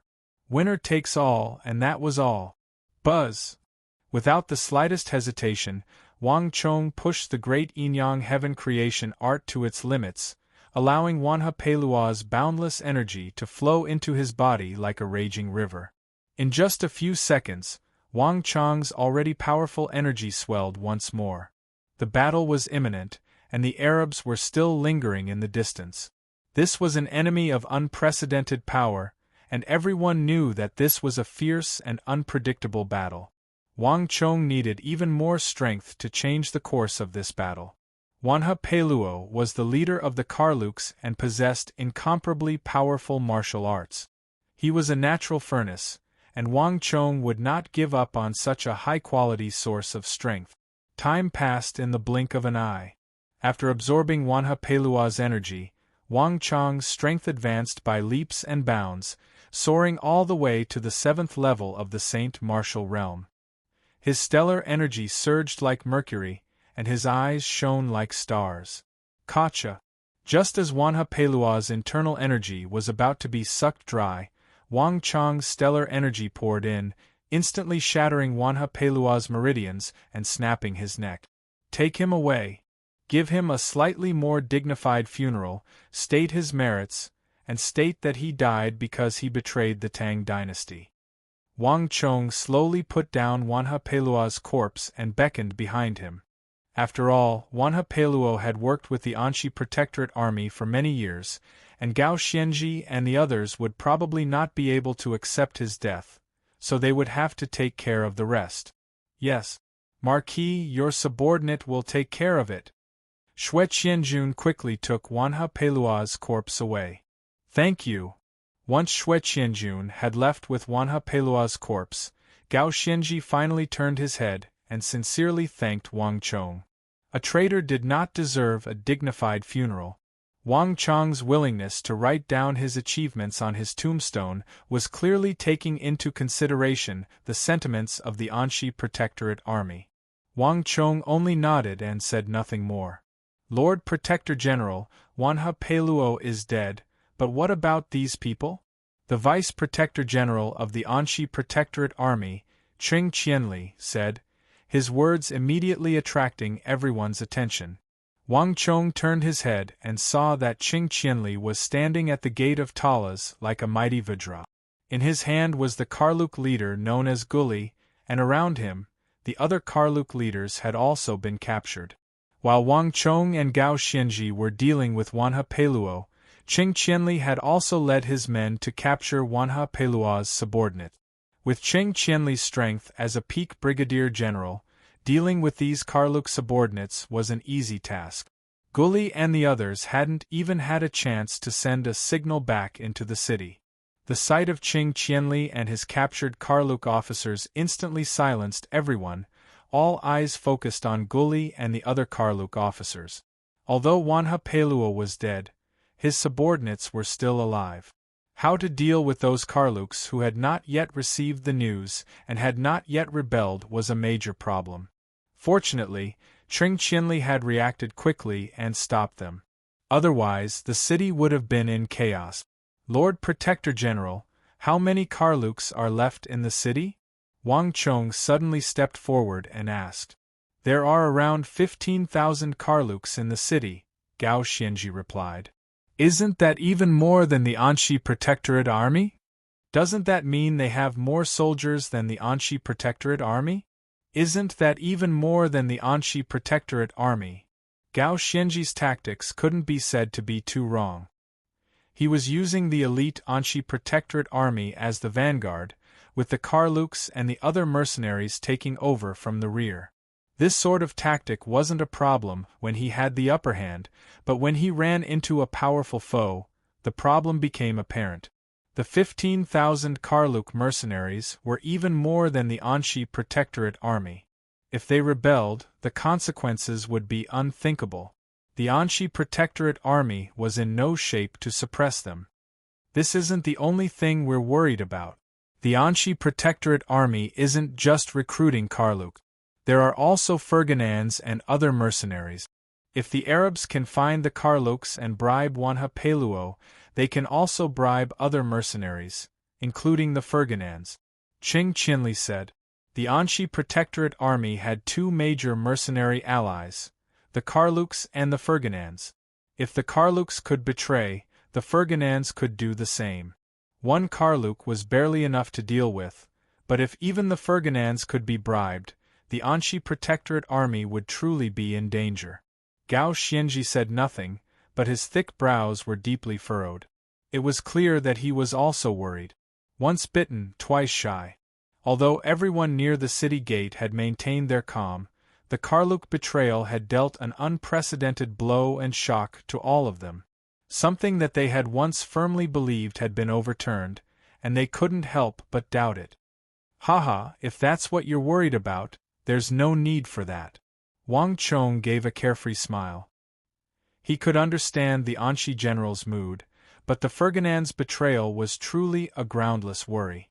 Wang Chong had no way of confirming the other tribes, but the Ferganans were truly the staunchest allies of the Tang dynasty. This was because Wang Chong clearly remembered that when Gao Xianji and the others had retreated from Talas, before Li Sai had even become his subordinate, the Ferganans had retreated with them. Moreover, in the White Stone Ridge, not far from Talas, the invincible great General Li Sai had killed quite a few Ferganans, cleaving them in two along with their horses. The White Stone Ridge was not far from Talas, and because so many Ferganans had retreated, the Ferganans had been blocked. At the time, the Karluk's sudden defection had dealt a massive blow to the Tibetans, causing them to develop an unprecedented distrust and suspicion of the Hu. The only people on the battlefield who had not fled were the Karluk. The fact that the Ferganans had fled with them clearly meant that they had not betrayed them or colluded with the Arabs. Later events had proved that the Ferganans had been wrongly accused. After the Battle of Talas, they had always been the target of suppression. The Karluks had envied them, so they had done everything in their power to humiliate them.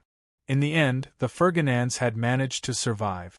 Later on, when 5th Prince Li Heng ascended to the throne, he had contacted them, and the two sides had fought side by side.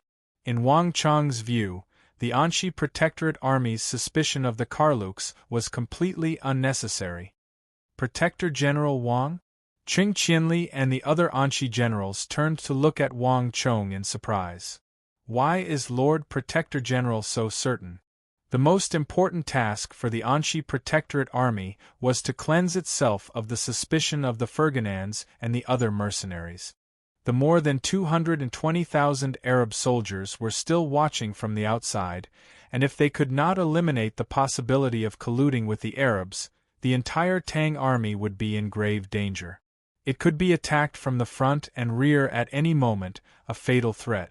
In the current situation, Gao Xianzhi and Qing Qianli, as commanders of the Anxi Protectorate Army, had spent many years with these mercenaries, fighting side by side. Even they could not determine if these people were suspicious or not. On the other hand, an outsider like Wang Chong was certain that there was no problem with the Ferdinands. The generals couldn't help but find this rather strange. Heh!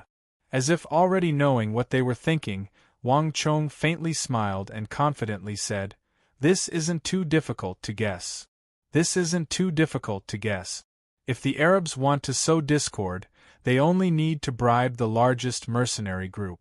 Bribing several mercenaries at the same time seems more reliable, but the more people they bribe, the easier it is for the news to leak out.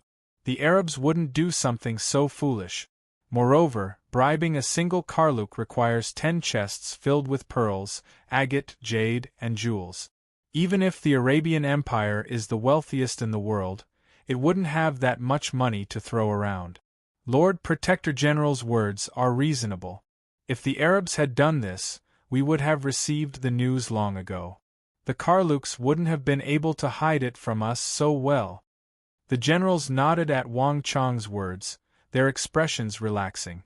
Although Wang Chong was an outsider and didn't understand the situation in the Anxi Protectorate Army, his analysis was reasonable.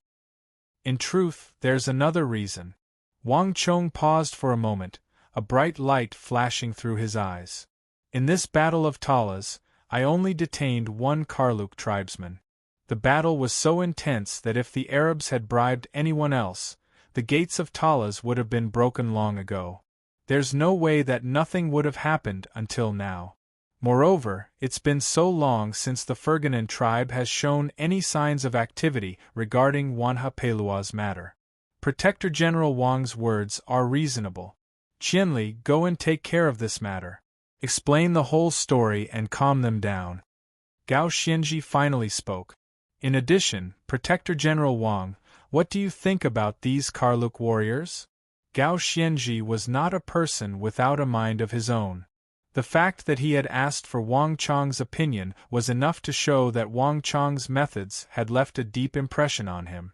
At the very least, every word that Wang Chong spoke carried a great deal of weight in Gao Xianzhi's mind. Not too long ago, Gao Xianzhi had snorted disdainfully at Wang Chong. This was enough to prove Wang Chong's abilities and methods. 15,000 people. It'll take some effort to kill them all, Wang Chong indifferently said.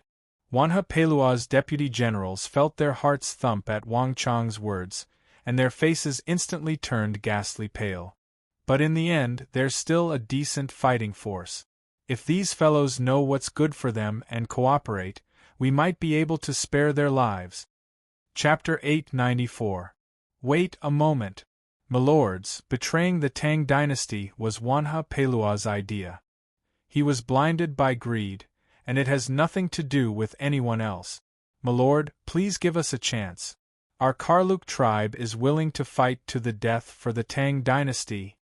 Guli, the Karluk deputy leader captured by Qing Qianli, suddenly felt his knees go weak, his face pale as he loudly shouted. As soon as these words came out, there was silence all around. Gao Xianzhi stood with his hands behind his back, his eyes closed. No one could tell what he was thinking. Qing Qianli and the other officers of the Anxi Protectorate Army turned to Wang Chong. Wang Chong had been the one to discover the Karluk plot, and Gao Xianzhi had closed his eyes and said nothing. It was clear that he had given the initiative in this matter to Wang Chong. Moreover, the relationship between the Anxi Protectorate Army and the Karluks was too close, making it unsuitable for the Anxi Protectorate Army to handle this matter. On the other hand, Wang Chong, who had no relationship with the Karluks, had no stake in this matter, so he could fairly handle this matter. Humph, can I trust you? Wang Chong sneered as he stopped in front of Guli, his eyes filled with disdain as he looked down on this Karluk deputy leader. After doing such a thing, can the Karluks still be trusted? Milord, please give us another chance. I know that it's very difficult for you to trust us, but I swear on the gods of the tribes above the 9 heavens that our Karluk tribe will never rebel again. Moreover, aren't our people still in Milord's hands? If our Karluk tribe shows even the slightest hint of betrayal, Milord need not show any mercy. Kill them all. Our wives and children are all in Milord's hands. Milord can trust that we will not dare to act recklessly. Gully lowered his head and clenched his teeth. Wanha Peluo was already dead, and the situation was hopeless. Gully was well aware that the lives of every member of his tribe, including the 15,000 Karluk warriors in the city, rested on his words, and in the hands of this young protector general of only 17 or 18 years of age. With a single word from him, the famous Karluk tribe of the western regions, which had existed for over 1,000 years, would vanish into thin air and be erased from the face of the western regions. Wang Chong did not speak. It was so quiet that one could hear a pin drop. Gully, Guldo, and the other Karluk leaders knelt on the ground, not saying a word. Their faces were all pale, and an indescribable nervousness enveloped them. Before they knew it, large beads of sweat had appeared on their foreheads. Life and death could be decided in an instant. As long as this Chishi protector general of the Tang dynasty shook his head, someone's head would roll to the ground. The Karluks had always been fierce, or else they would not have become allies of the Anshi Protectorate army. However, these people, who had experienced so many battles without so much as a frown, were now so nervous that their bodies were trembling uneasily. Humph! Wang Chong saw their reactions and sneered. He raised his head and glanced at Anshi Vice Protector General Qing Qianli. Qing Qianli hesitated for a moment before finally nodding. Wang Chong turned his head to the nearby Gao Xianji. Gao Xianji did not shake his head, nor did he nod, but his eyes had already given his answer. Consider yourselves lucky. Wang Chong coldly chuckled as he finally spoke. Phew! Upon hearing these words, the Karluk chieftains immediately let out a long sigh. Their faces were pale and they slumped to the ground as if on the verge of collapse. In the blink of an eye, tens of thousands of Karluks had escaped death. After all the battles they had experienced, nothing had been more shocking than this moment. There had been no glint of swords, no bloodbath, but it had been even more dangerous. Gully, don't celebrate too early. No one can tolerate betrayal. Sparing them doesn't mean forgiving them. Karluks, I never imagined that you would betray us, Qing Qianli sternly said as he released Gully's hands.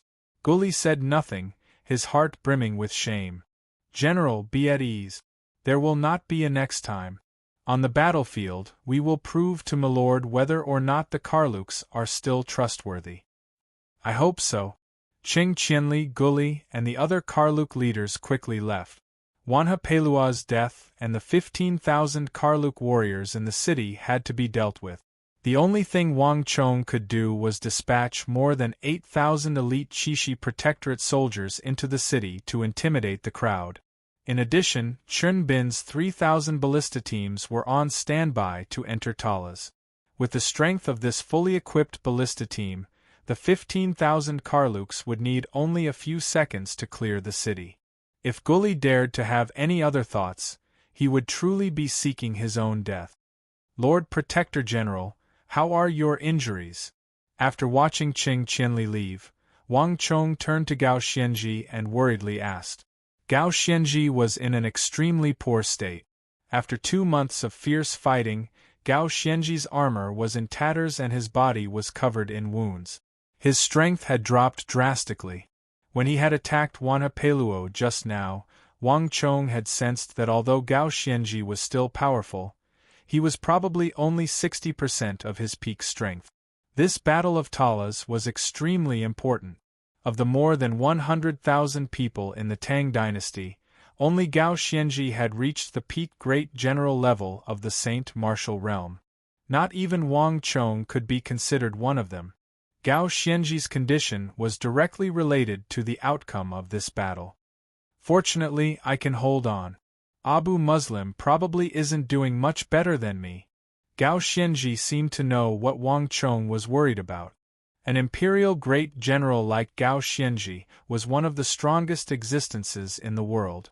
The only person who could beat him into such a state and shatter his armor was the Abbasid Caliphate's governor of the East, Abu Muslim. Wang Chong smiled as he took out a brocade box and handed it over. "What is this?" Gao Xianji frowned in confusion. "These are some pills that I obtained from the capital. They can help Lord Protector General recover from his injuries and recover his energy. Milord should take them in a little while."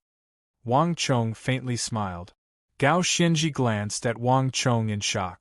Wang Chong had made far more preparations for this battle than he had imagined, and they were far more thorough. He had even taken care of such minor details. "Many thanks."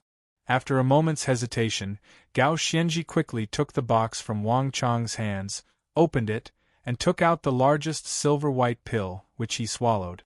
At this sight, Wang Chong inwardly nodded. With a battle imminent, Gao Xianji's recovery was of the utmost importance. Gao Xianji clearly understood this, which was why he was so forthright. Milord fought with Abu Muslim for 2 months. "What is Milord's impression of this Arab commander?" Wang Chong asked. "Cunning, cautious, decisive, and persistent." Gao Xianji didn't even think about it and said 4 words in a row. "Buzz!" Wang Chong instantly frowned at Gao Xianji's words. He knew that Gao Xianji had a very high evaluation of Abu Muslim, but Wang Chong had never imagined that someone of Gao Xianji's status would have such a high evaluation. Cunning, cautious, decisive, and persevering. These 4 words blurted out from Gao Xianji's mouth without even thinking.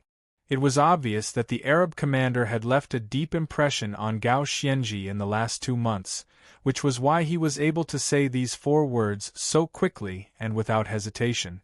These words might be derogatory when used by ordinary people, but when used by the commander of the enemy army, it was an extremely high evaluation. There was no doubt that Abu Muslim was an extremely troublesome and powerful opponent. Wang Chong, when fighting with Abu Muslim, you can't be the slightest bit careless. Otherwise, one wrong step will lead to the next, and you and I both know the final result. Gao Xianji solemnly said to Wang Chong. This was the first time Wang Chong had seen such a serious expression on Gao Xianji's face. "Understood." Wang Chong solemnly nodded, but he quickly broke into a smile. "But no matter how cunning and crafty he is, he won't stand a chance against me. The Arabs truly are very powerful, but alas, they shouldn't have made an enemy of the Tang dynasty."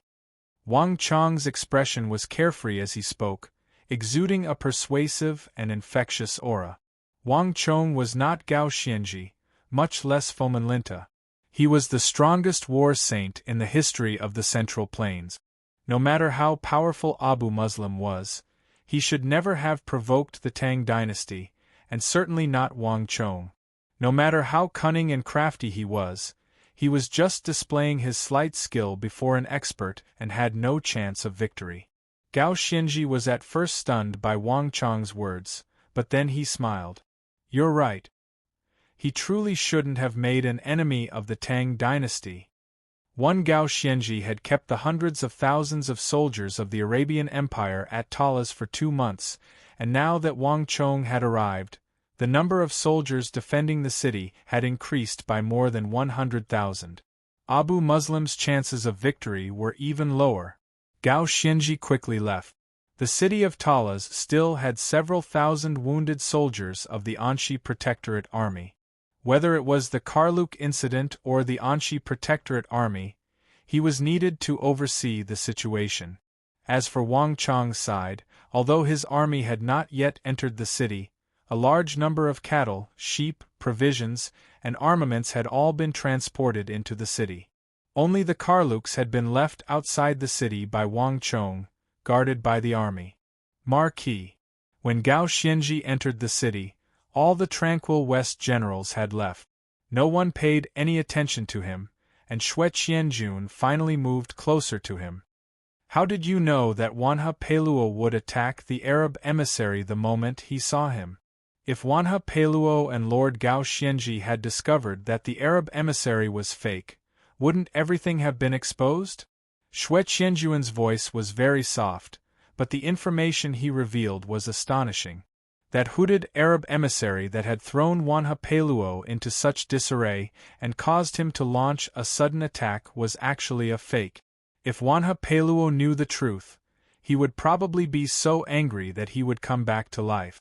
When Xue Qianjun had brought the Arab emissary over, he had appeared calm on the surface, but he was actually sweating on the inside. Others might not know the face of the Arab emissary, but he did.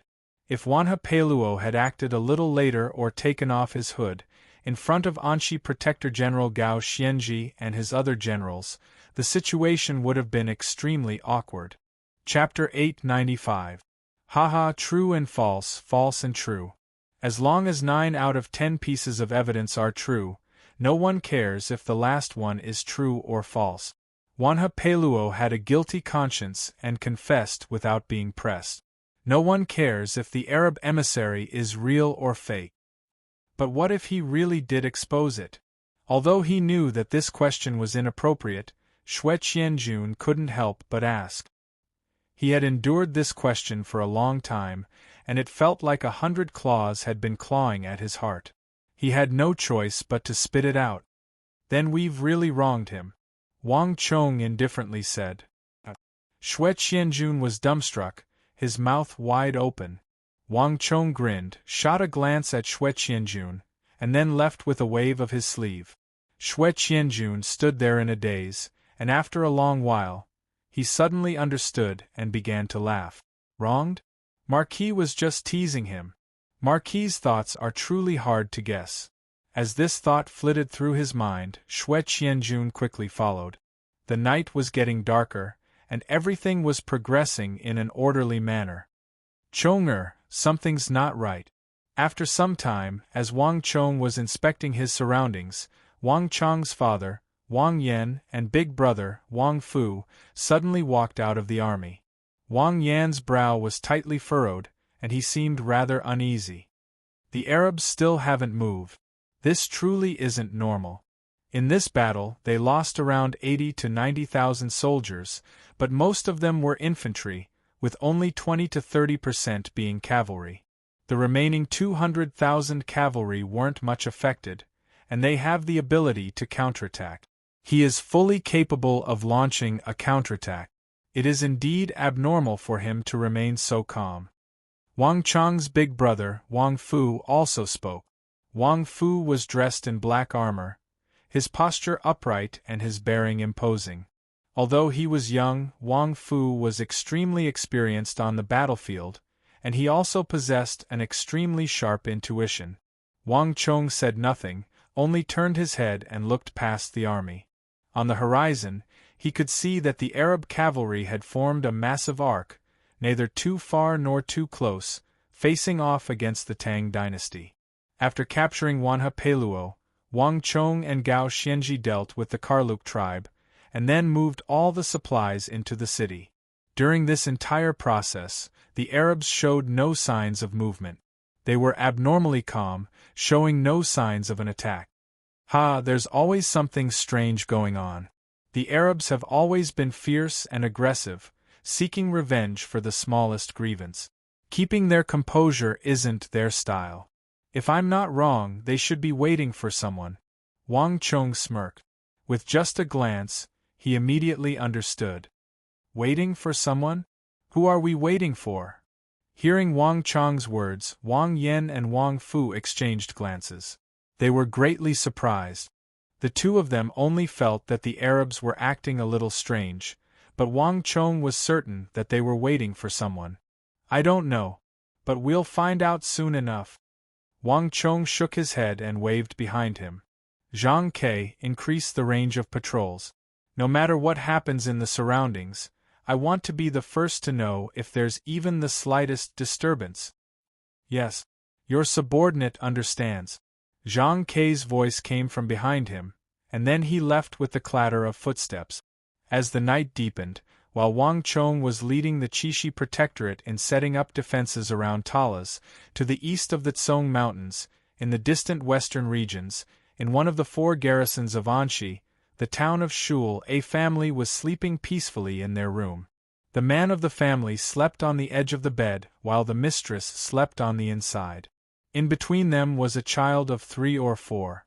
The Battle of Talas had gathered hundreds of thousands of soldiers from the empires of the East and West, and the atmosphere was fraught with tension.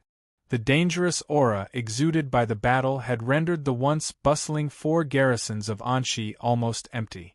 Not many people could stay behind at this time, and those who stayed had their own reasons for not being able to leave. Buzz. All of a sudden, the bed shook twice.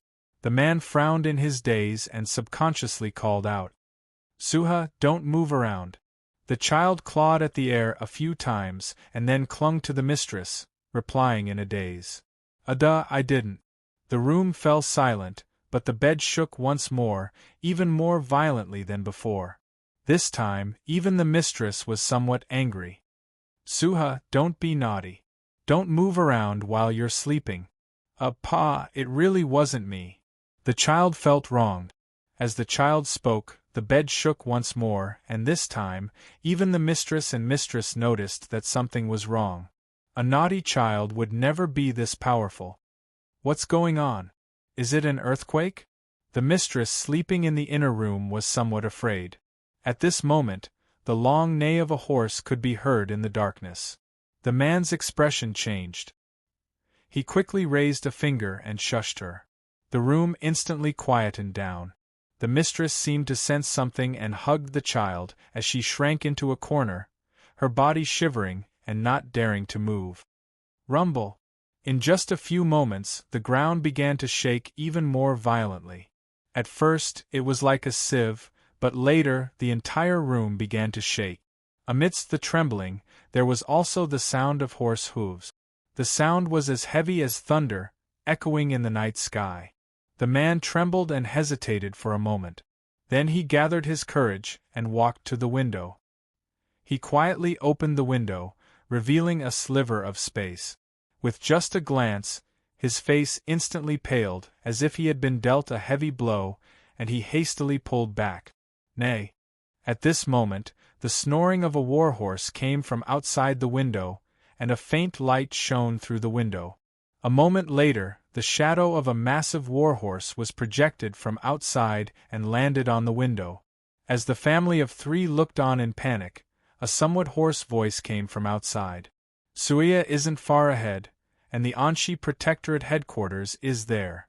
Gao Xianji went to Talas with 90% of his soldiers, leaving behind Feng Chongqing and several thousand soldiers of the Anshi Protectorate army. "Should we go over and exterminate them along the way?" the hoarse voice said in the flickering light of the fire. "There's no need. Duwusili is coming from the east, and the Turkic army he's leading is coming from Kucha, so it's closer. I'll leave Feng Chongqing and the Anshi Protectorate army left behind to him." After a few moments of silence, another voice replied, this one extremely refined and scholarly. "I'm worried about the Arabs right now. There are more than 300,000 Arab soldiers outside Talas, and the Arabs have always been vicious, even more belligerent than us. I originally believed that the Arabs had the advantage in numbers and could easily deal with the hundreds of thousands of foreign and Han soldiers of the Chishi Protectorate. I didn't think that they would win." At this moment, another loud and clear voice rang out. The hooves of a warhorse clattered as a tall and sturdy warhorse walked up from behind. Its shadow was projected outside the window. In the room, the family of 3 held their breaths, huddled together and shivering in fear, too frightened to speak. Relax. Abu Muslim won't lose that easily. How could someone who could become the governor of the east of the Arabian Empire lose so easily? Moreover, the Arab main force still exists. This battle is far from over. The scholarly voice confidently said. In addition, I've already received Abu Muslim's reply. He's already prepared. Once we arrive, the 3 sides will work together to exterminate the Tang dynasty's army. Talas is not the southwest, and Abu Muslim is not Jelafeng. In this battle, Neither the Anshi Protectorate army nor the Chishi Protectorate will have any chance of survival. If the Tang people can still survive, then he really can be called the War Saint. Outside the window, there was a sudden silence. The other two figures did not speak, but they both nodded. Speed is of the essence in war. Our greatest advantage is that neither the Chishi Protectorate nor he knows that we've already set off. Their attention has been drawn away by the Arab. As long as we can fool their eyes and ears, we can launch a surprise attack that will catch them off guard. The first hoarse voice spoke, a hint of anticipation in its voice. But don't get too careless. The Chishi Protectorate has an eagle team. Every time we go on a campaign, these eagles will scout and patrol the perimeter. Although we've been traveling at night and hiding during the day, if we can't fool the eyes and ears of the eagles, we'll still fall short. We won't be able to sneak up on him. The third voice boomed. Haha, it's just a few birds. There's no need to worry too much. I've taken care of everything. He won't have a chance to discover us. The scholarly voice in the middle confidently said. Hiya. With the last word, the three of them urged their horses and galloped away. In the room, the family of three breathed sighs of relief, as if they had just escaped from death. While everyone's attention was focused on the battle at Talas, tens of thousands of warhorses were surging through the darkness from these two places. One of these two factions had entered Suya, while the other had taken a detour around Suya, traveling through an even more concealed path. Under the stars and the moon, they crossed the Tsong Mountains with astonishing speed toward Talas. Hong long long, the earth trembled, yellow sand filled the sky, and smoke and dust soared into the sky under the stars and moon. Thousands of warhorses were galloping through the dust. Although the sky was still dark, it was getting closer and closer to daybreak. Prime Minister, Whitestone Ridge isn't far up ahead. It's only 50 to 60 li from Talas. The hooves of the warhorse were as heavy as thunder. A strong warhorse galloped against the army and stopped in front of a tall and slender figure with a respectful expression. In front of him, three tall figures stood side by side. The slender figure in the middle was dressed in a scholarly robe and had a graceful bearing. However, the most impressive thing about him was his long and narrow eyes, which radiated a brilliant light and revealed infinite wisdom and sharpness, as if he could see through all the secrets of the world. If one looked carefully, this was the Daluan Ruozan who had walked out of the prison of the Uzan royal capital, washed clean of all impurities. Now that Daluan Ruozan had taken off his prisoner's clothes and put on his scholarly robe once more, he lost some of the elegance and handsomeness of the Daluan Ruozan of the southwest and gained the firmness and composure of someone who had survived a storm. Next to his saddle was a white cloth bag, the handle of a white fan poking out of it. The fan was rather old, but from its shape, it was the feather fan that he always carried with him. From the moment he entered the prison, Daluan Ruozan had put away this feather fan and replaced it with an azure sword. Buzz! Daluan Ruozan made a gesture with his hand, and the army immediately stopped. To his left and right, Huashu Wuzong and Dusong Mengpoj focused their gazes on Daluan Ruozan. Bring the map. Chapter 896. Whoosh!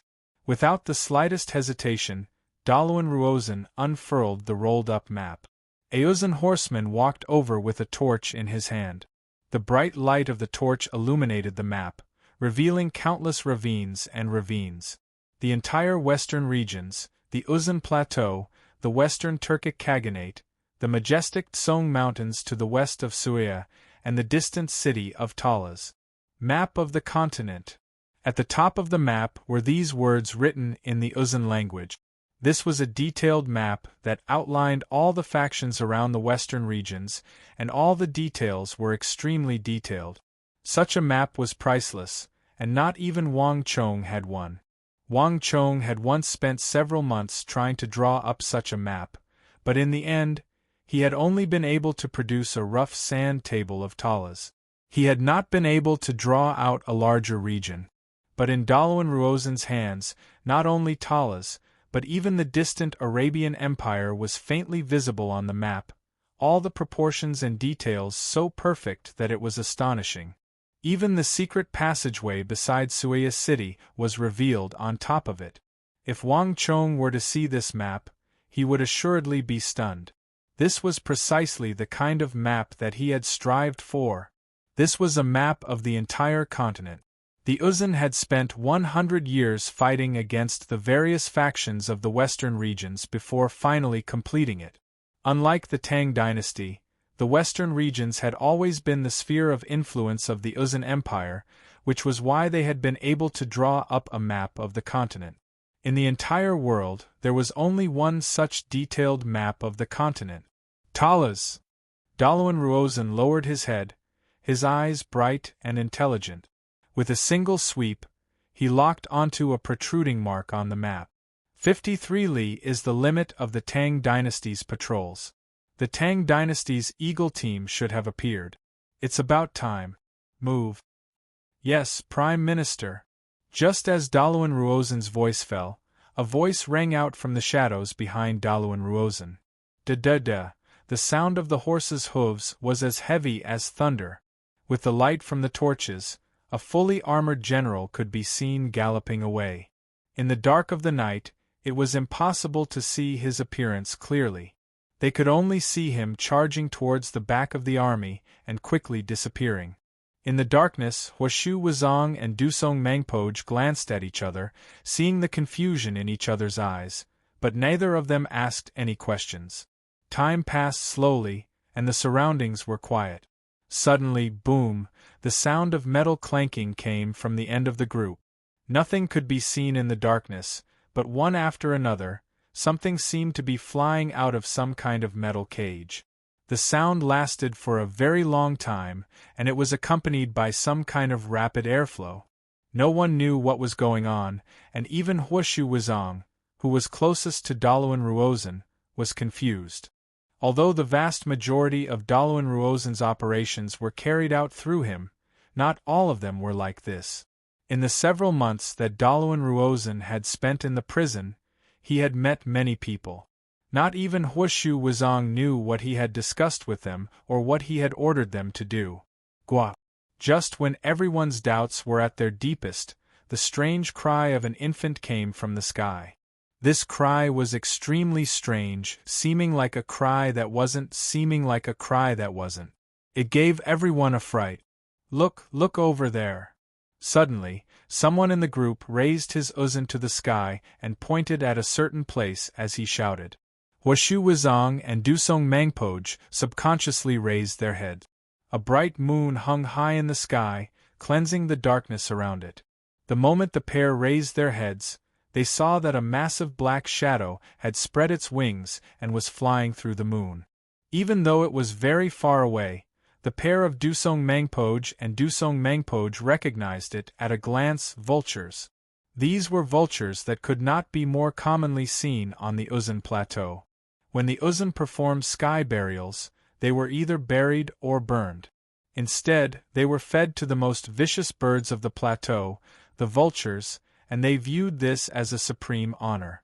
Although vultures were extremely common on the Uzun Plateau, vultures were not commonly seen to the west of the Tsong Mountains. A hint of surprise flitted through the eyes of both Huashu Huaitsong and Dusong Mangpoj when they saw this vulture flying through the moonlight. But this surprise did not last long before it was replaced by extreme shock. Caw-caw.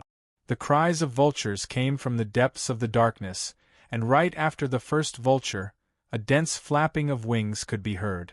As Dusong Mangpoj, Huashu Huaitsong, and the thousands of Tibetan cavalry watched, whoosh!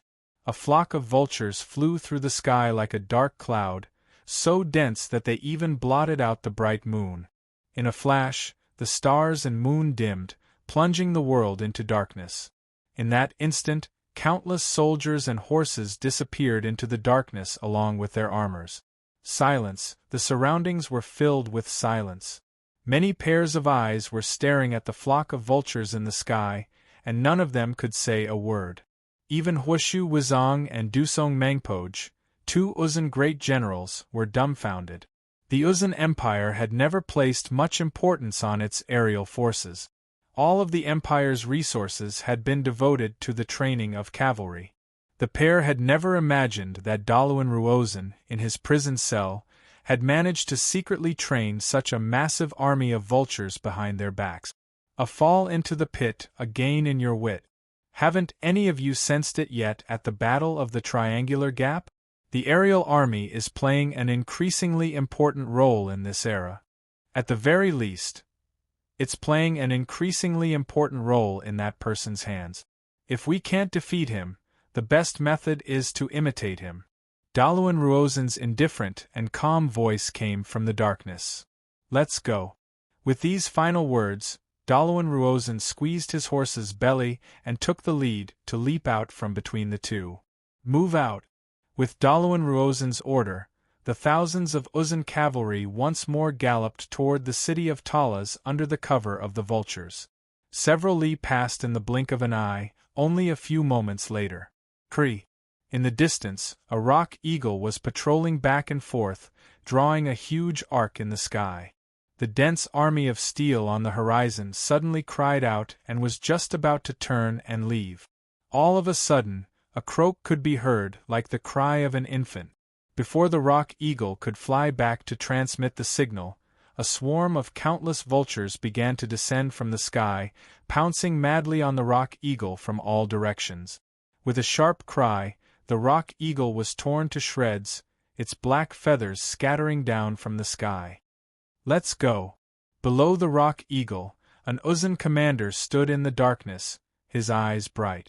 Without even looking at the sky, he waved his hand, and the thousands of Uzun cavalry immediately charged through the area where the rock eagles were patrolling.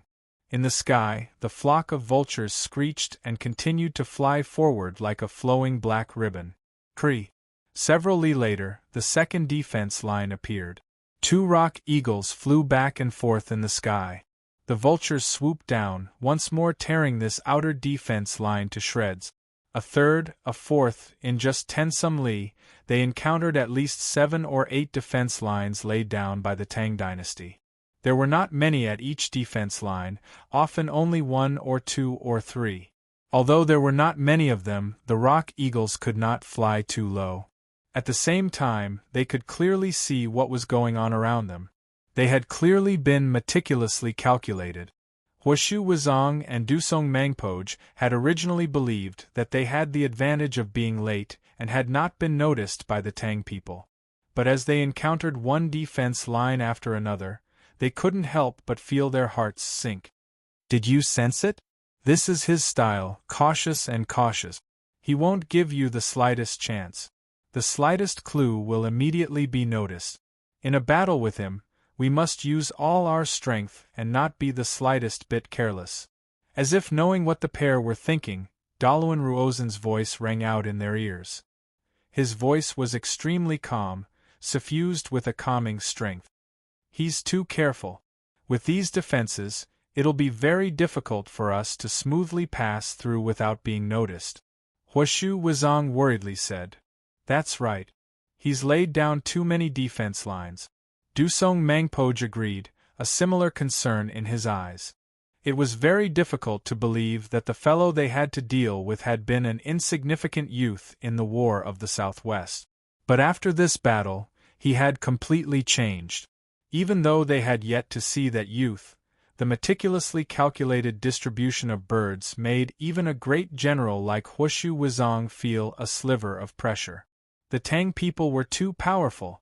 It was said that the Tang dynasty had been peaceful for several decades, that the morale of the people had waned, and that their fighting power was no longer what it had been. But Uzun had suffered defeat after defeat at the hands of the Tang dynasty when its soldiers were at their strongest. And this was when they had the absolute advantage in numbers. The current Uzun had been suppressed to the very limit by the Tang dynasty. And that person's existence made all of Uzun restless. Even on the plateau, they found it hard to rest easy. This was also why they had mobilized their soldiers. There's no need to worry too much. Everyone has a weakness, and he is no exception. Dalawan Ruozan's indifferent voice rang out in their ears. In addition, I've already figured out the pattern of his bird defenses. Buzz. Huashu Wuzong and Dusong Mangpoj trembled at these words, their sharp eyes shining with shock as they reined in their horses.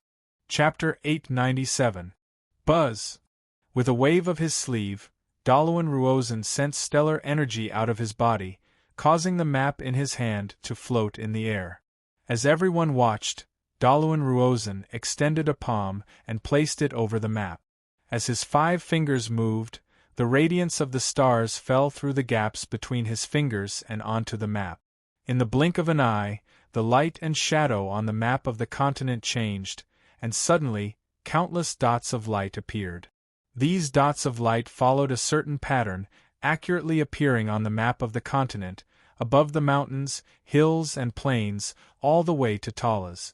Dusong Mangpoj and the surrounding Uzan generals couldn't help but grimace at this sight. Only Huashu Wuzong remained indifferent. Dalawan Ruozan was not an expert of the great general level, and the prime ministers of the empire needed to spend a great deal of time handling government affairs, so the majority of them were not very skilled in martial arts. But this did not mean that their martial arts were very poor.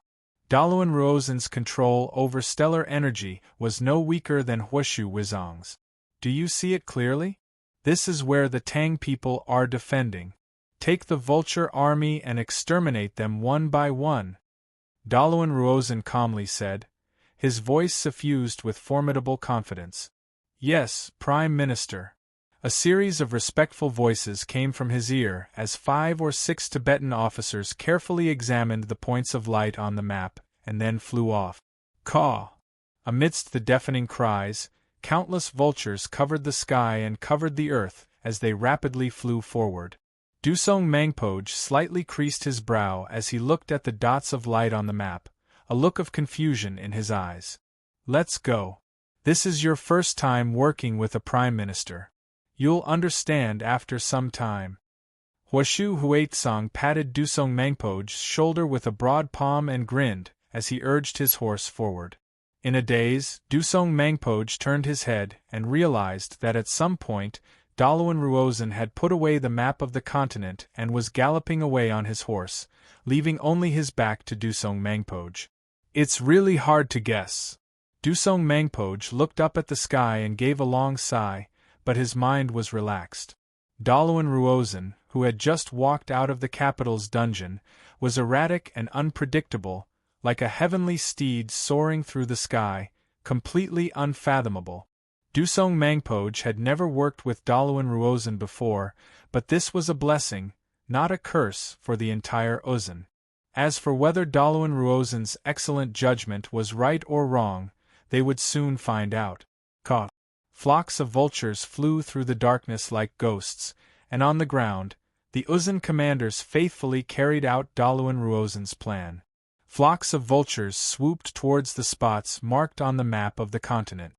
Ear-piercing screeches rang out as rock eagles fell from the sky one after another, feathers flying in all directions.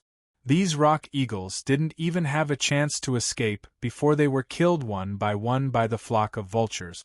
1, 2, 3, 4 in the sky, the flock of vultures opened a path while the tens of thousands of Uzan cavalry rapidly advanced. The tens of thousands of Uzan soldiers were advancing with astonishing speed toward the city of Talas.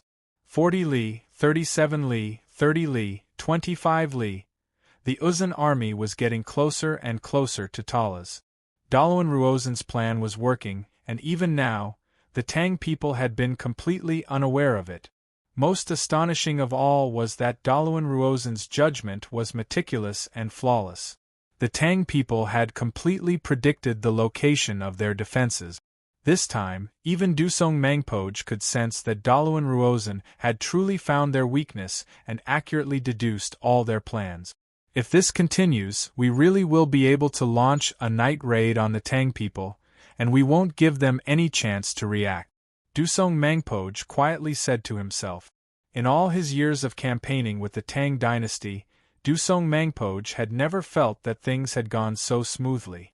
Unlike in the past, he was completely confident that the Tang people would not respond. 25 li was truly astonishing at such a close distance. There's still an hour. There's plenty of time before daybreak. There's still 10 li. As long as we can smoothly break through their defenses without being discovered, we can catch them off guard. Dalawan Ruozen sat on his mighty Uzun steed, looking up at the eastern sky, his eyes flashing as he rapidly calculated. Daybreak was getting closer and closer, but even so, the Uzun army still had a chance. Daybreak was the time when people tended to relax the most. As long as they could fool the eyes and ears of the Tang people and launch a surprise attack at that moment, they could still deal a heavy blow to the Tang people. Pass on my order. All soldiers dismount and wrap their hooves. Abandon the supply wagons in the rear and advance at full speed. Dalawan Ruozen ordered with a wave of his hand. Yes, Prime Minister. A few moments later, the army was back on the road, moving even faster than before. 24 li. 23 li. A flock of vultures swooped down, sweeping up 5 or 6 rock eagles patrolling in the sky.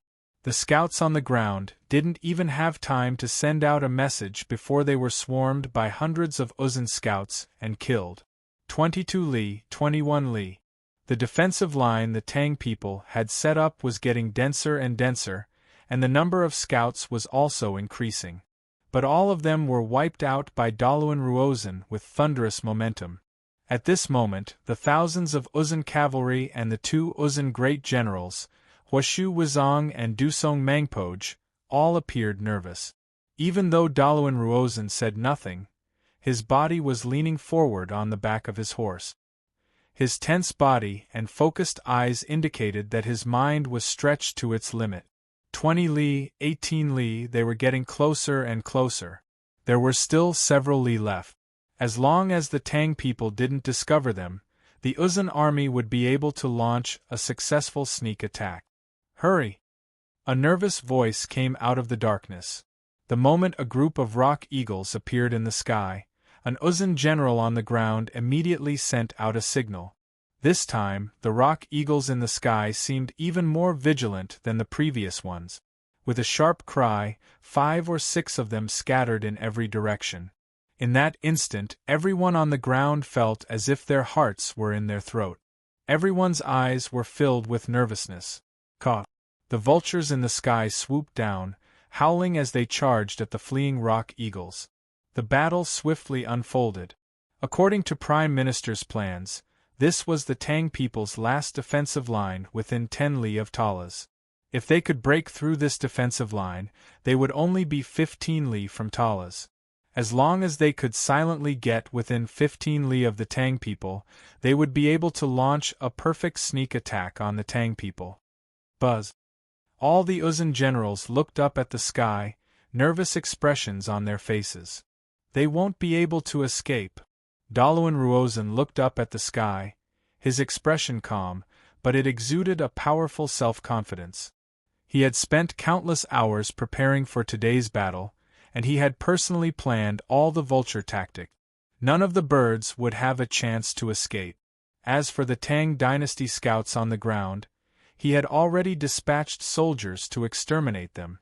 This elite force had been trained by Huashu Wuzong in the prison, and he had obtained the full cooperation of all the generals of the Uzun King districts. Each scout had been carefully selected and trained to hunt down and kill the Tang people's scouts. All of them were capable of fighting 1 against 10. The fact that the Tang people had still not sent out a signal meant that the Tang people's scouts had succeeded. 1, 2, 3, 4, 5. Dalawan Ruozen looked up at the sky, constantly counting. As if by magic, with each number Dalawan Ruozen counted, a rock eagle would fall from the sky, surrounded and attacked by the vultures. As Dalawan Ruozen counted down to 5, whoosh! An arrow shot out from behind him. Dusong Mangpoj, seated on his handsome steed of the Great Snow Mountain, had drawn his bow and shot down the last rock eagle. Success! The sight of the last rock eagle plummeting from the sky caused a cheer to rise from the ground. The Uzun generals looked up at the sky and clenched their fists. They had finally succeeded. They had broken through so many of the Tang people's defenses, and now they had finally broken through the last one. Now the Uzun only needed to charge in and wipe out their shame, deal the Tang people an unprecedented blow, and then work with the Arabs to destroy the Tang dynasty's Anxi and Qixi protectorate, forever altering the map of the western regions. All was quiet, with only the light of the moon and stars in the sky and the sound of the wind. Daluan Ruozan carefully listened to his surroundings. Finally, he gave a satisfied nod and gave a long sigh. When fighting with Wang Chong, one could not be the slightest bit careless. From the moment they had set out from the Uzun Plateau until now, he had finally turned the tables and won a true victory. As long as he grasped the initiative, it would be his turn to strike. In the first round, the Uzun and the Tang dynasty had finally won. "Move out!" As he watched his highland steed exhale an icy white breath, Daluan Ruozan waved his hand and gave the order to move out. Rumble! The thousands of Uzun soldiers exploded with killing intent, and like a thawing river of ice, they charged into the distance. Kiki! However, at this moment, a sharp cry suddenly came from the night sky. This cry was so sharp that it would have been impossible to notice unless one was paying close attention. But when this cry fell into Daluan Ruozan's ears, the calm and composed Daluan Ruozan instantly shuddered as if he had been struck by lightning. Buzz! In a flash, Daluan Ruozan raised his head and looked in the direction of that sharp cry. Over the thousands of warhorses, over the mountains, Daluan Ruozan could clearly see a tiny sparrow take off from the branches of a mountain and fly into the distance. Chapter 898. Oh no! This was the only thought that remained in Daluan Ruozan's mind as he watched the fleeing sparrow. Although sparrows were common in the western regions, they were extremely rare in the barren, rocky, and barren lands west of the Tsong Mountains, because there was nothing for sparrows to hunt for. Moreover, the weather was getting colder, and sparrows would never appear in a place like this in this season. Twang! In the time it took for a spark to fly off a flint, there was a loud sound. The bowstring trembled, and a long arrow shot out from behind. Although it was shot later, it arrived first. The arrow pierced through the sparrow, and the huge force caused the sparrow's corpse to fall to the ground. But Daluan Ruozan's expression did not change at all because of the fall of the sparrow. At the end of his vision, he could see a small black silhouette vanishing into the distance. It was a gray-brown sparrowhawk. As the vultures hunted down the 5 rock eagles, everyone's attention was focused on the sky. It was also at this moment that the grayish-brown sparrowhawk soared into the sky from a distant tree branch and rapidly tore through the air. Its speed was extremely fast. In just a short while, it had already flown out of sight. Even the archers could not reach it, let alone the vultures in the sky. I miscalculated. Daluan Ruozan closed his eyes and gave a deep sigh, the hands hidden in his sleeves trembling. From start to finish, he and Wang Chong had been winning this invisible contest. The tens of thousands of Uzun soldiers were already 18 li from Talas, but Wang Chong had shown no reaction. Unexpectedly, just as he was about to succeed, he had fallen prey to one of the sparrows that Wang Chong had hidden in the tree. When patrolling, all flying birds were in the air. The higher they flew, the more they could see. Thus, no one would place scouting birds on the ground or on a tree. Daluan Ruozan had accurately determined where Wang Chong had set up his defenses, but he had not expected to lose here. "Prime Minister, what do we do?" Everyone seemed to sense something, and they all turned to Daluan Ruozan. Even Huashu Wizong and Dusong Mangpoj paled. Something unexpected happened. A sparrowhawk had completely disrupted everyone's plans. It was too late to stop it. Whether Wang Chong was prepared or not was a completely different matter to them. There was no question that the moment that sparrowhawk flew out, they had been exposed. The mood instantly turned grave. "Prime Minister, should we change the plan? Should we continue forward?" Huashu Wizong probed. Daluan Ruozan said nothing, but his eyes were constantly shifting, making it impossible to tell what he was thinking. After what seemed like a second, but also like countless eons. Dalawan Ruozan suddenly smiled and shook his head. As expected of the person I know. If he really did not know anything and allowed us to sneak all the way to the city of Talas, I would actually feel a little uneasy. But now is the true battle between us. Since we've been discovered, there's no need to hide it. Unfurl the banners and remove the cloth wrapping the hoof. We will openly march into Talas. Yes, Prime Minister. Rumble. This time, the Uzan army no longer concealed itself. Tens of thousands of soldiers stirred up a cloud of dust as they galloped toward the city of Talas. Marquis. It's bad. At the same time, outside the distant city of Talas, Zhang Ke rushed in a panic to Wang Chong's position. What's wrong? Wang Chong, his father Wang Yan, his big brother Wang Fu, the invincible great General Li Sai, and the king of Gonka were observing the Arabs. When he saw Zhang Ke's expression, he turned his head and slightly frowned. Marquis, something big has happened. An army of tens of thousands of soldiers has appeared behind us. They're moving with incredible speed, and all the scouts I set up along the way, as well as the birds in the sky, have been eliminated by them. They've already gotten close to Talas and are less than 10 li from us. Zhang Ke kneeled on the ground, his face ghastly pale. What? Next to Wang Chong, Wang Yan, Wang Fu, Li Sai, and the king of Gonka trembled in shock, all of them grimacing. All of them had been discussing a strategy to deal with the Arabs, but now they had fallen deathly silent. To the east of the city of Talas, across a plain, more than 200,000 elite Arab soldiers and Abu Muslim, the Arab governor of the east, were eyeing them like a tiger watching its prey.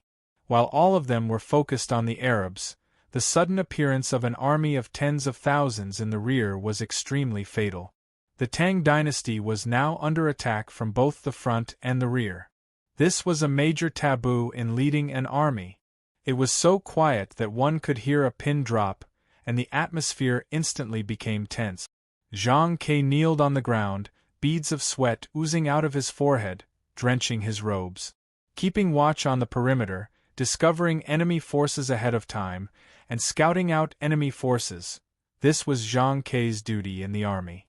But tens of thousands of enemy soldiers had advanced without him noticing at all, even allowing them to get so close. This was a massive dereliction of duty. This was an enemy army of tens of thousands.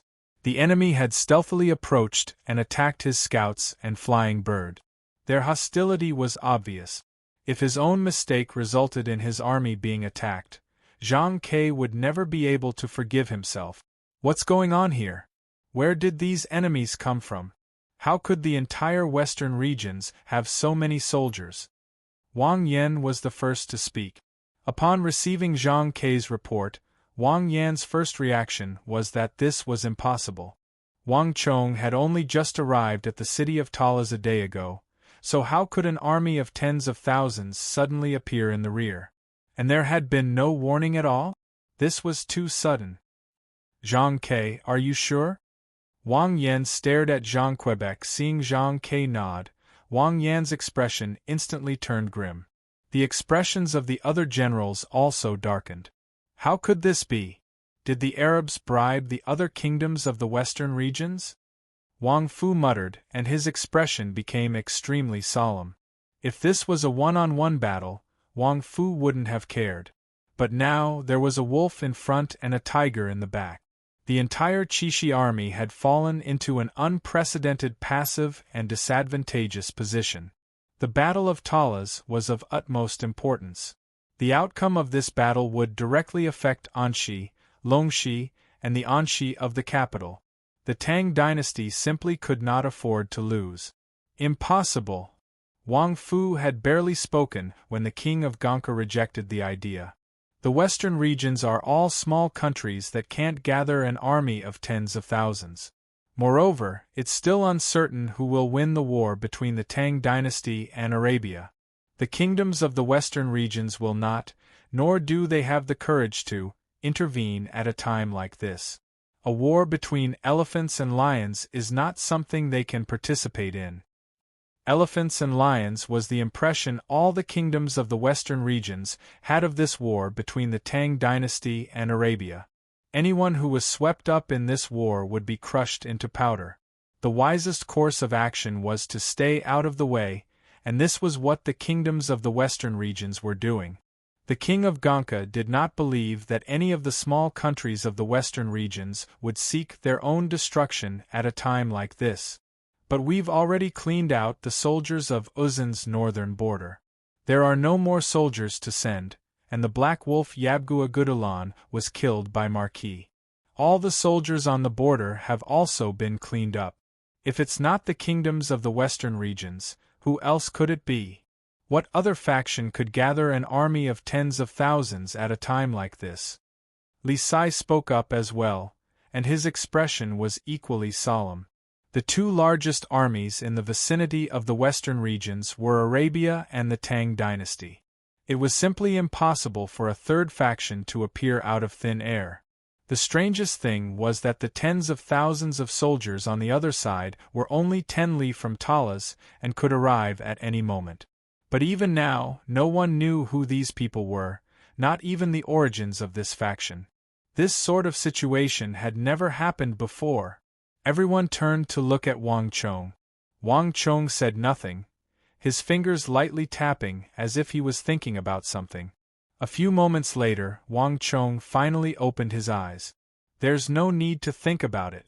It must be Uzun and the Western Turkic Khaganate. Everyone was flabbergasted by Wang Chong's words. In all of the western regions, only Uzun and the Western Turkic Khaganate are worthy of waiting for Abu Muslim and his hundreds of thousands of Arab soldiers. Wang Chong indifferently said as he gazed at the vast sea of Arab soldiers. Wang Chong's voice was neither loud nor soft, but his deep eyes exuded a powerful conviction. For a moment, everyone was silent as they stared at Wang Chong, speechless. But Marquis, didn't we just sign a truce with the Western Turks? Li Sai said in shock. Agreements have always been made to be torn up. We signed so many agreements with Uzun, but didn't Uzun still tear them up? Wang Chong calmly said. At this critical moment, he was the only one who could maintain his composure. In the Battle of Talas, the Tang dynasty and Arabia mobilized all their forces, emptying Chishi and Anshi of their forces. It seems like Uzun and the Western Turks saw a chance and moved out. Zhang Ke, scout again. Yes, Marquis.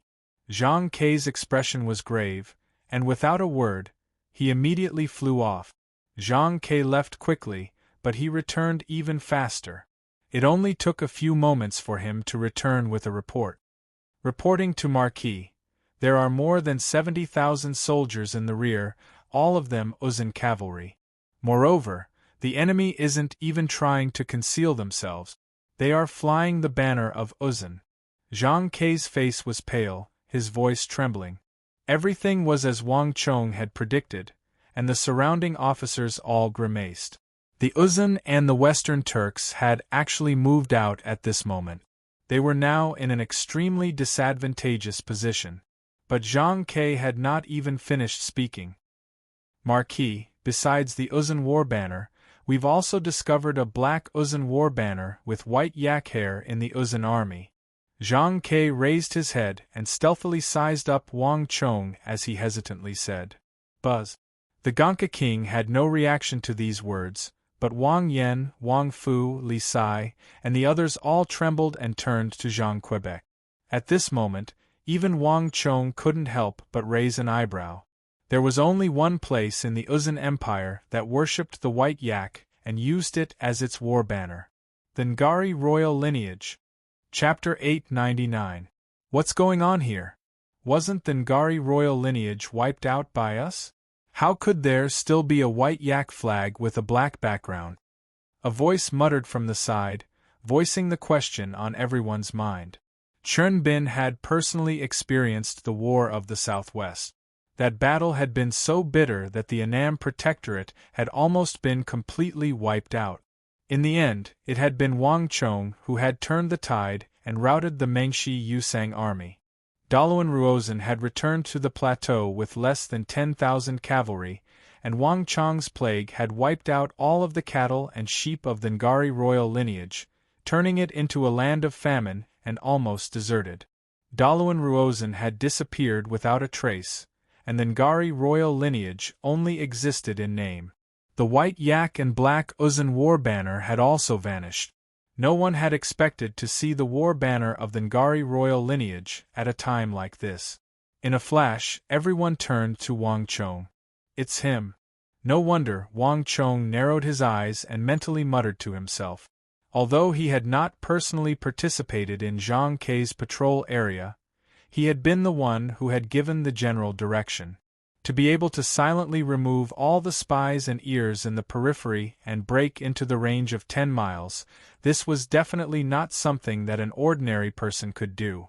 But if this person was Dalawan Ruozan, then everything could be explained. Wang Chong had never imagined that he would appear at the Battle of Talas. This was something that had never happened in his last life. There was no doubt that this was yet another domino effect that he had triggered. Is it for revenge? Wang Chong closed his eyes, his mind in turmoil. Although he couldn't see anything, Wang Chong could sense that behind Talas, a figure was leading thousands of cavalry from the western regions. A fire blazed in his chest, just like himself. The time had changed, the location had changed, but he and Dalawan Ruozan had once more met, and at the most crucial moment of the Battle of Talas. Wang Chong was certain that this timing had been meticulously calculated by the general of the Ngari royal lineage. Even so, Wang Chong was fearless. "Report.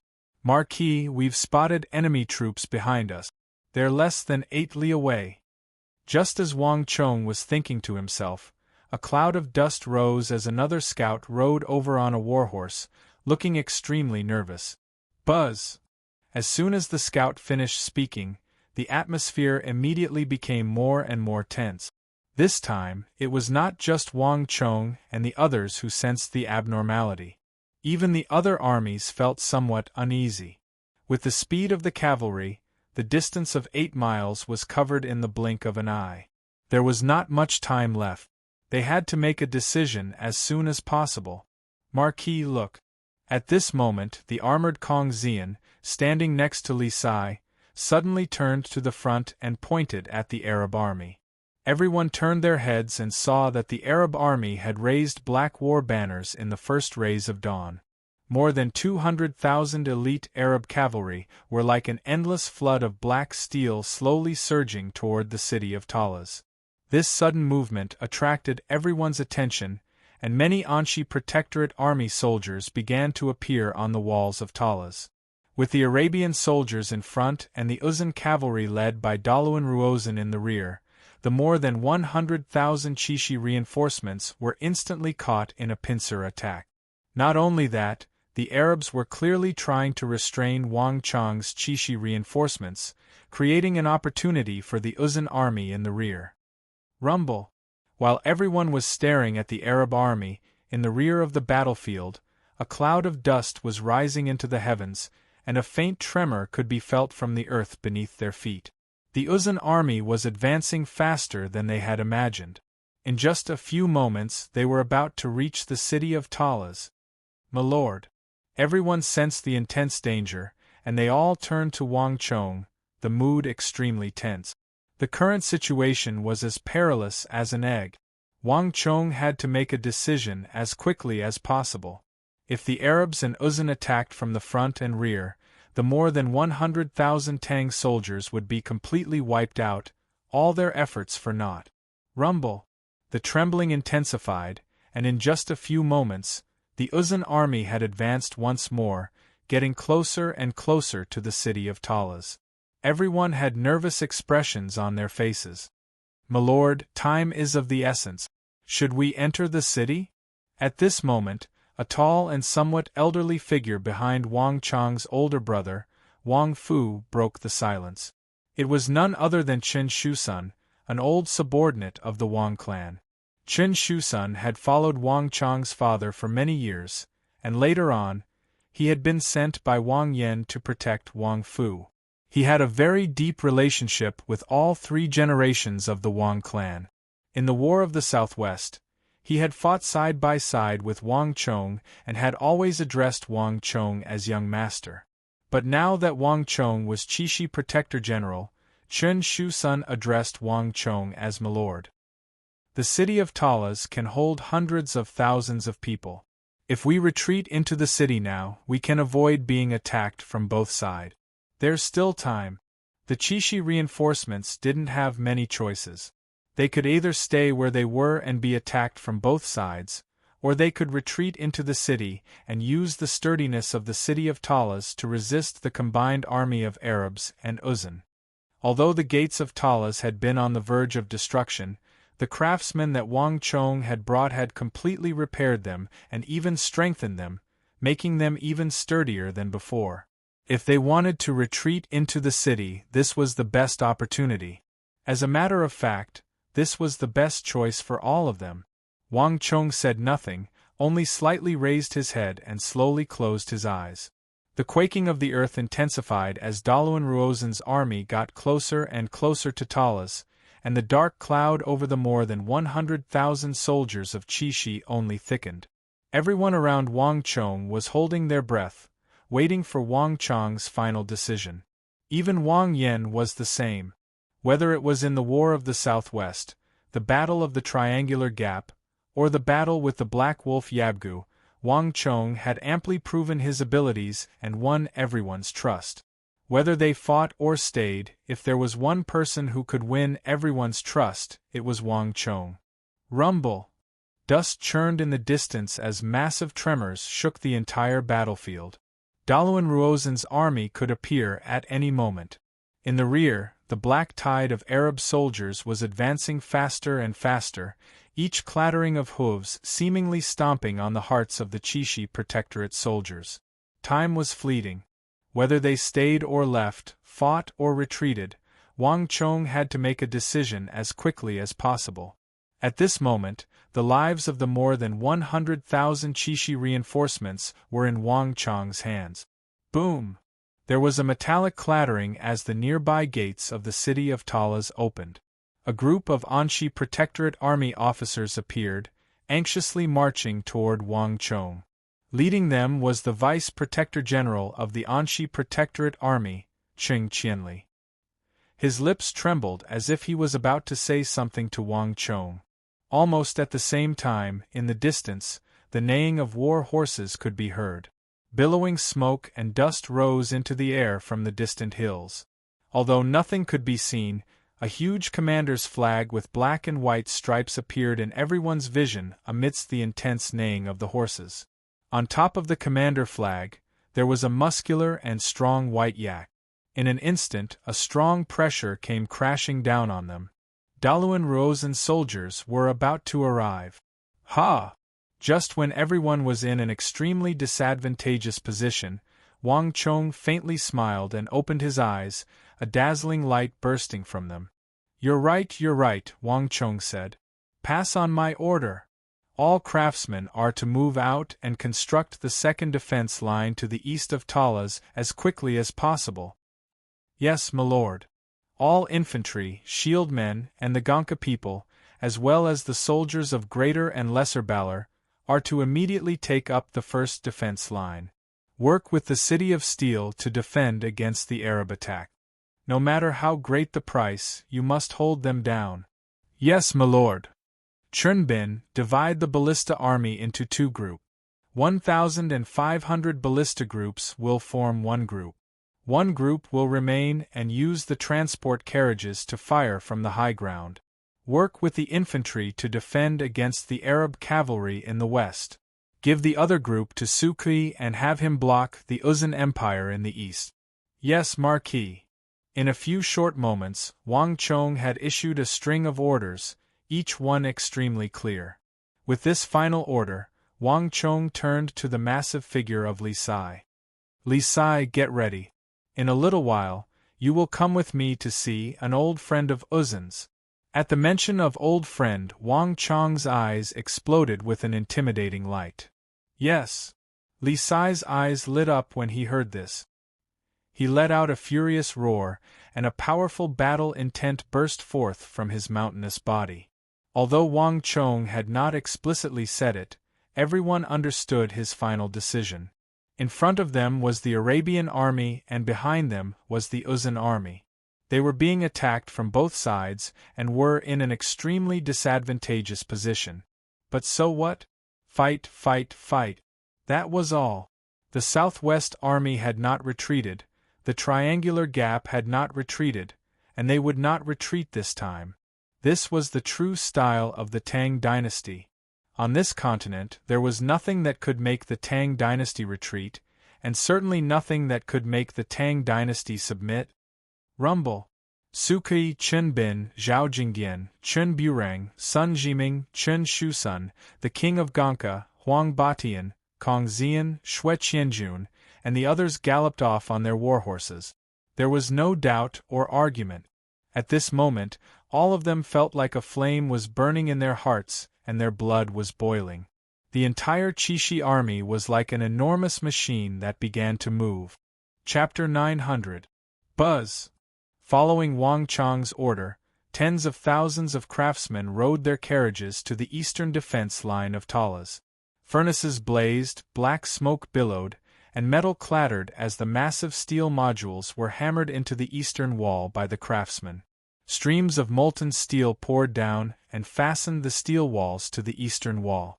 For the sake of today's city of Talas, Wang Chong had spent more than 2 months preparing. All the smithing clans of the Central Plains, including the swordsmithing shops and smiths, had received Wang Chong's order. Countless steel modules had been transported to Wushang day and night precisely so that they could deal with today's situation. Modular construction was completely different from ordinary defense line construction. Its biggest advantage was speed. The area behind the more than 100,000 soldiers of the Qixi Protectorate had originally been empty, but a few moments after Wang Chong gave the order, a long and straight steel wall had appeared on the ground, establishing a firm defense line for the more than 100,000 soldiers. Just like how Wushang had been able to erect a 30-foot-tall steel fortress in a single night, only Wang Chong was capable of such a miraculous feat. Tens of thousands of craftsmen were still pouring and perfecting the second defense line, and there was still some time before they were finished. On the other side, the more than 100,000 soldiers had begun to move according to Wang Chong's order. Hurry, hurry, hurry! In front of the first defense line, Chen Bin, clad in meteoric metal armor and wielding a Wuzi steel sword, was constantly issuing orders.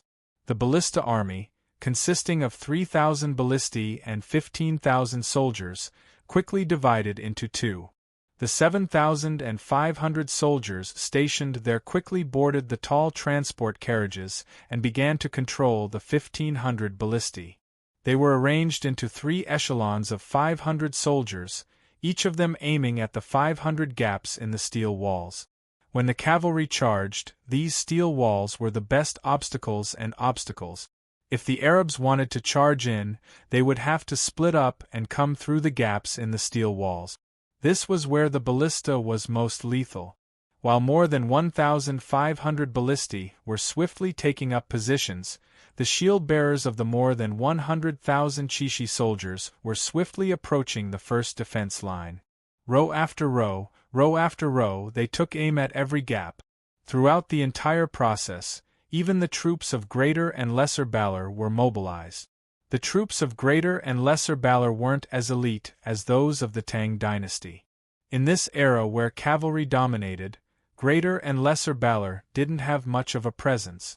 However, their spearmen and spearmen were extremely elite. The spears they were equipped with were far more elite than the spearmen of any other faction. This was also why Wang Chong had hired soldiers from greater and lesser valor. The spearmen of greater and lesser valor and the shield-bearers of the Tang dynasty were almost perfectly coordinated. This defense line was also extremely intimidating and perfectly suited to restrain cavalry. Bzzz. The earth quaked as the soldiers of greater and lesser valor, Qixi, and Wang Yan's infantry and shield-bearers completed their defense.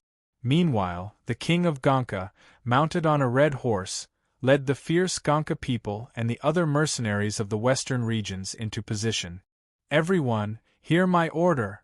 Without my order, no one is allowed to retreat. Anyone who disobeys will be executed. The king of Gonka's eyes were like stars, his sharp gaze sweeping over the steel walls to the surging black tide of the Arab army. All the Gonka people around him were lined up in square formations, their eyes vicious and brimming with fighting intent. Arabia and the Tang dynasty, this was a battle between a lion and an elephant. In this battle, each person needed to make their stand clear and make their own choice. There was no question that the Gonka people had chosen the Tang dynasty. Come. Even if I die in battle today, I will have no regrets. The king of Gonka's eyes were bright, his black cloak flapping in the wind as a powerful aura blazed around him. Among Wang Chang's subordinates, the king of Gonka was one of the few saint martial experts, and he was even stronger than the invincible great General Li Sai. The king of Gonka was a proud man. In the western regions, he had never lowered his head. But now, this illustrious king of Gonka had lowered his head for Wang Chong. The once lowly Gonka people, the Gonka people known as filthy boors, could finally wash away their shame and live with dignity. The king of Gonka could only repay the Tang dynasty and Wang Chong with his life. Come, let's fight. The king of Gonka fiercely clenched the barbaric god axe, all the blood in his body boiling.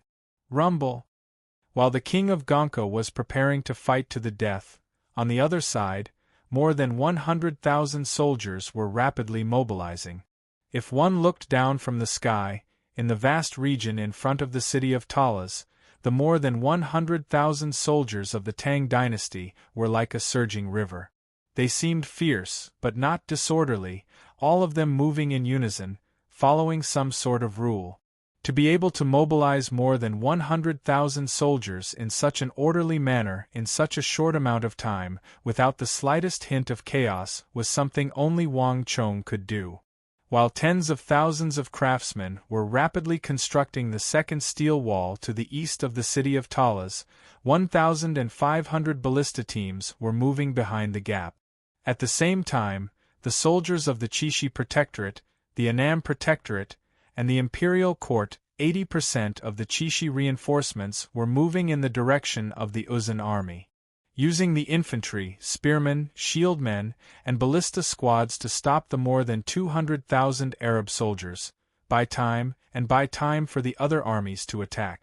Then, using 80% of the army's strength, he would first eliminate the weaker Tibetans in the east, and then turn around and concentrate his forces against the Arabs, defeating them one by one. This was the strategy that Wang Chong had devised in the blink of an eye, and it was also the best way to escape from being attacked from the front and rear. Li Sai, follow me. In the howling winds, Wang Chong mounted the white hoof shadow, and his eyes flashed as he shot past the second steel defense line like a wisp of smoke toward the plains to the east of the city of Talas. All soldiers, hear my order. Follow me. Without another word, Li Sai waved his hand and led the 5,000 Wushang cavalry in pursuit of Wang Chong. Dust filled the air as Wang Chong rode east in the direction that the Uzan had come from. Milord, on the high walls of the city of Talas, the Anshi Protectorate army officers looked worriedly in the direction that Wang Chong had gone, and they subconsciously turned to Anshi Protector General Gao Xianji. It's fine. Let him go. Gao Xianji gazed at the 5,000 Wushang cavalry, a glimmer of light in his eyes. In addition, the one who came this time was an old friend of his. Gao Xianji had been in the military for many years, so he had a thorough understanding of the various factions. The moment that Black Yak banner appeared, Gao Xianji knew that it was Daluan Ruozan, Wang Chong's mortal enemy in the southwest. Although they were both top-class generals of the continent, one was the wise minister of the Ngari royal lineage, while the other was the Anshi Protector General. Gao Xianji had never seen Daluan Ruozan before. In comparison, Wang Chong was far more suitable. Rumble! As Wang Chong rode off, The shaking of the earth in the distance grew more intense, gradually reaching a peak. In the distance, behind the hills, smoke and dust billowed like a sea of fog. In that sea of fog, tens of thousands of war-horses suddenly galloped out. In the faint morning light from the east, they were like ghosts stepping out of the underworld. With a strange cry like the wail of an infant, hundreds of vultures flew out from the rear of the army and circled in the sky. In the shadows cast by the vultures, in the center of the thousands of Uzun cavalry, a black banner of a white yak fluttered in the wind. Beneath this banner, a scholarly figure dressed in an azure robe slowly ascended to the top of the hill. Buzz! Everyone paled at the sight of the tens of thousands of furnaces in front of Talas, the tens of thousands of busy craftsmen, and the steel defense line that was rapidly taking shape. The Tang people should have been completely unprepared when they were 18 li from Talas, but by the time they got close enough, the Tang people had begun to construct steel walls with unimaginable speed. At such a close distance, in such a short amount of time, a steel wall had appeared out of thin air. All the Tibetans were flabbergasted and completely unprepared. Prime Minister! Everyone turned to Daluan Ruozan, awaiting Daluan Ruozan's decision. The purpose of the cavalry's advance was to catch the opponent off guard and successfully ambush them. But now the opponent was already prepared, so all the advantages were gone. Prime Minister, what should we do now? He's mobilized his defenses too quickly, and it seems like those steel walls are being constructed even faster than before. At this moment, a tall figure rode out from the rear, glancing at the slowly approaching Wang Chong with a hint of worry in his eyes. Daluan Ruozan said nothing, only slowly creased his brow as he gazed at that figure on the plains. He had been discovered by Wang Chong when he was 18 li from the city of Talas, but given the speed of the cavalry, by the time Wang Chong had received the news, he had already broken through to the 14 li range. Adding on the time it took for the second confirmation and the reaction time, by the time Wang Chong was able to confirm their identities, the 70,000 soldiers were already within 10 li of the city.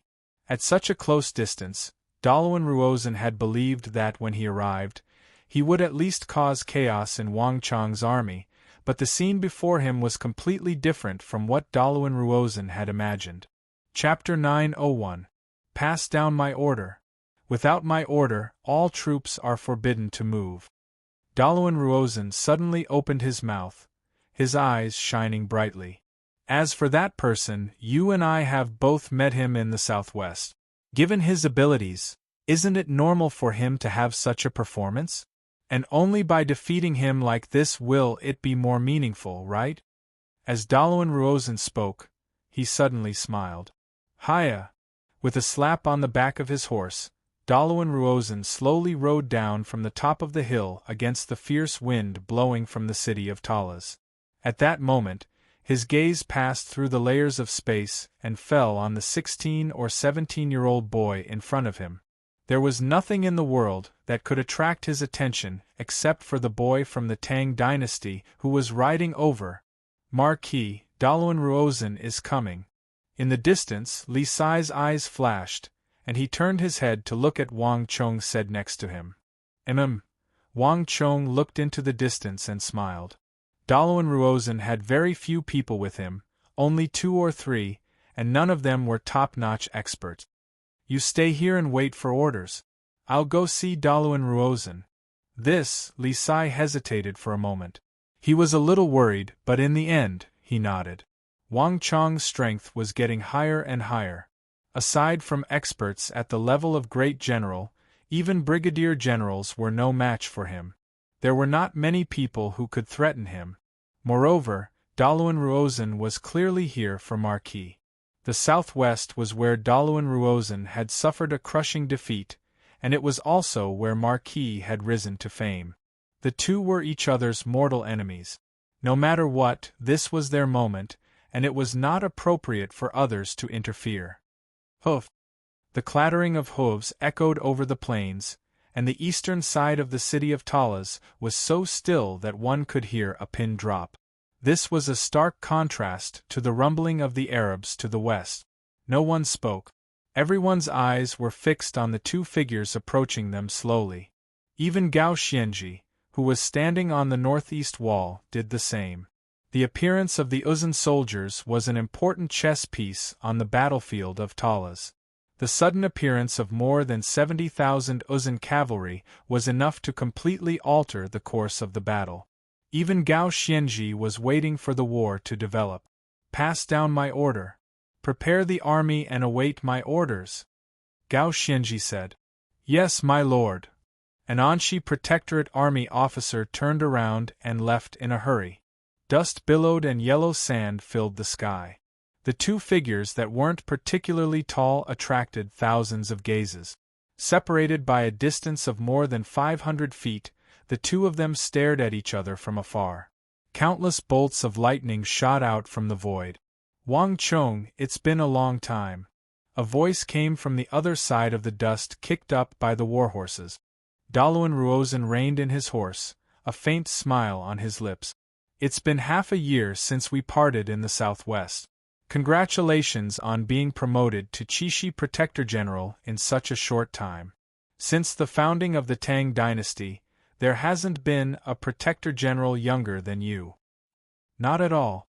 Since our last parting, Prime Minister has become even more mature and composed. Even my birds and the Anshi Protectorate army in Suya failed to find any trace of Prime Minister. Prime Minister can't be underestimated." Wang Chong smiled. While Daluan Ruozhen was sizing him up, Wang Chong was sizing up Daluan Ruozhen. Daluan Ruozhen had gotten thinner, much thinner, but he gave Wang Chong the feeling that he had lost much of his brilliance, that he had become much more reserved, and that he had become even more difficult to deal with. It had to be said that Daluan Ruozhen had chosen the perfect moment to place Wang Chong in an extremely disadvantageous position. "How could it be? Didn't you still find out in the end?" Daluan Ruozhen said, a faint smile on his lips. Even though they had met on the battlefield, even though they were enemies, Daluan Ruozhen had still maintained his composure and ease. "It's been half a year since we last met. In the royal capital's prison, this one has never stopped thinking about Lord Protector General. I remember that when we first met in the southwest, you gave me a great gift. The plains of the Ngari royal family are now devoid of people. The water and grass are lush and verdant, without a single cow or sheep. I no longer have to worry about not having enough water and grass in the winter and not being able to graze for 1,000 li. This is all thanks to Sire. Daluan Ruozhen is deeply grateful and engraved in his heart. Thus, I have prepared a great gift for Sire this time." All was quiet, and Daluan Ruozhen's voice could be heard far across the plains. As he spoke, he still had a faint smile on his lips, and his tone was polite as if he was talking about the most ordinary of matters. But across from him, Li Sai, who was leading the 5,000 Wushang cavalry in the rear, felt his heart thump. In the southwest, Wang Chong had dispatched an army to spread the plague on the plateau of the Ngari royal lineage, and Li Sai had been the one carrying out this plan. Daluan Ruozhen had said that the Ngari royal lineage was lush and verdant, and this truly was correct. But behind this was a barren land of 1,000 li, and the Ngari royal lineage had completely collapsed. As early as when he was in Wushang, Li Sai had received news that the Uzun Empire was now a land of famine. Daluan Ruozhen was the prime minister of the Ngari royal lineage.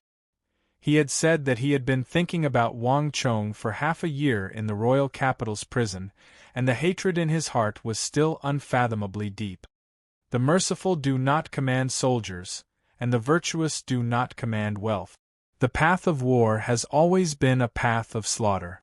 Between friend and foe, there is naturally no such thing as mercy. As the ruler of the Ngari royal lineage, Prime Minister Wang Chong should understand this simple principle. In truth, I had originally planned for the plague to spread throughout the empire. Alas, it seems that your esteemed Prime Minister Wang Chong intervened and put an end to the plague. Wang Chong indifferently said, not even his eyelids twitching. No matter how many people from the Ngari royal lineage died, Wang Chong would not feel the slightest ripple in his heart. In truth, this was the cruelty and reality of war. If Uzun did not lose, it would be the Tang dynasty that would lose, and at that time, the losses would be even greater. Since Uzun and Meng Shizhao were the ones who had started the war, they had to bear the price. Haha, Protector General speaks correctly. Daluan Ruozhen has lost, and the general of a defeated army has nothing to say. Daluan Ruozhen grinned at these words. But whether this battle is won or lost, I hope that Protector General can maintain this attitude. Relax. The Tang dynasty will not lose, Wang Chong firmly declared as he gazed at Daluan Ruozhen 50-some zhang away, his starry eyes exuding a steely will. Buzz. The moment Wang Chong spoke, the atmosphere suddenly changed. The smile on Daluan Ruozhen's lips suddenly vanished, his expression turning grim. These two foes of the Tang dynasty and Uzun stared at each other, their eyes flashing with electricity. Neither of them said anything, but they both felt a strong fighting spirit from each other at the same time. Protector General, it is best not to speak too early. Kindness is like water, not forsaking day and night. Everything is changing, and the Tang dynasty cannot always be the victor. After some time, Daluan Ruozhen suddenly smiled, his gaze looking past Wang Chong to the black tide of Arab soldiers behind the two defense lines. Nothing in this world is impossible. The Tang dynasty will not lose. At least wherever I am, the Tang dynasty will never lose, Wang Chong indifferently said. His voice was neither loud nor soft, but it was brimming with confidence. In the entire world, almost no one dared to say such words to Daluan Ruozhen, a wise minister. Even Huishu Wuzong and Dusong Mengpoj had to treat him with respect. Only Wang Chong would dare to be so arrogant and confident in his presence. Haha, is that so? Then this one looks forward to Protector General displaying his divine might like he did in the southwest and sweeping through our three great empires. Daluan Ruozhen faintly smiled, but this time, he did not argue. Turning his horse around, he turned his back on Wang Chong and slowly rode back. Marquis, should we kill him? Xue Qianjun whispered into Wang Chong's ear.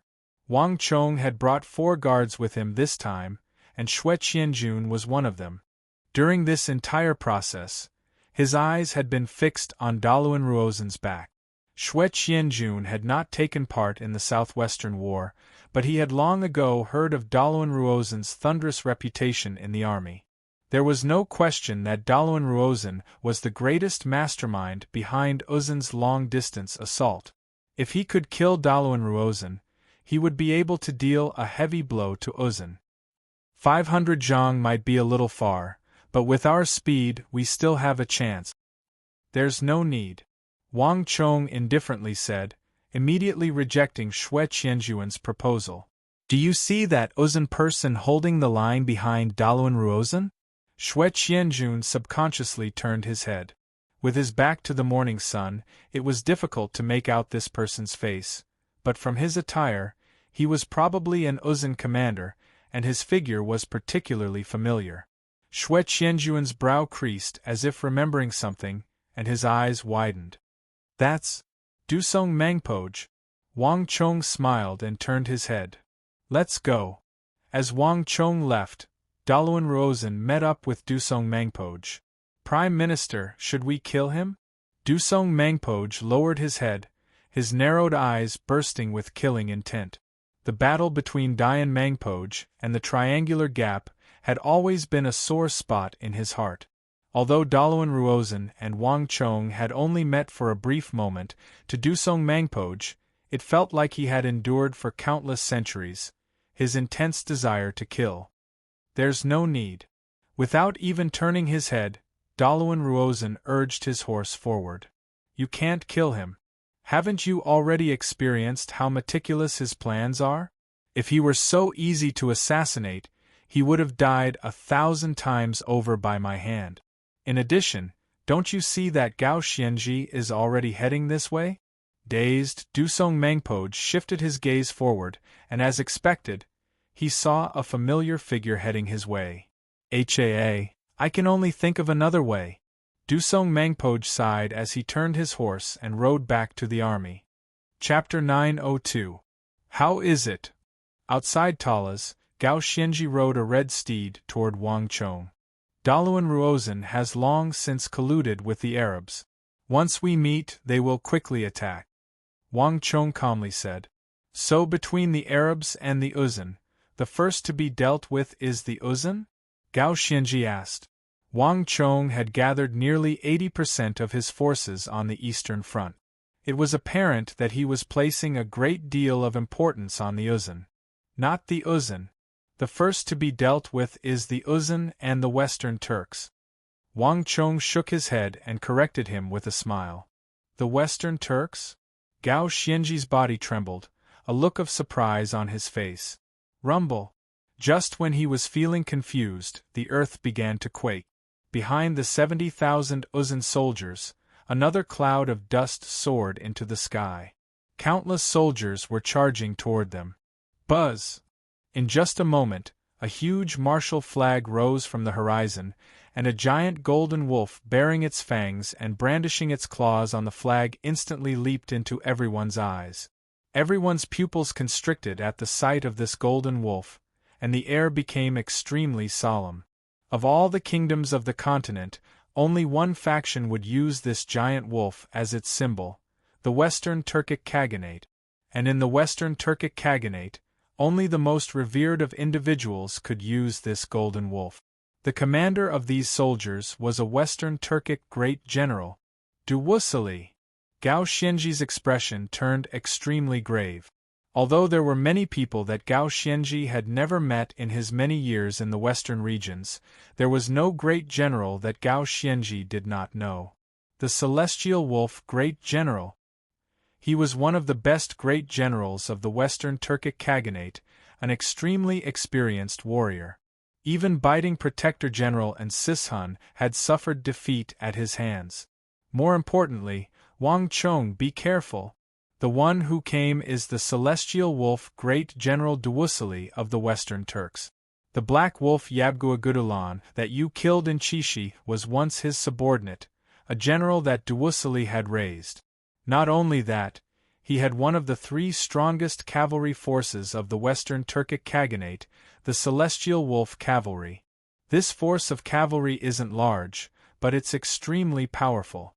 In the past, Biting Protector General and Sishan was defeated by this force. Gao Xianji said solemnly. Wang Chong's eyelids twitched as he subconsciously turned his head to look at the huge gold wolf flag. Wang Chong was no stranger to the name of the Celestial Wolf Great General of the Western Turkic Khaganate, Duwusali. Among the kingdoms bordering the Tang dynasty, the Celestial Wolf Great General Duwusali was definitely one of the best generals. This person was definitely on the same level as Gao Xianji.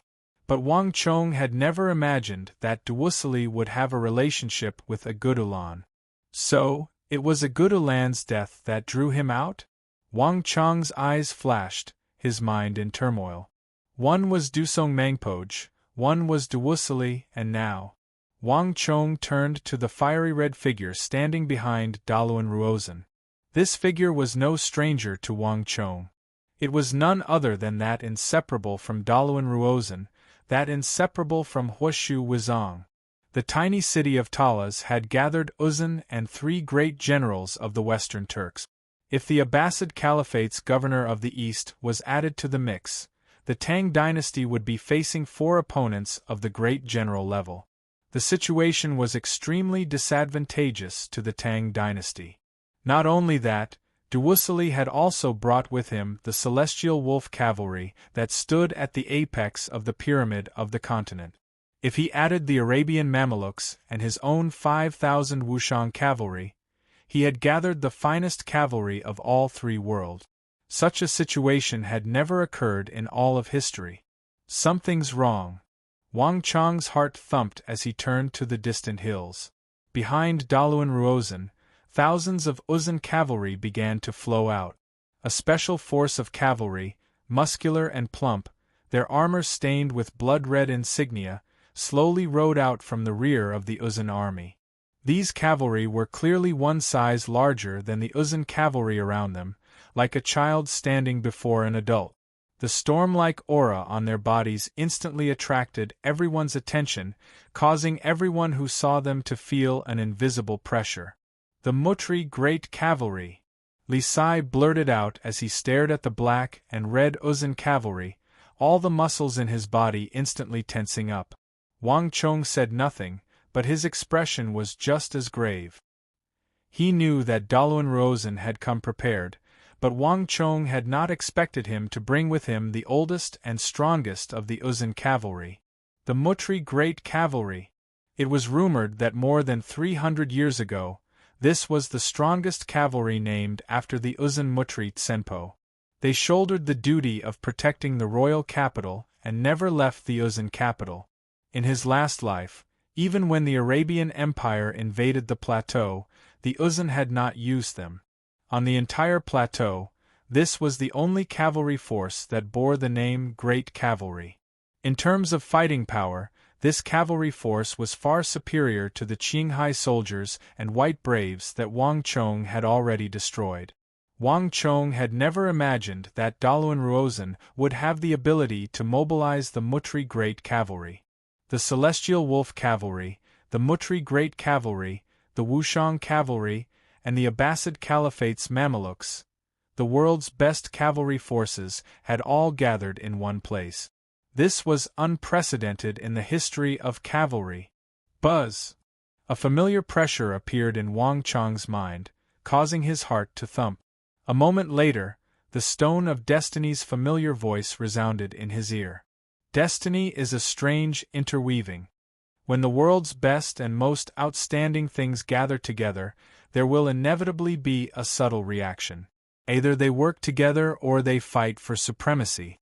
Whether the world will shatter or forge a new structure will depend on that special moment and the choice of destiny. The mission Clash of Destiny has been activated. The difficulty has been increased. Starting from now, for each Mutri Great Cavalry or Celestial Wolf Cavalry killed by the Wushang Cavalry, user will be rewarded with 30 points of Destiny energy, and for each Mamluk Cavalry killed by user will be rewarded with 50 points of Destiny energy. For each Wushang Cavalry killed by user will be deducted 100 points of Destiny energy. The rewards and penalties for the mission will be calculated during battle. Notice, if the Mutri Great Cavalry, Celestial Wolf Cavalry, and Mamluk Cavalry are killed by soldiers other than the Wushang Cavalry, the rewards and penalties will not be calculated. Wang Chong froze at this voice, a strange feeling emerging in his mind. He had not expected the Stone of Destiny to issue this mission at a time like this. The mission issued by the Stone of Destiny seemed to open up a new path for him to accumulate Destiny energy on the battlefield, but that was not the case at all. Other than the Wushang Cavalry, Wang Chong's strongest force was the Ballista Army. But according to the Stone of Destiny's final words, killing the Mutri Great Cavalry, Celestial Wolf Cavalry, or Mamluk Cavalry would not be considered a reward. This also meant that if Wang Chong wanted to obtain the Destiny energy rewarded by the Stone of Destiny, he could only do so through the Wushang Cavalry and cavalry duels. Not only that, each time the Wushang Cavalry killed a Mutri Great Cavalry or Celestial Wolf Cavalry, they would be rewarded with 30 points of Destiny energy and 50 points of Mamluk Cavalry. However, each death of a Wushang Cavalry would result in a deduction of 100 points of Destiny energy. So the Stone of Destiny has already taken into account the fact that all of them are wearing meteoric metal armor, which is far stronger than theirs. Wang Chong wondered to himself, "Marquis, what do we do now?" Li Sai turned his head to Wang Chong. "Pass on my order. Prepare for battle." Wang Chong looked into the distance, smiled coldly, and then quickly rode off. At almost the same time, Gao Xianji passed on the order to return to the second defense line with Wang Chong. In the distance, tens of thousands of Uzun cavalry were stationed atop a long, tall hill, but they did not immediately move out. Many pairs of eyes followed Dalawan Ruozan to the rear of the army. There, a massive banner of a wolf on a blue background was leading the countless Western Turkic cavalry in a surging wave. At the front of this army was an exceptionally tall and muscular Turkic steed. He was riding a Turkic steed, and his sharp eyes made him seem like a war god of the 9 heavens. Behind him was an army of cavalry wearing silver armor covered in strange inscriptions. Unlike Yusang or any other cavalry, these cavalry were covered in barbs, and from a distance, they wore strange armor that made them seem like a savage silver wolf. Just a glance at them was enough to make one shiver in fear and dread. Awo! The howls of wolves resounded through the air as the tens of thousands of celestial wolf cavalry, each leading 10 some 4-foot-tall wolves, surged toward the hills. Duwusili, you really did come. Dalawan Ruozan stood at the top of the hill and heartily laughed. In this three-way alliance, the last of Dalawan Ruozan's plans had finally appeared. Since I've been invited, how could I not come to this banquet to divide up the Tang dynasty? A thunderous voice resounded in everyone's ears. Nay let out a heaven-shaking howl, and in the howling winds, Duwusili took the lead and soared into the air, shooting through the air like a blazing flame to appear at the top of the hill. In the howling winds, Duwusili's position on the top of the hill seemed to stir up a storm, the enormous pressure forcing everyone to back away. Chapter 903. Duwusili, stop! Huashu Wizong grimaced as he moved to stand in front of Dalawan Ruozan. At almost the same time, Dusong Mangpoj released a powerful energy to protect Dalawan Ruozan and keep Duwusili's energy at bay. The Uzun and the Turks had never been a monolithic bloc. Long before the Tang dynasty had entered the western regions, the two sides had been locked in a fierce struggle. If not for the fact that the Tang dynasty had entered the western regions as a third party and taken control of the region, drawing the attention of both sides, the two sides would still be locked in a fierce struggle. Although the Uzun and the Western Turks no longer had many conflicts, if they succeeded in defeating the Tang dynasty, they would once more be enemies. In these circumstances, Duwusili probably did not mind killing Dalawan Ruozan. Relax. Duwusili will not interfere. Dalawan Ruozan waved his hand and indifferently said. As he walked out from Dusong Mangpoj and Huashu Wizong's protection, he confidently walked up to Duwusili. Urjin, welcome back. As Duwusili stared at Dalawan Ruozan, his eyes wavered for a moment before finally bursting into laughter. Haha, good. Prime Minister, you're quite bold. With this long laugh, the atmosphere between the two sides suddenly became much gentler. The 5 prime ministers of the Uzun Empire were on the Western Turkic Khaganate's kill list. This was the result of a long-standing grudge, and no one knew the exact origins of it. But for Dalawan Ruozan to be able to appear so calmly and fearlessly before him on their first meeting, Duwusili couldn't help but admire his boldness. Is that so? What's the situation with the Tang people? As Duwusili spoke, he looked across the hills and at the city of Talas in the distance. Even Duwusili's expression changed when he saw the 2 long steel lines of defense. What a fast reaction! Even with the ability of the Prime Minister, he couldn't break through their defenses? Great General, you should not be too careless. That fellow might be young, but he is the young Marquis that the Holy Emperor of the Tang dynasty personally bestowed upon him. Moreover, he was personally bestowed upon him the courtesy name of the Tang Emperor, the Son of Heaven's disciple. We've already lost to him several times. Even your black wolf Yabgu died at his hands. A mellow voice came from the side as Dusong Mangpoj walked up from behind. Duwusili didn't say anything, but he couldn't help but frown. The Uzun had only failed a few times, and they were not the Western Turkic Khaganate, so they were not necessarily incompetent. But when he heard the words Black Wolf Yabgu, Duwusili swallowed them back down. The defeat of a brigadier general like the Black Wolf Yabgu in the Battle of Chishi was still right in front of his eyes, and the Khagan's fourth prince had even been captured and extorted for 200,000 of their finest Turkic warhorses. The Uzun probably already knew of this matter. The two sides were evenly matched, and neither was much better than the other. There's no need for all of you to worry about the Black Wolf Yabgu. I came here for him in the first place. No matter what, I will personally kill that brat. Duwusilli's eagle gaze quickly locked onto Wang Chong in the middle of the vast army of the Tang people. Haha, it seems like we've reached an agreement. Daluan Ruozan faintly smiled.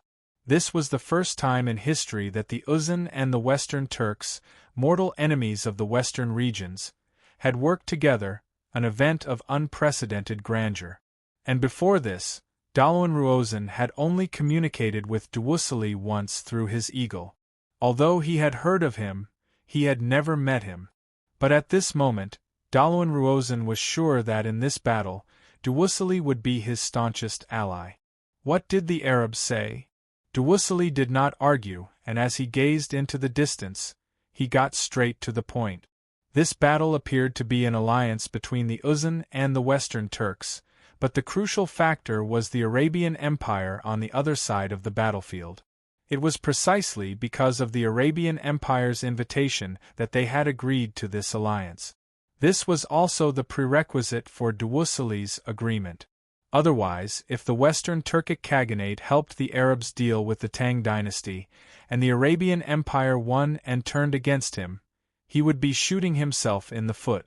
The Turks were a nomadic people who moved widely, so they had a good understanding of the distant Arabian Empire. It was an existence even stronger than the Uzun Empire. Unless absolutely necessary, the Western Turkic Khaganate would never be willing to go to war with the Arabian Empire. Relax. Everything has been arranged. I've already sent a letter to the Arabian governor of the East. He has guaranteed that if we win this battle, he will work with our Uzun and the Western Turks to divide up the western regions. Daluan Ruozan indifferently said, his every action exuding the confidence of a strategist. But the Arabs have always been very ambitious. If they win and then turn against us, won't we be inviting a wolf into the house? What should we do then? Has Prime Minister considered these things? Duwusilli went straight to the point. I've naturally considered these things. Daluan Ruozan softly chuckled, apparently having predicted that Duwusilli would ask this question. Thus, I've already made an agreement with the Arabian governor of the East. If we win this battle, our three sides will continue to work together, enter Anxi, pass Chishi, enter Longxi, conquer the capital of the Tang dynasty, and divide up the central plains. Bang!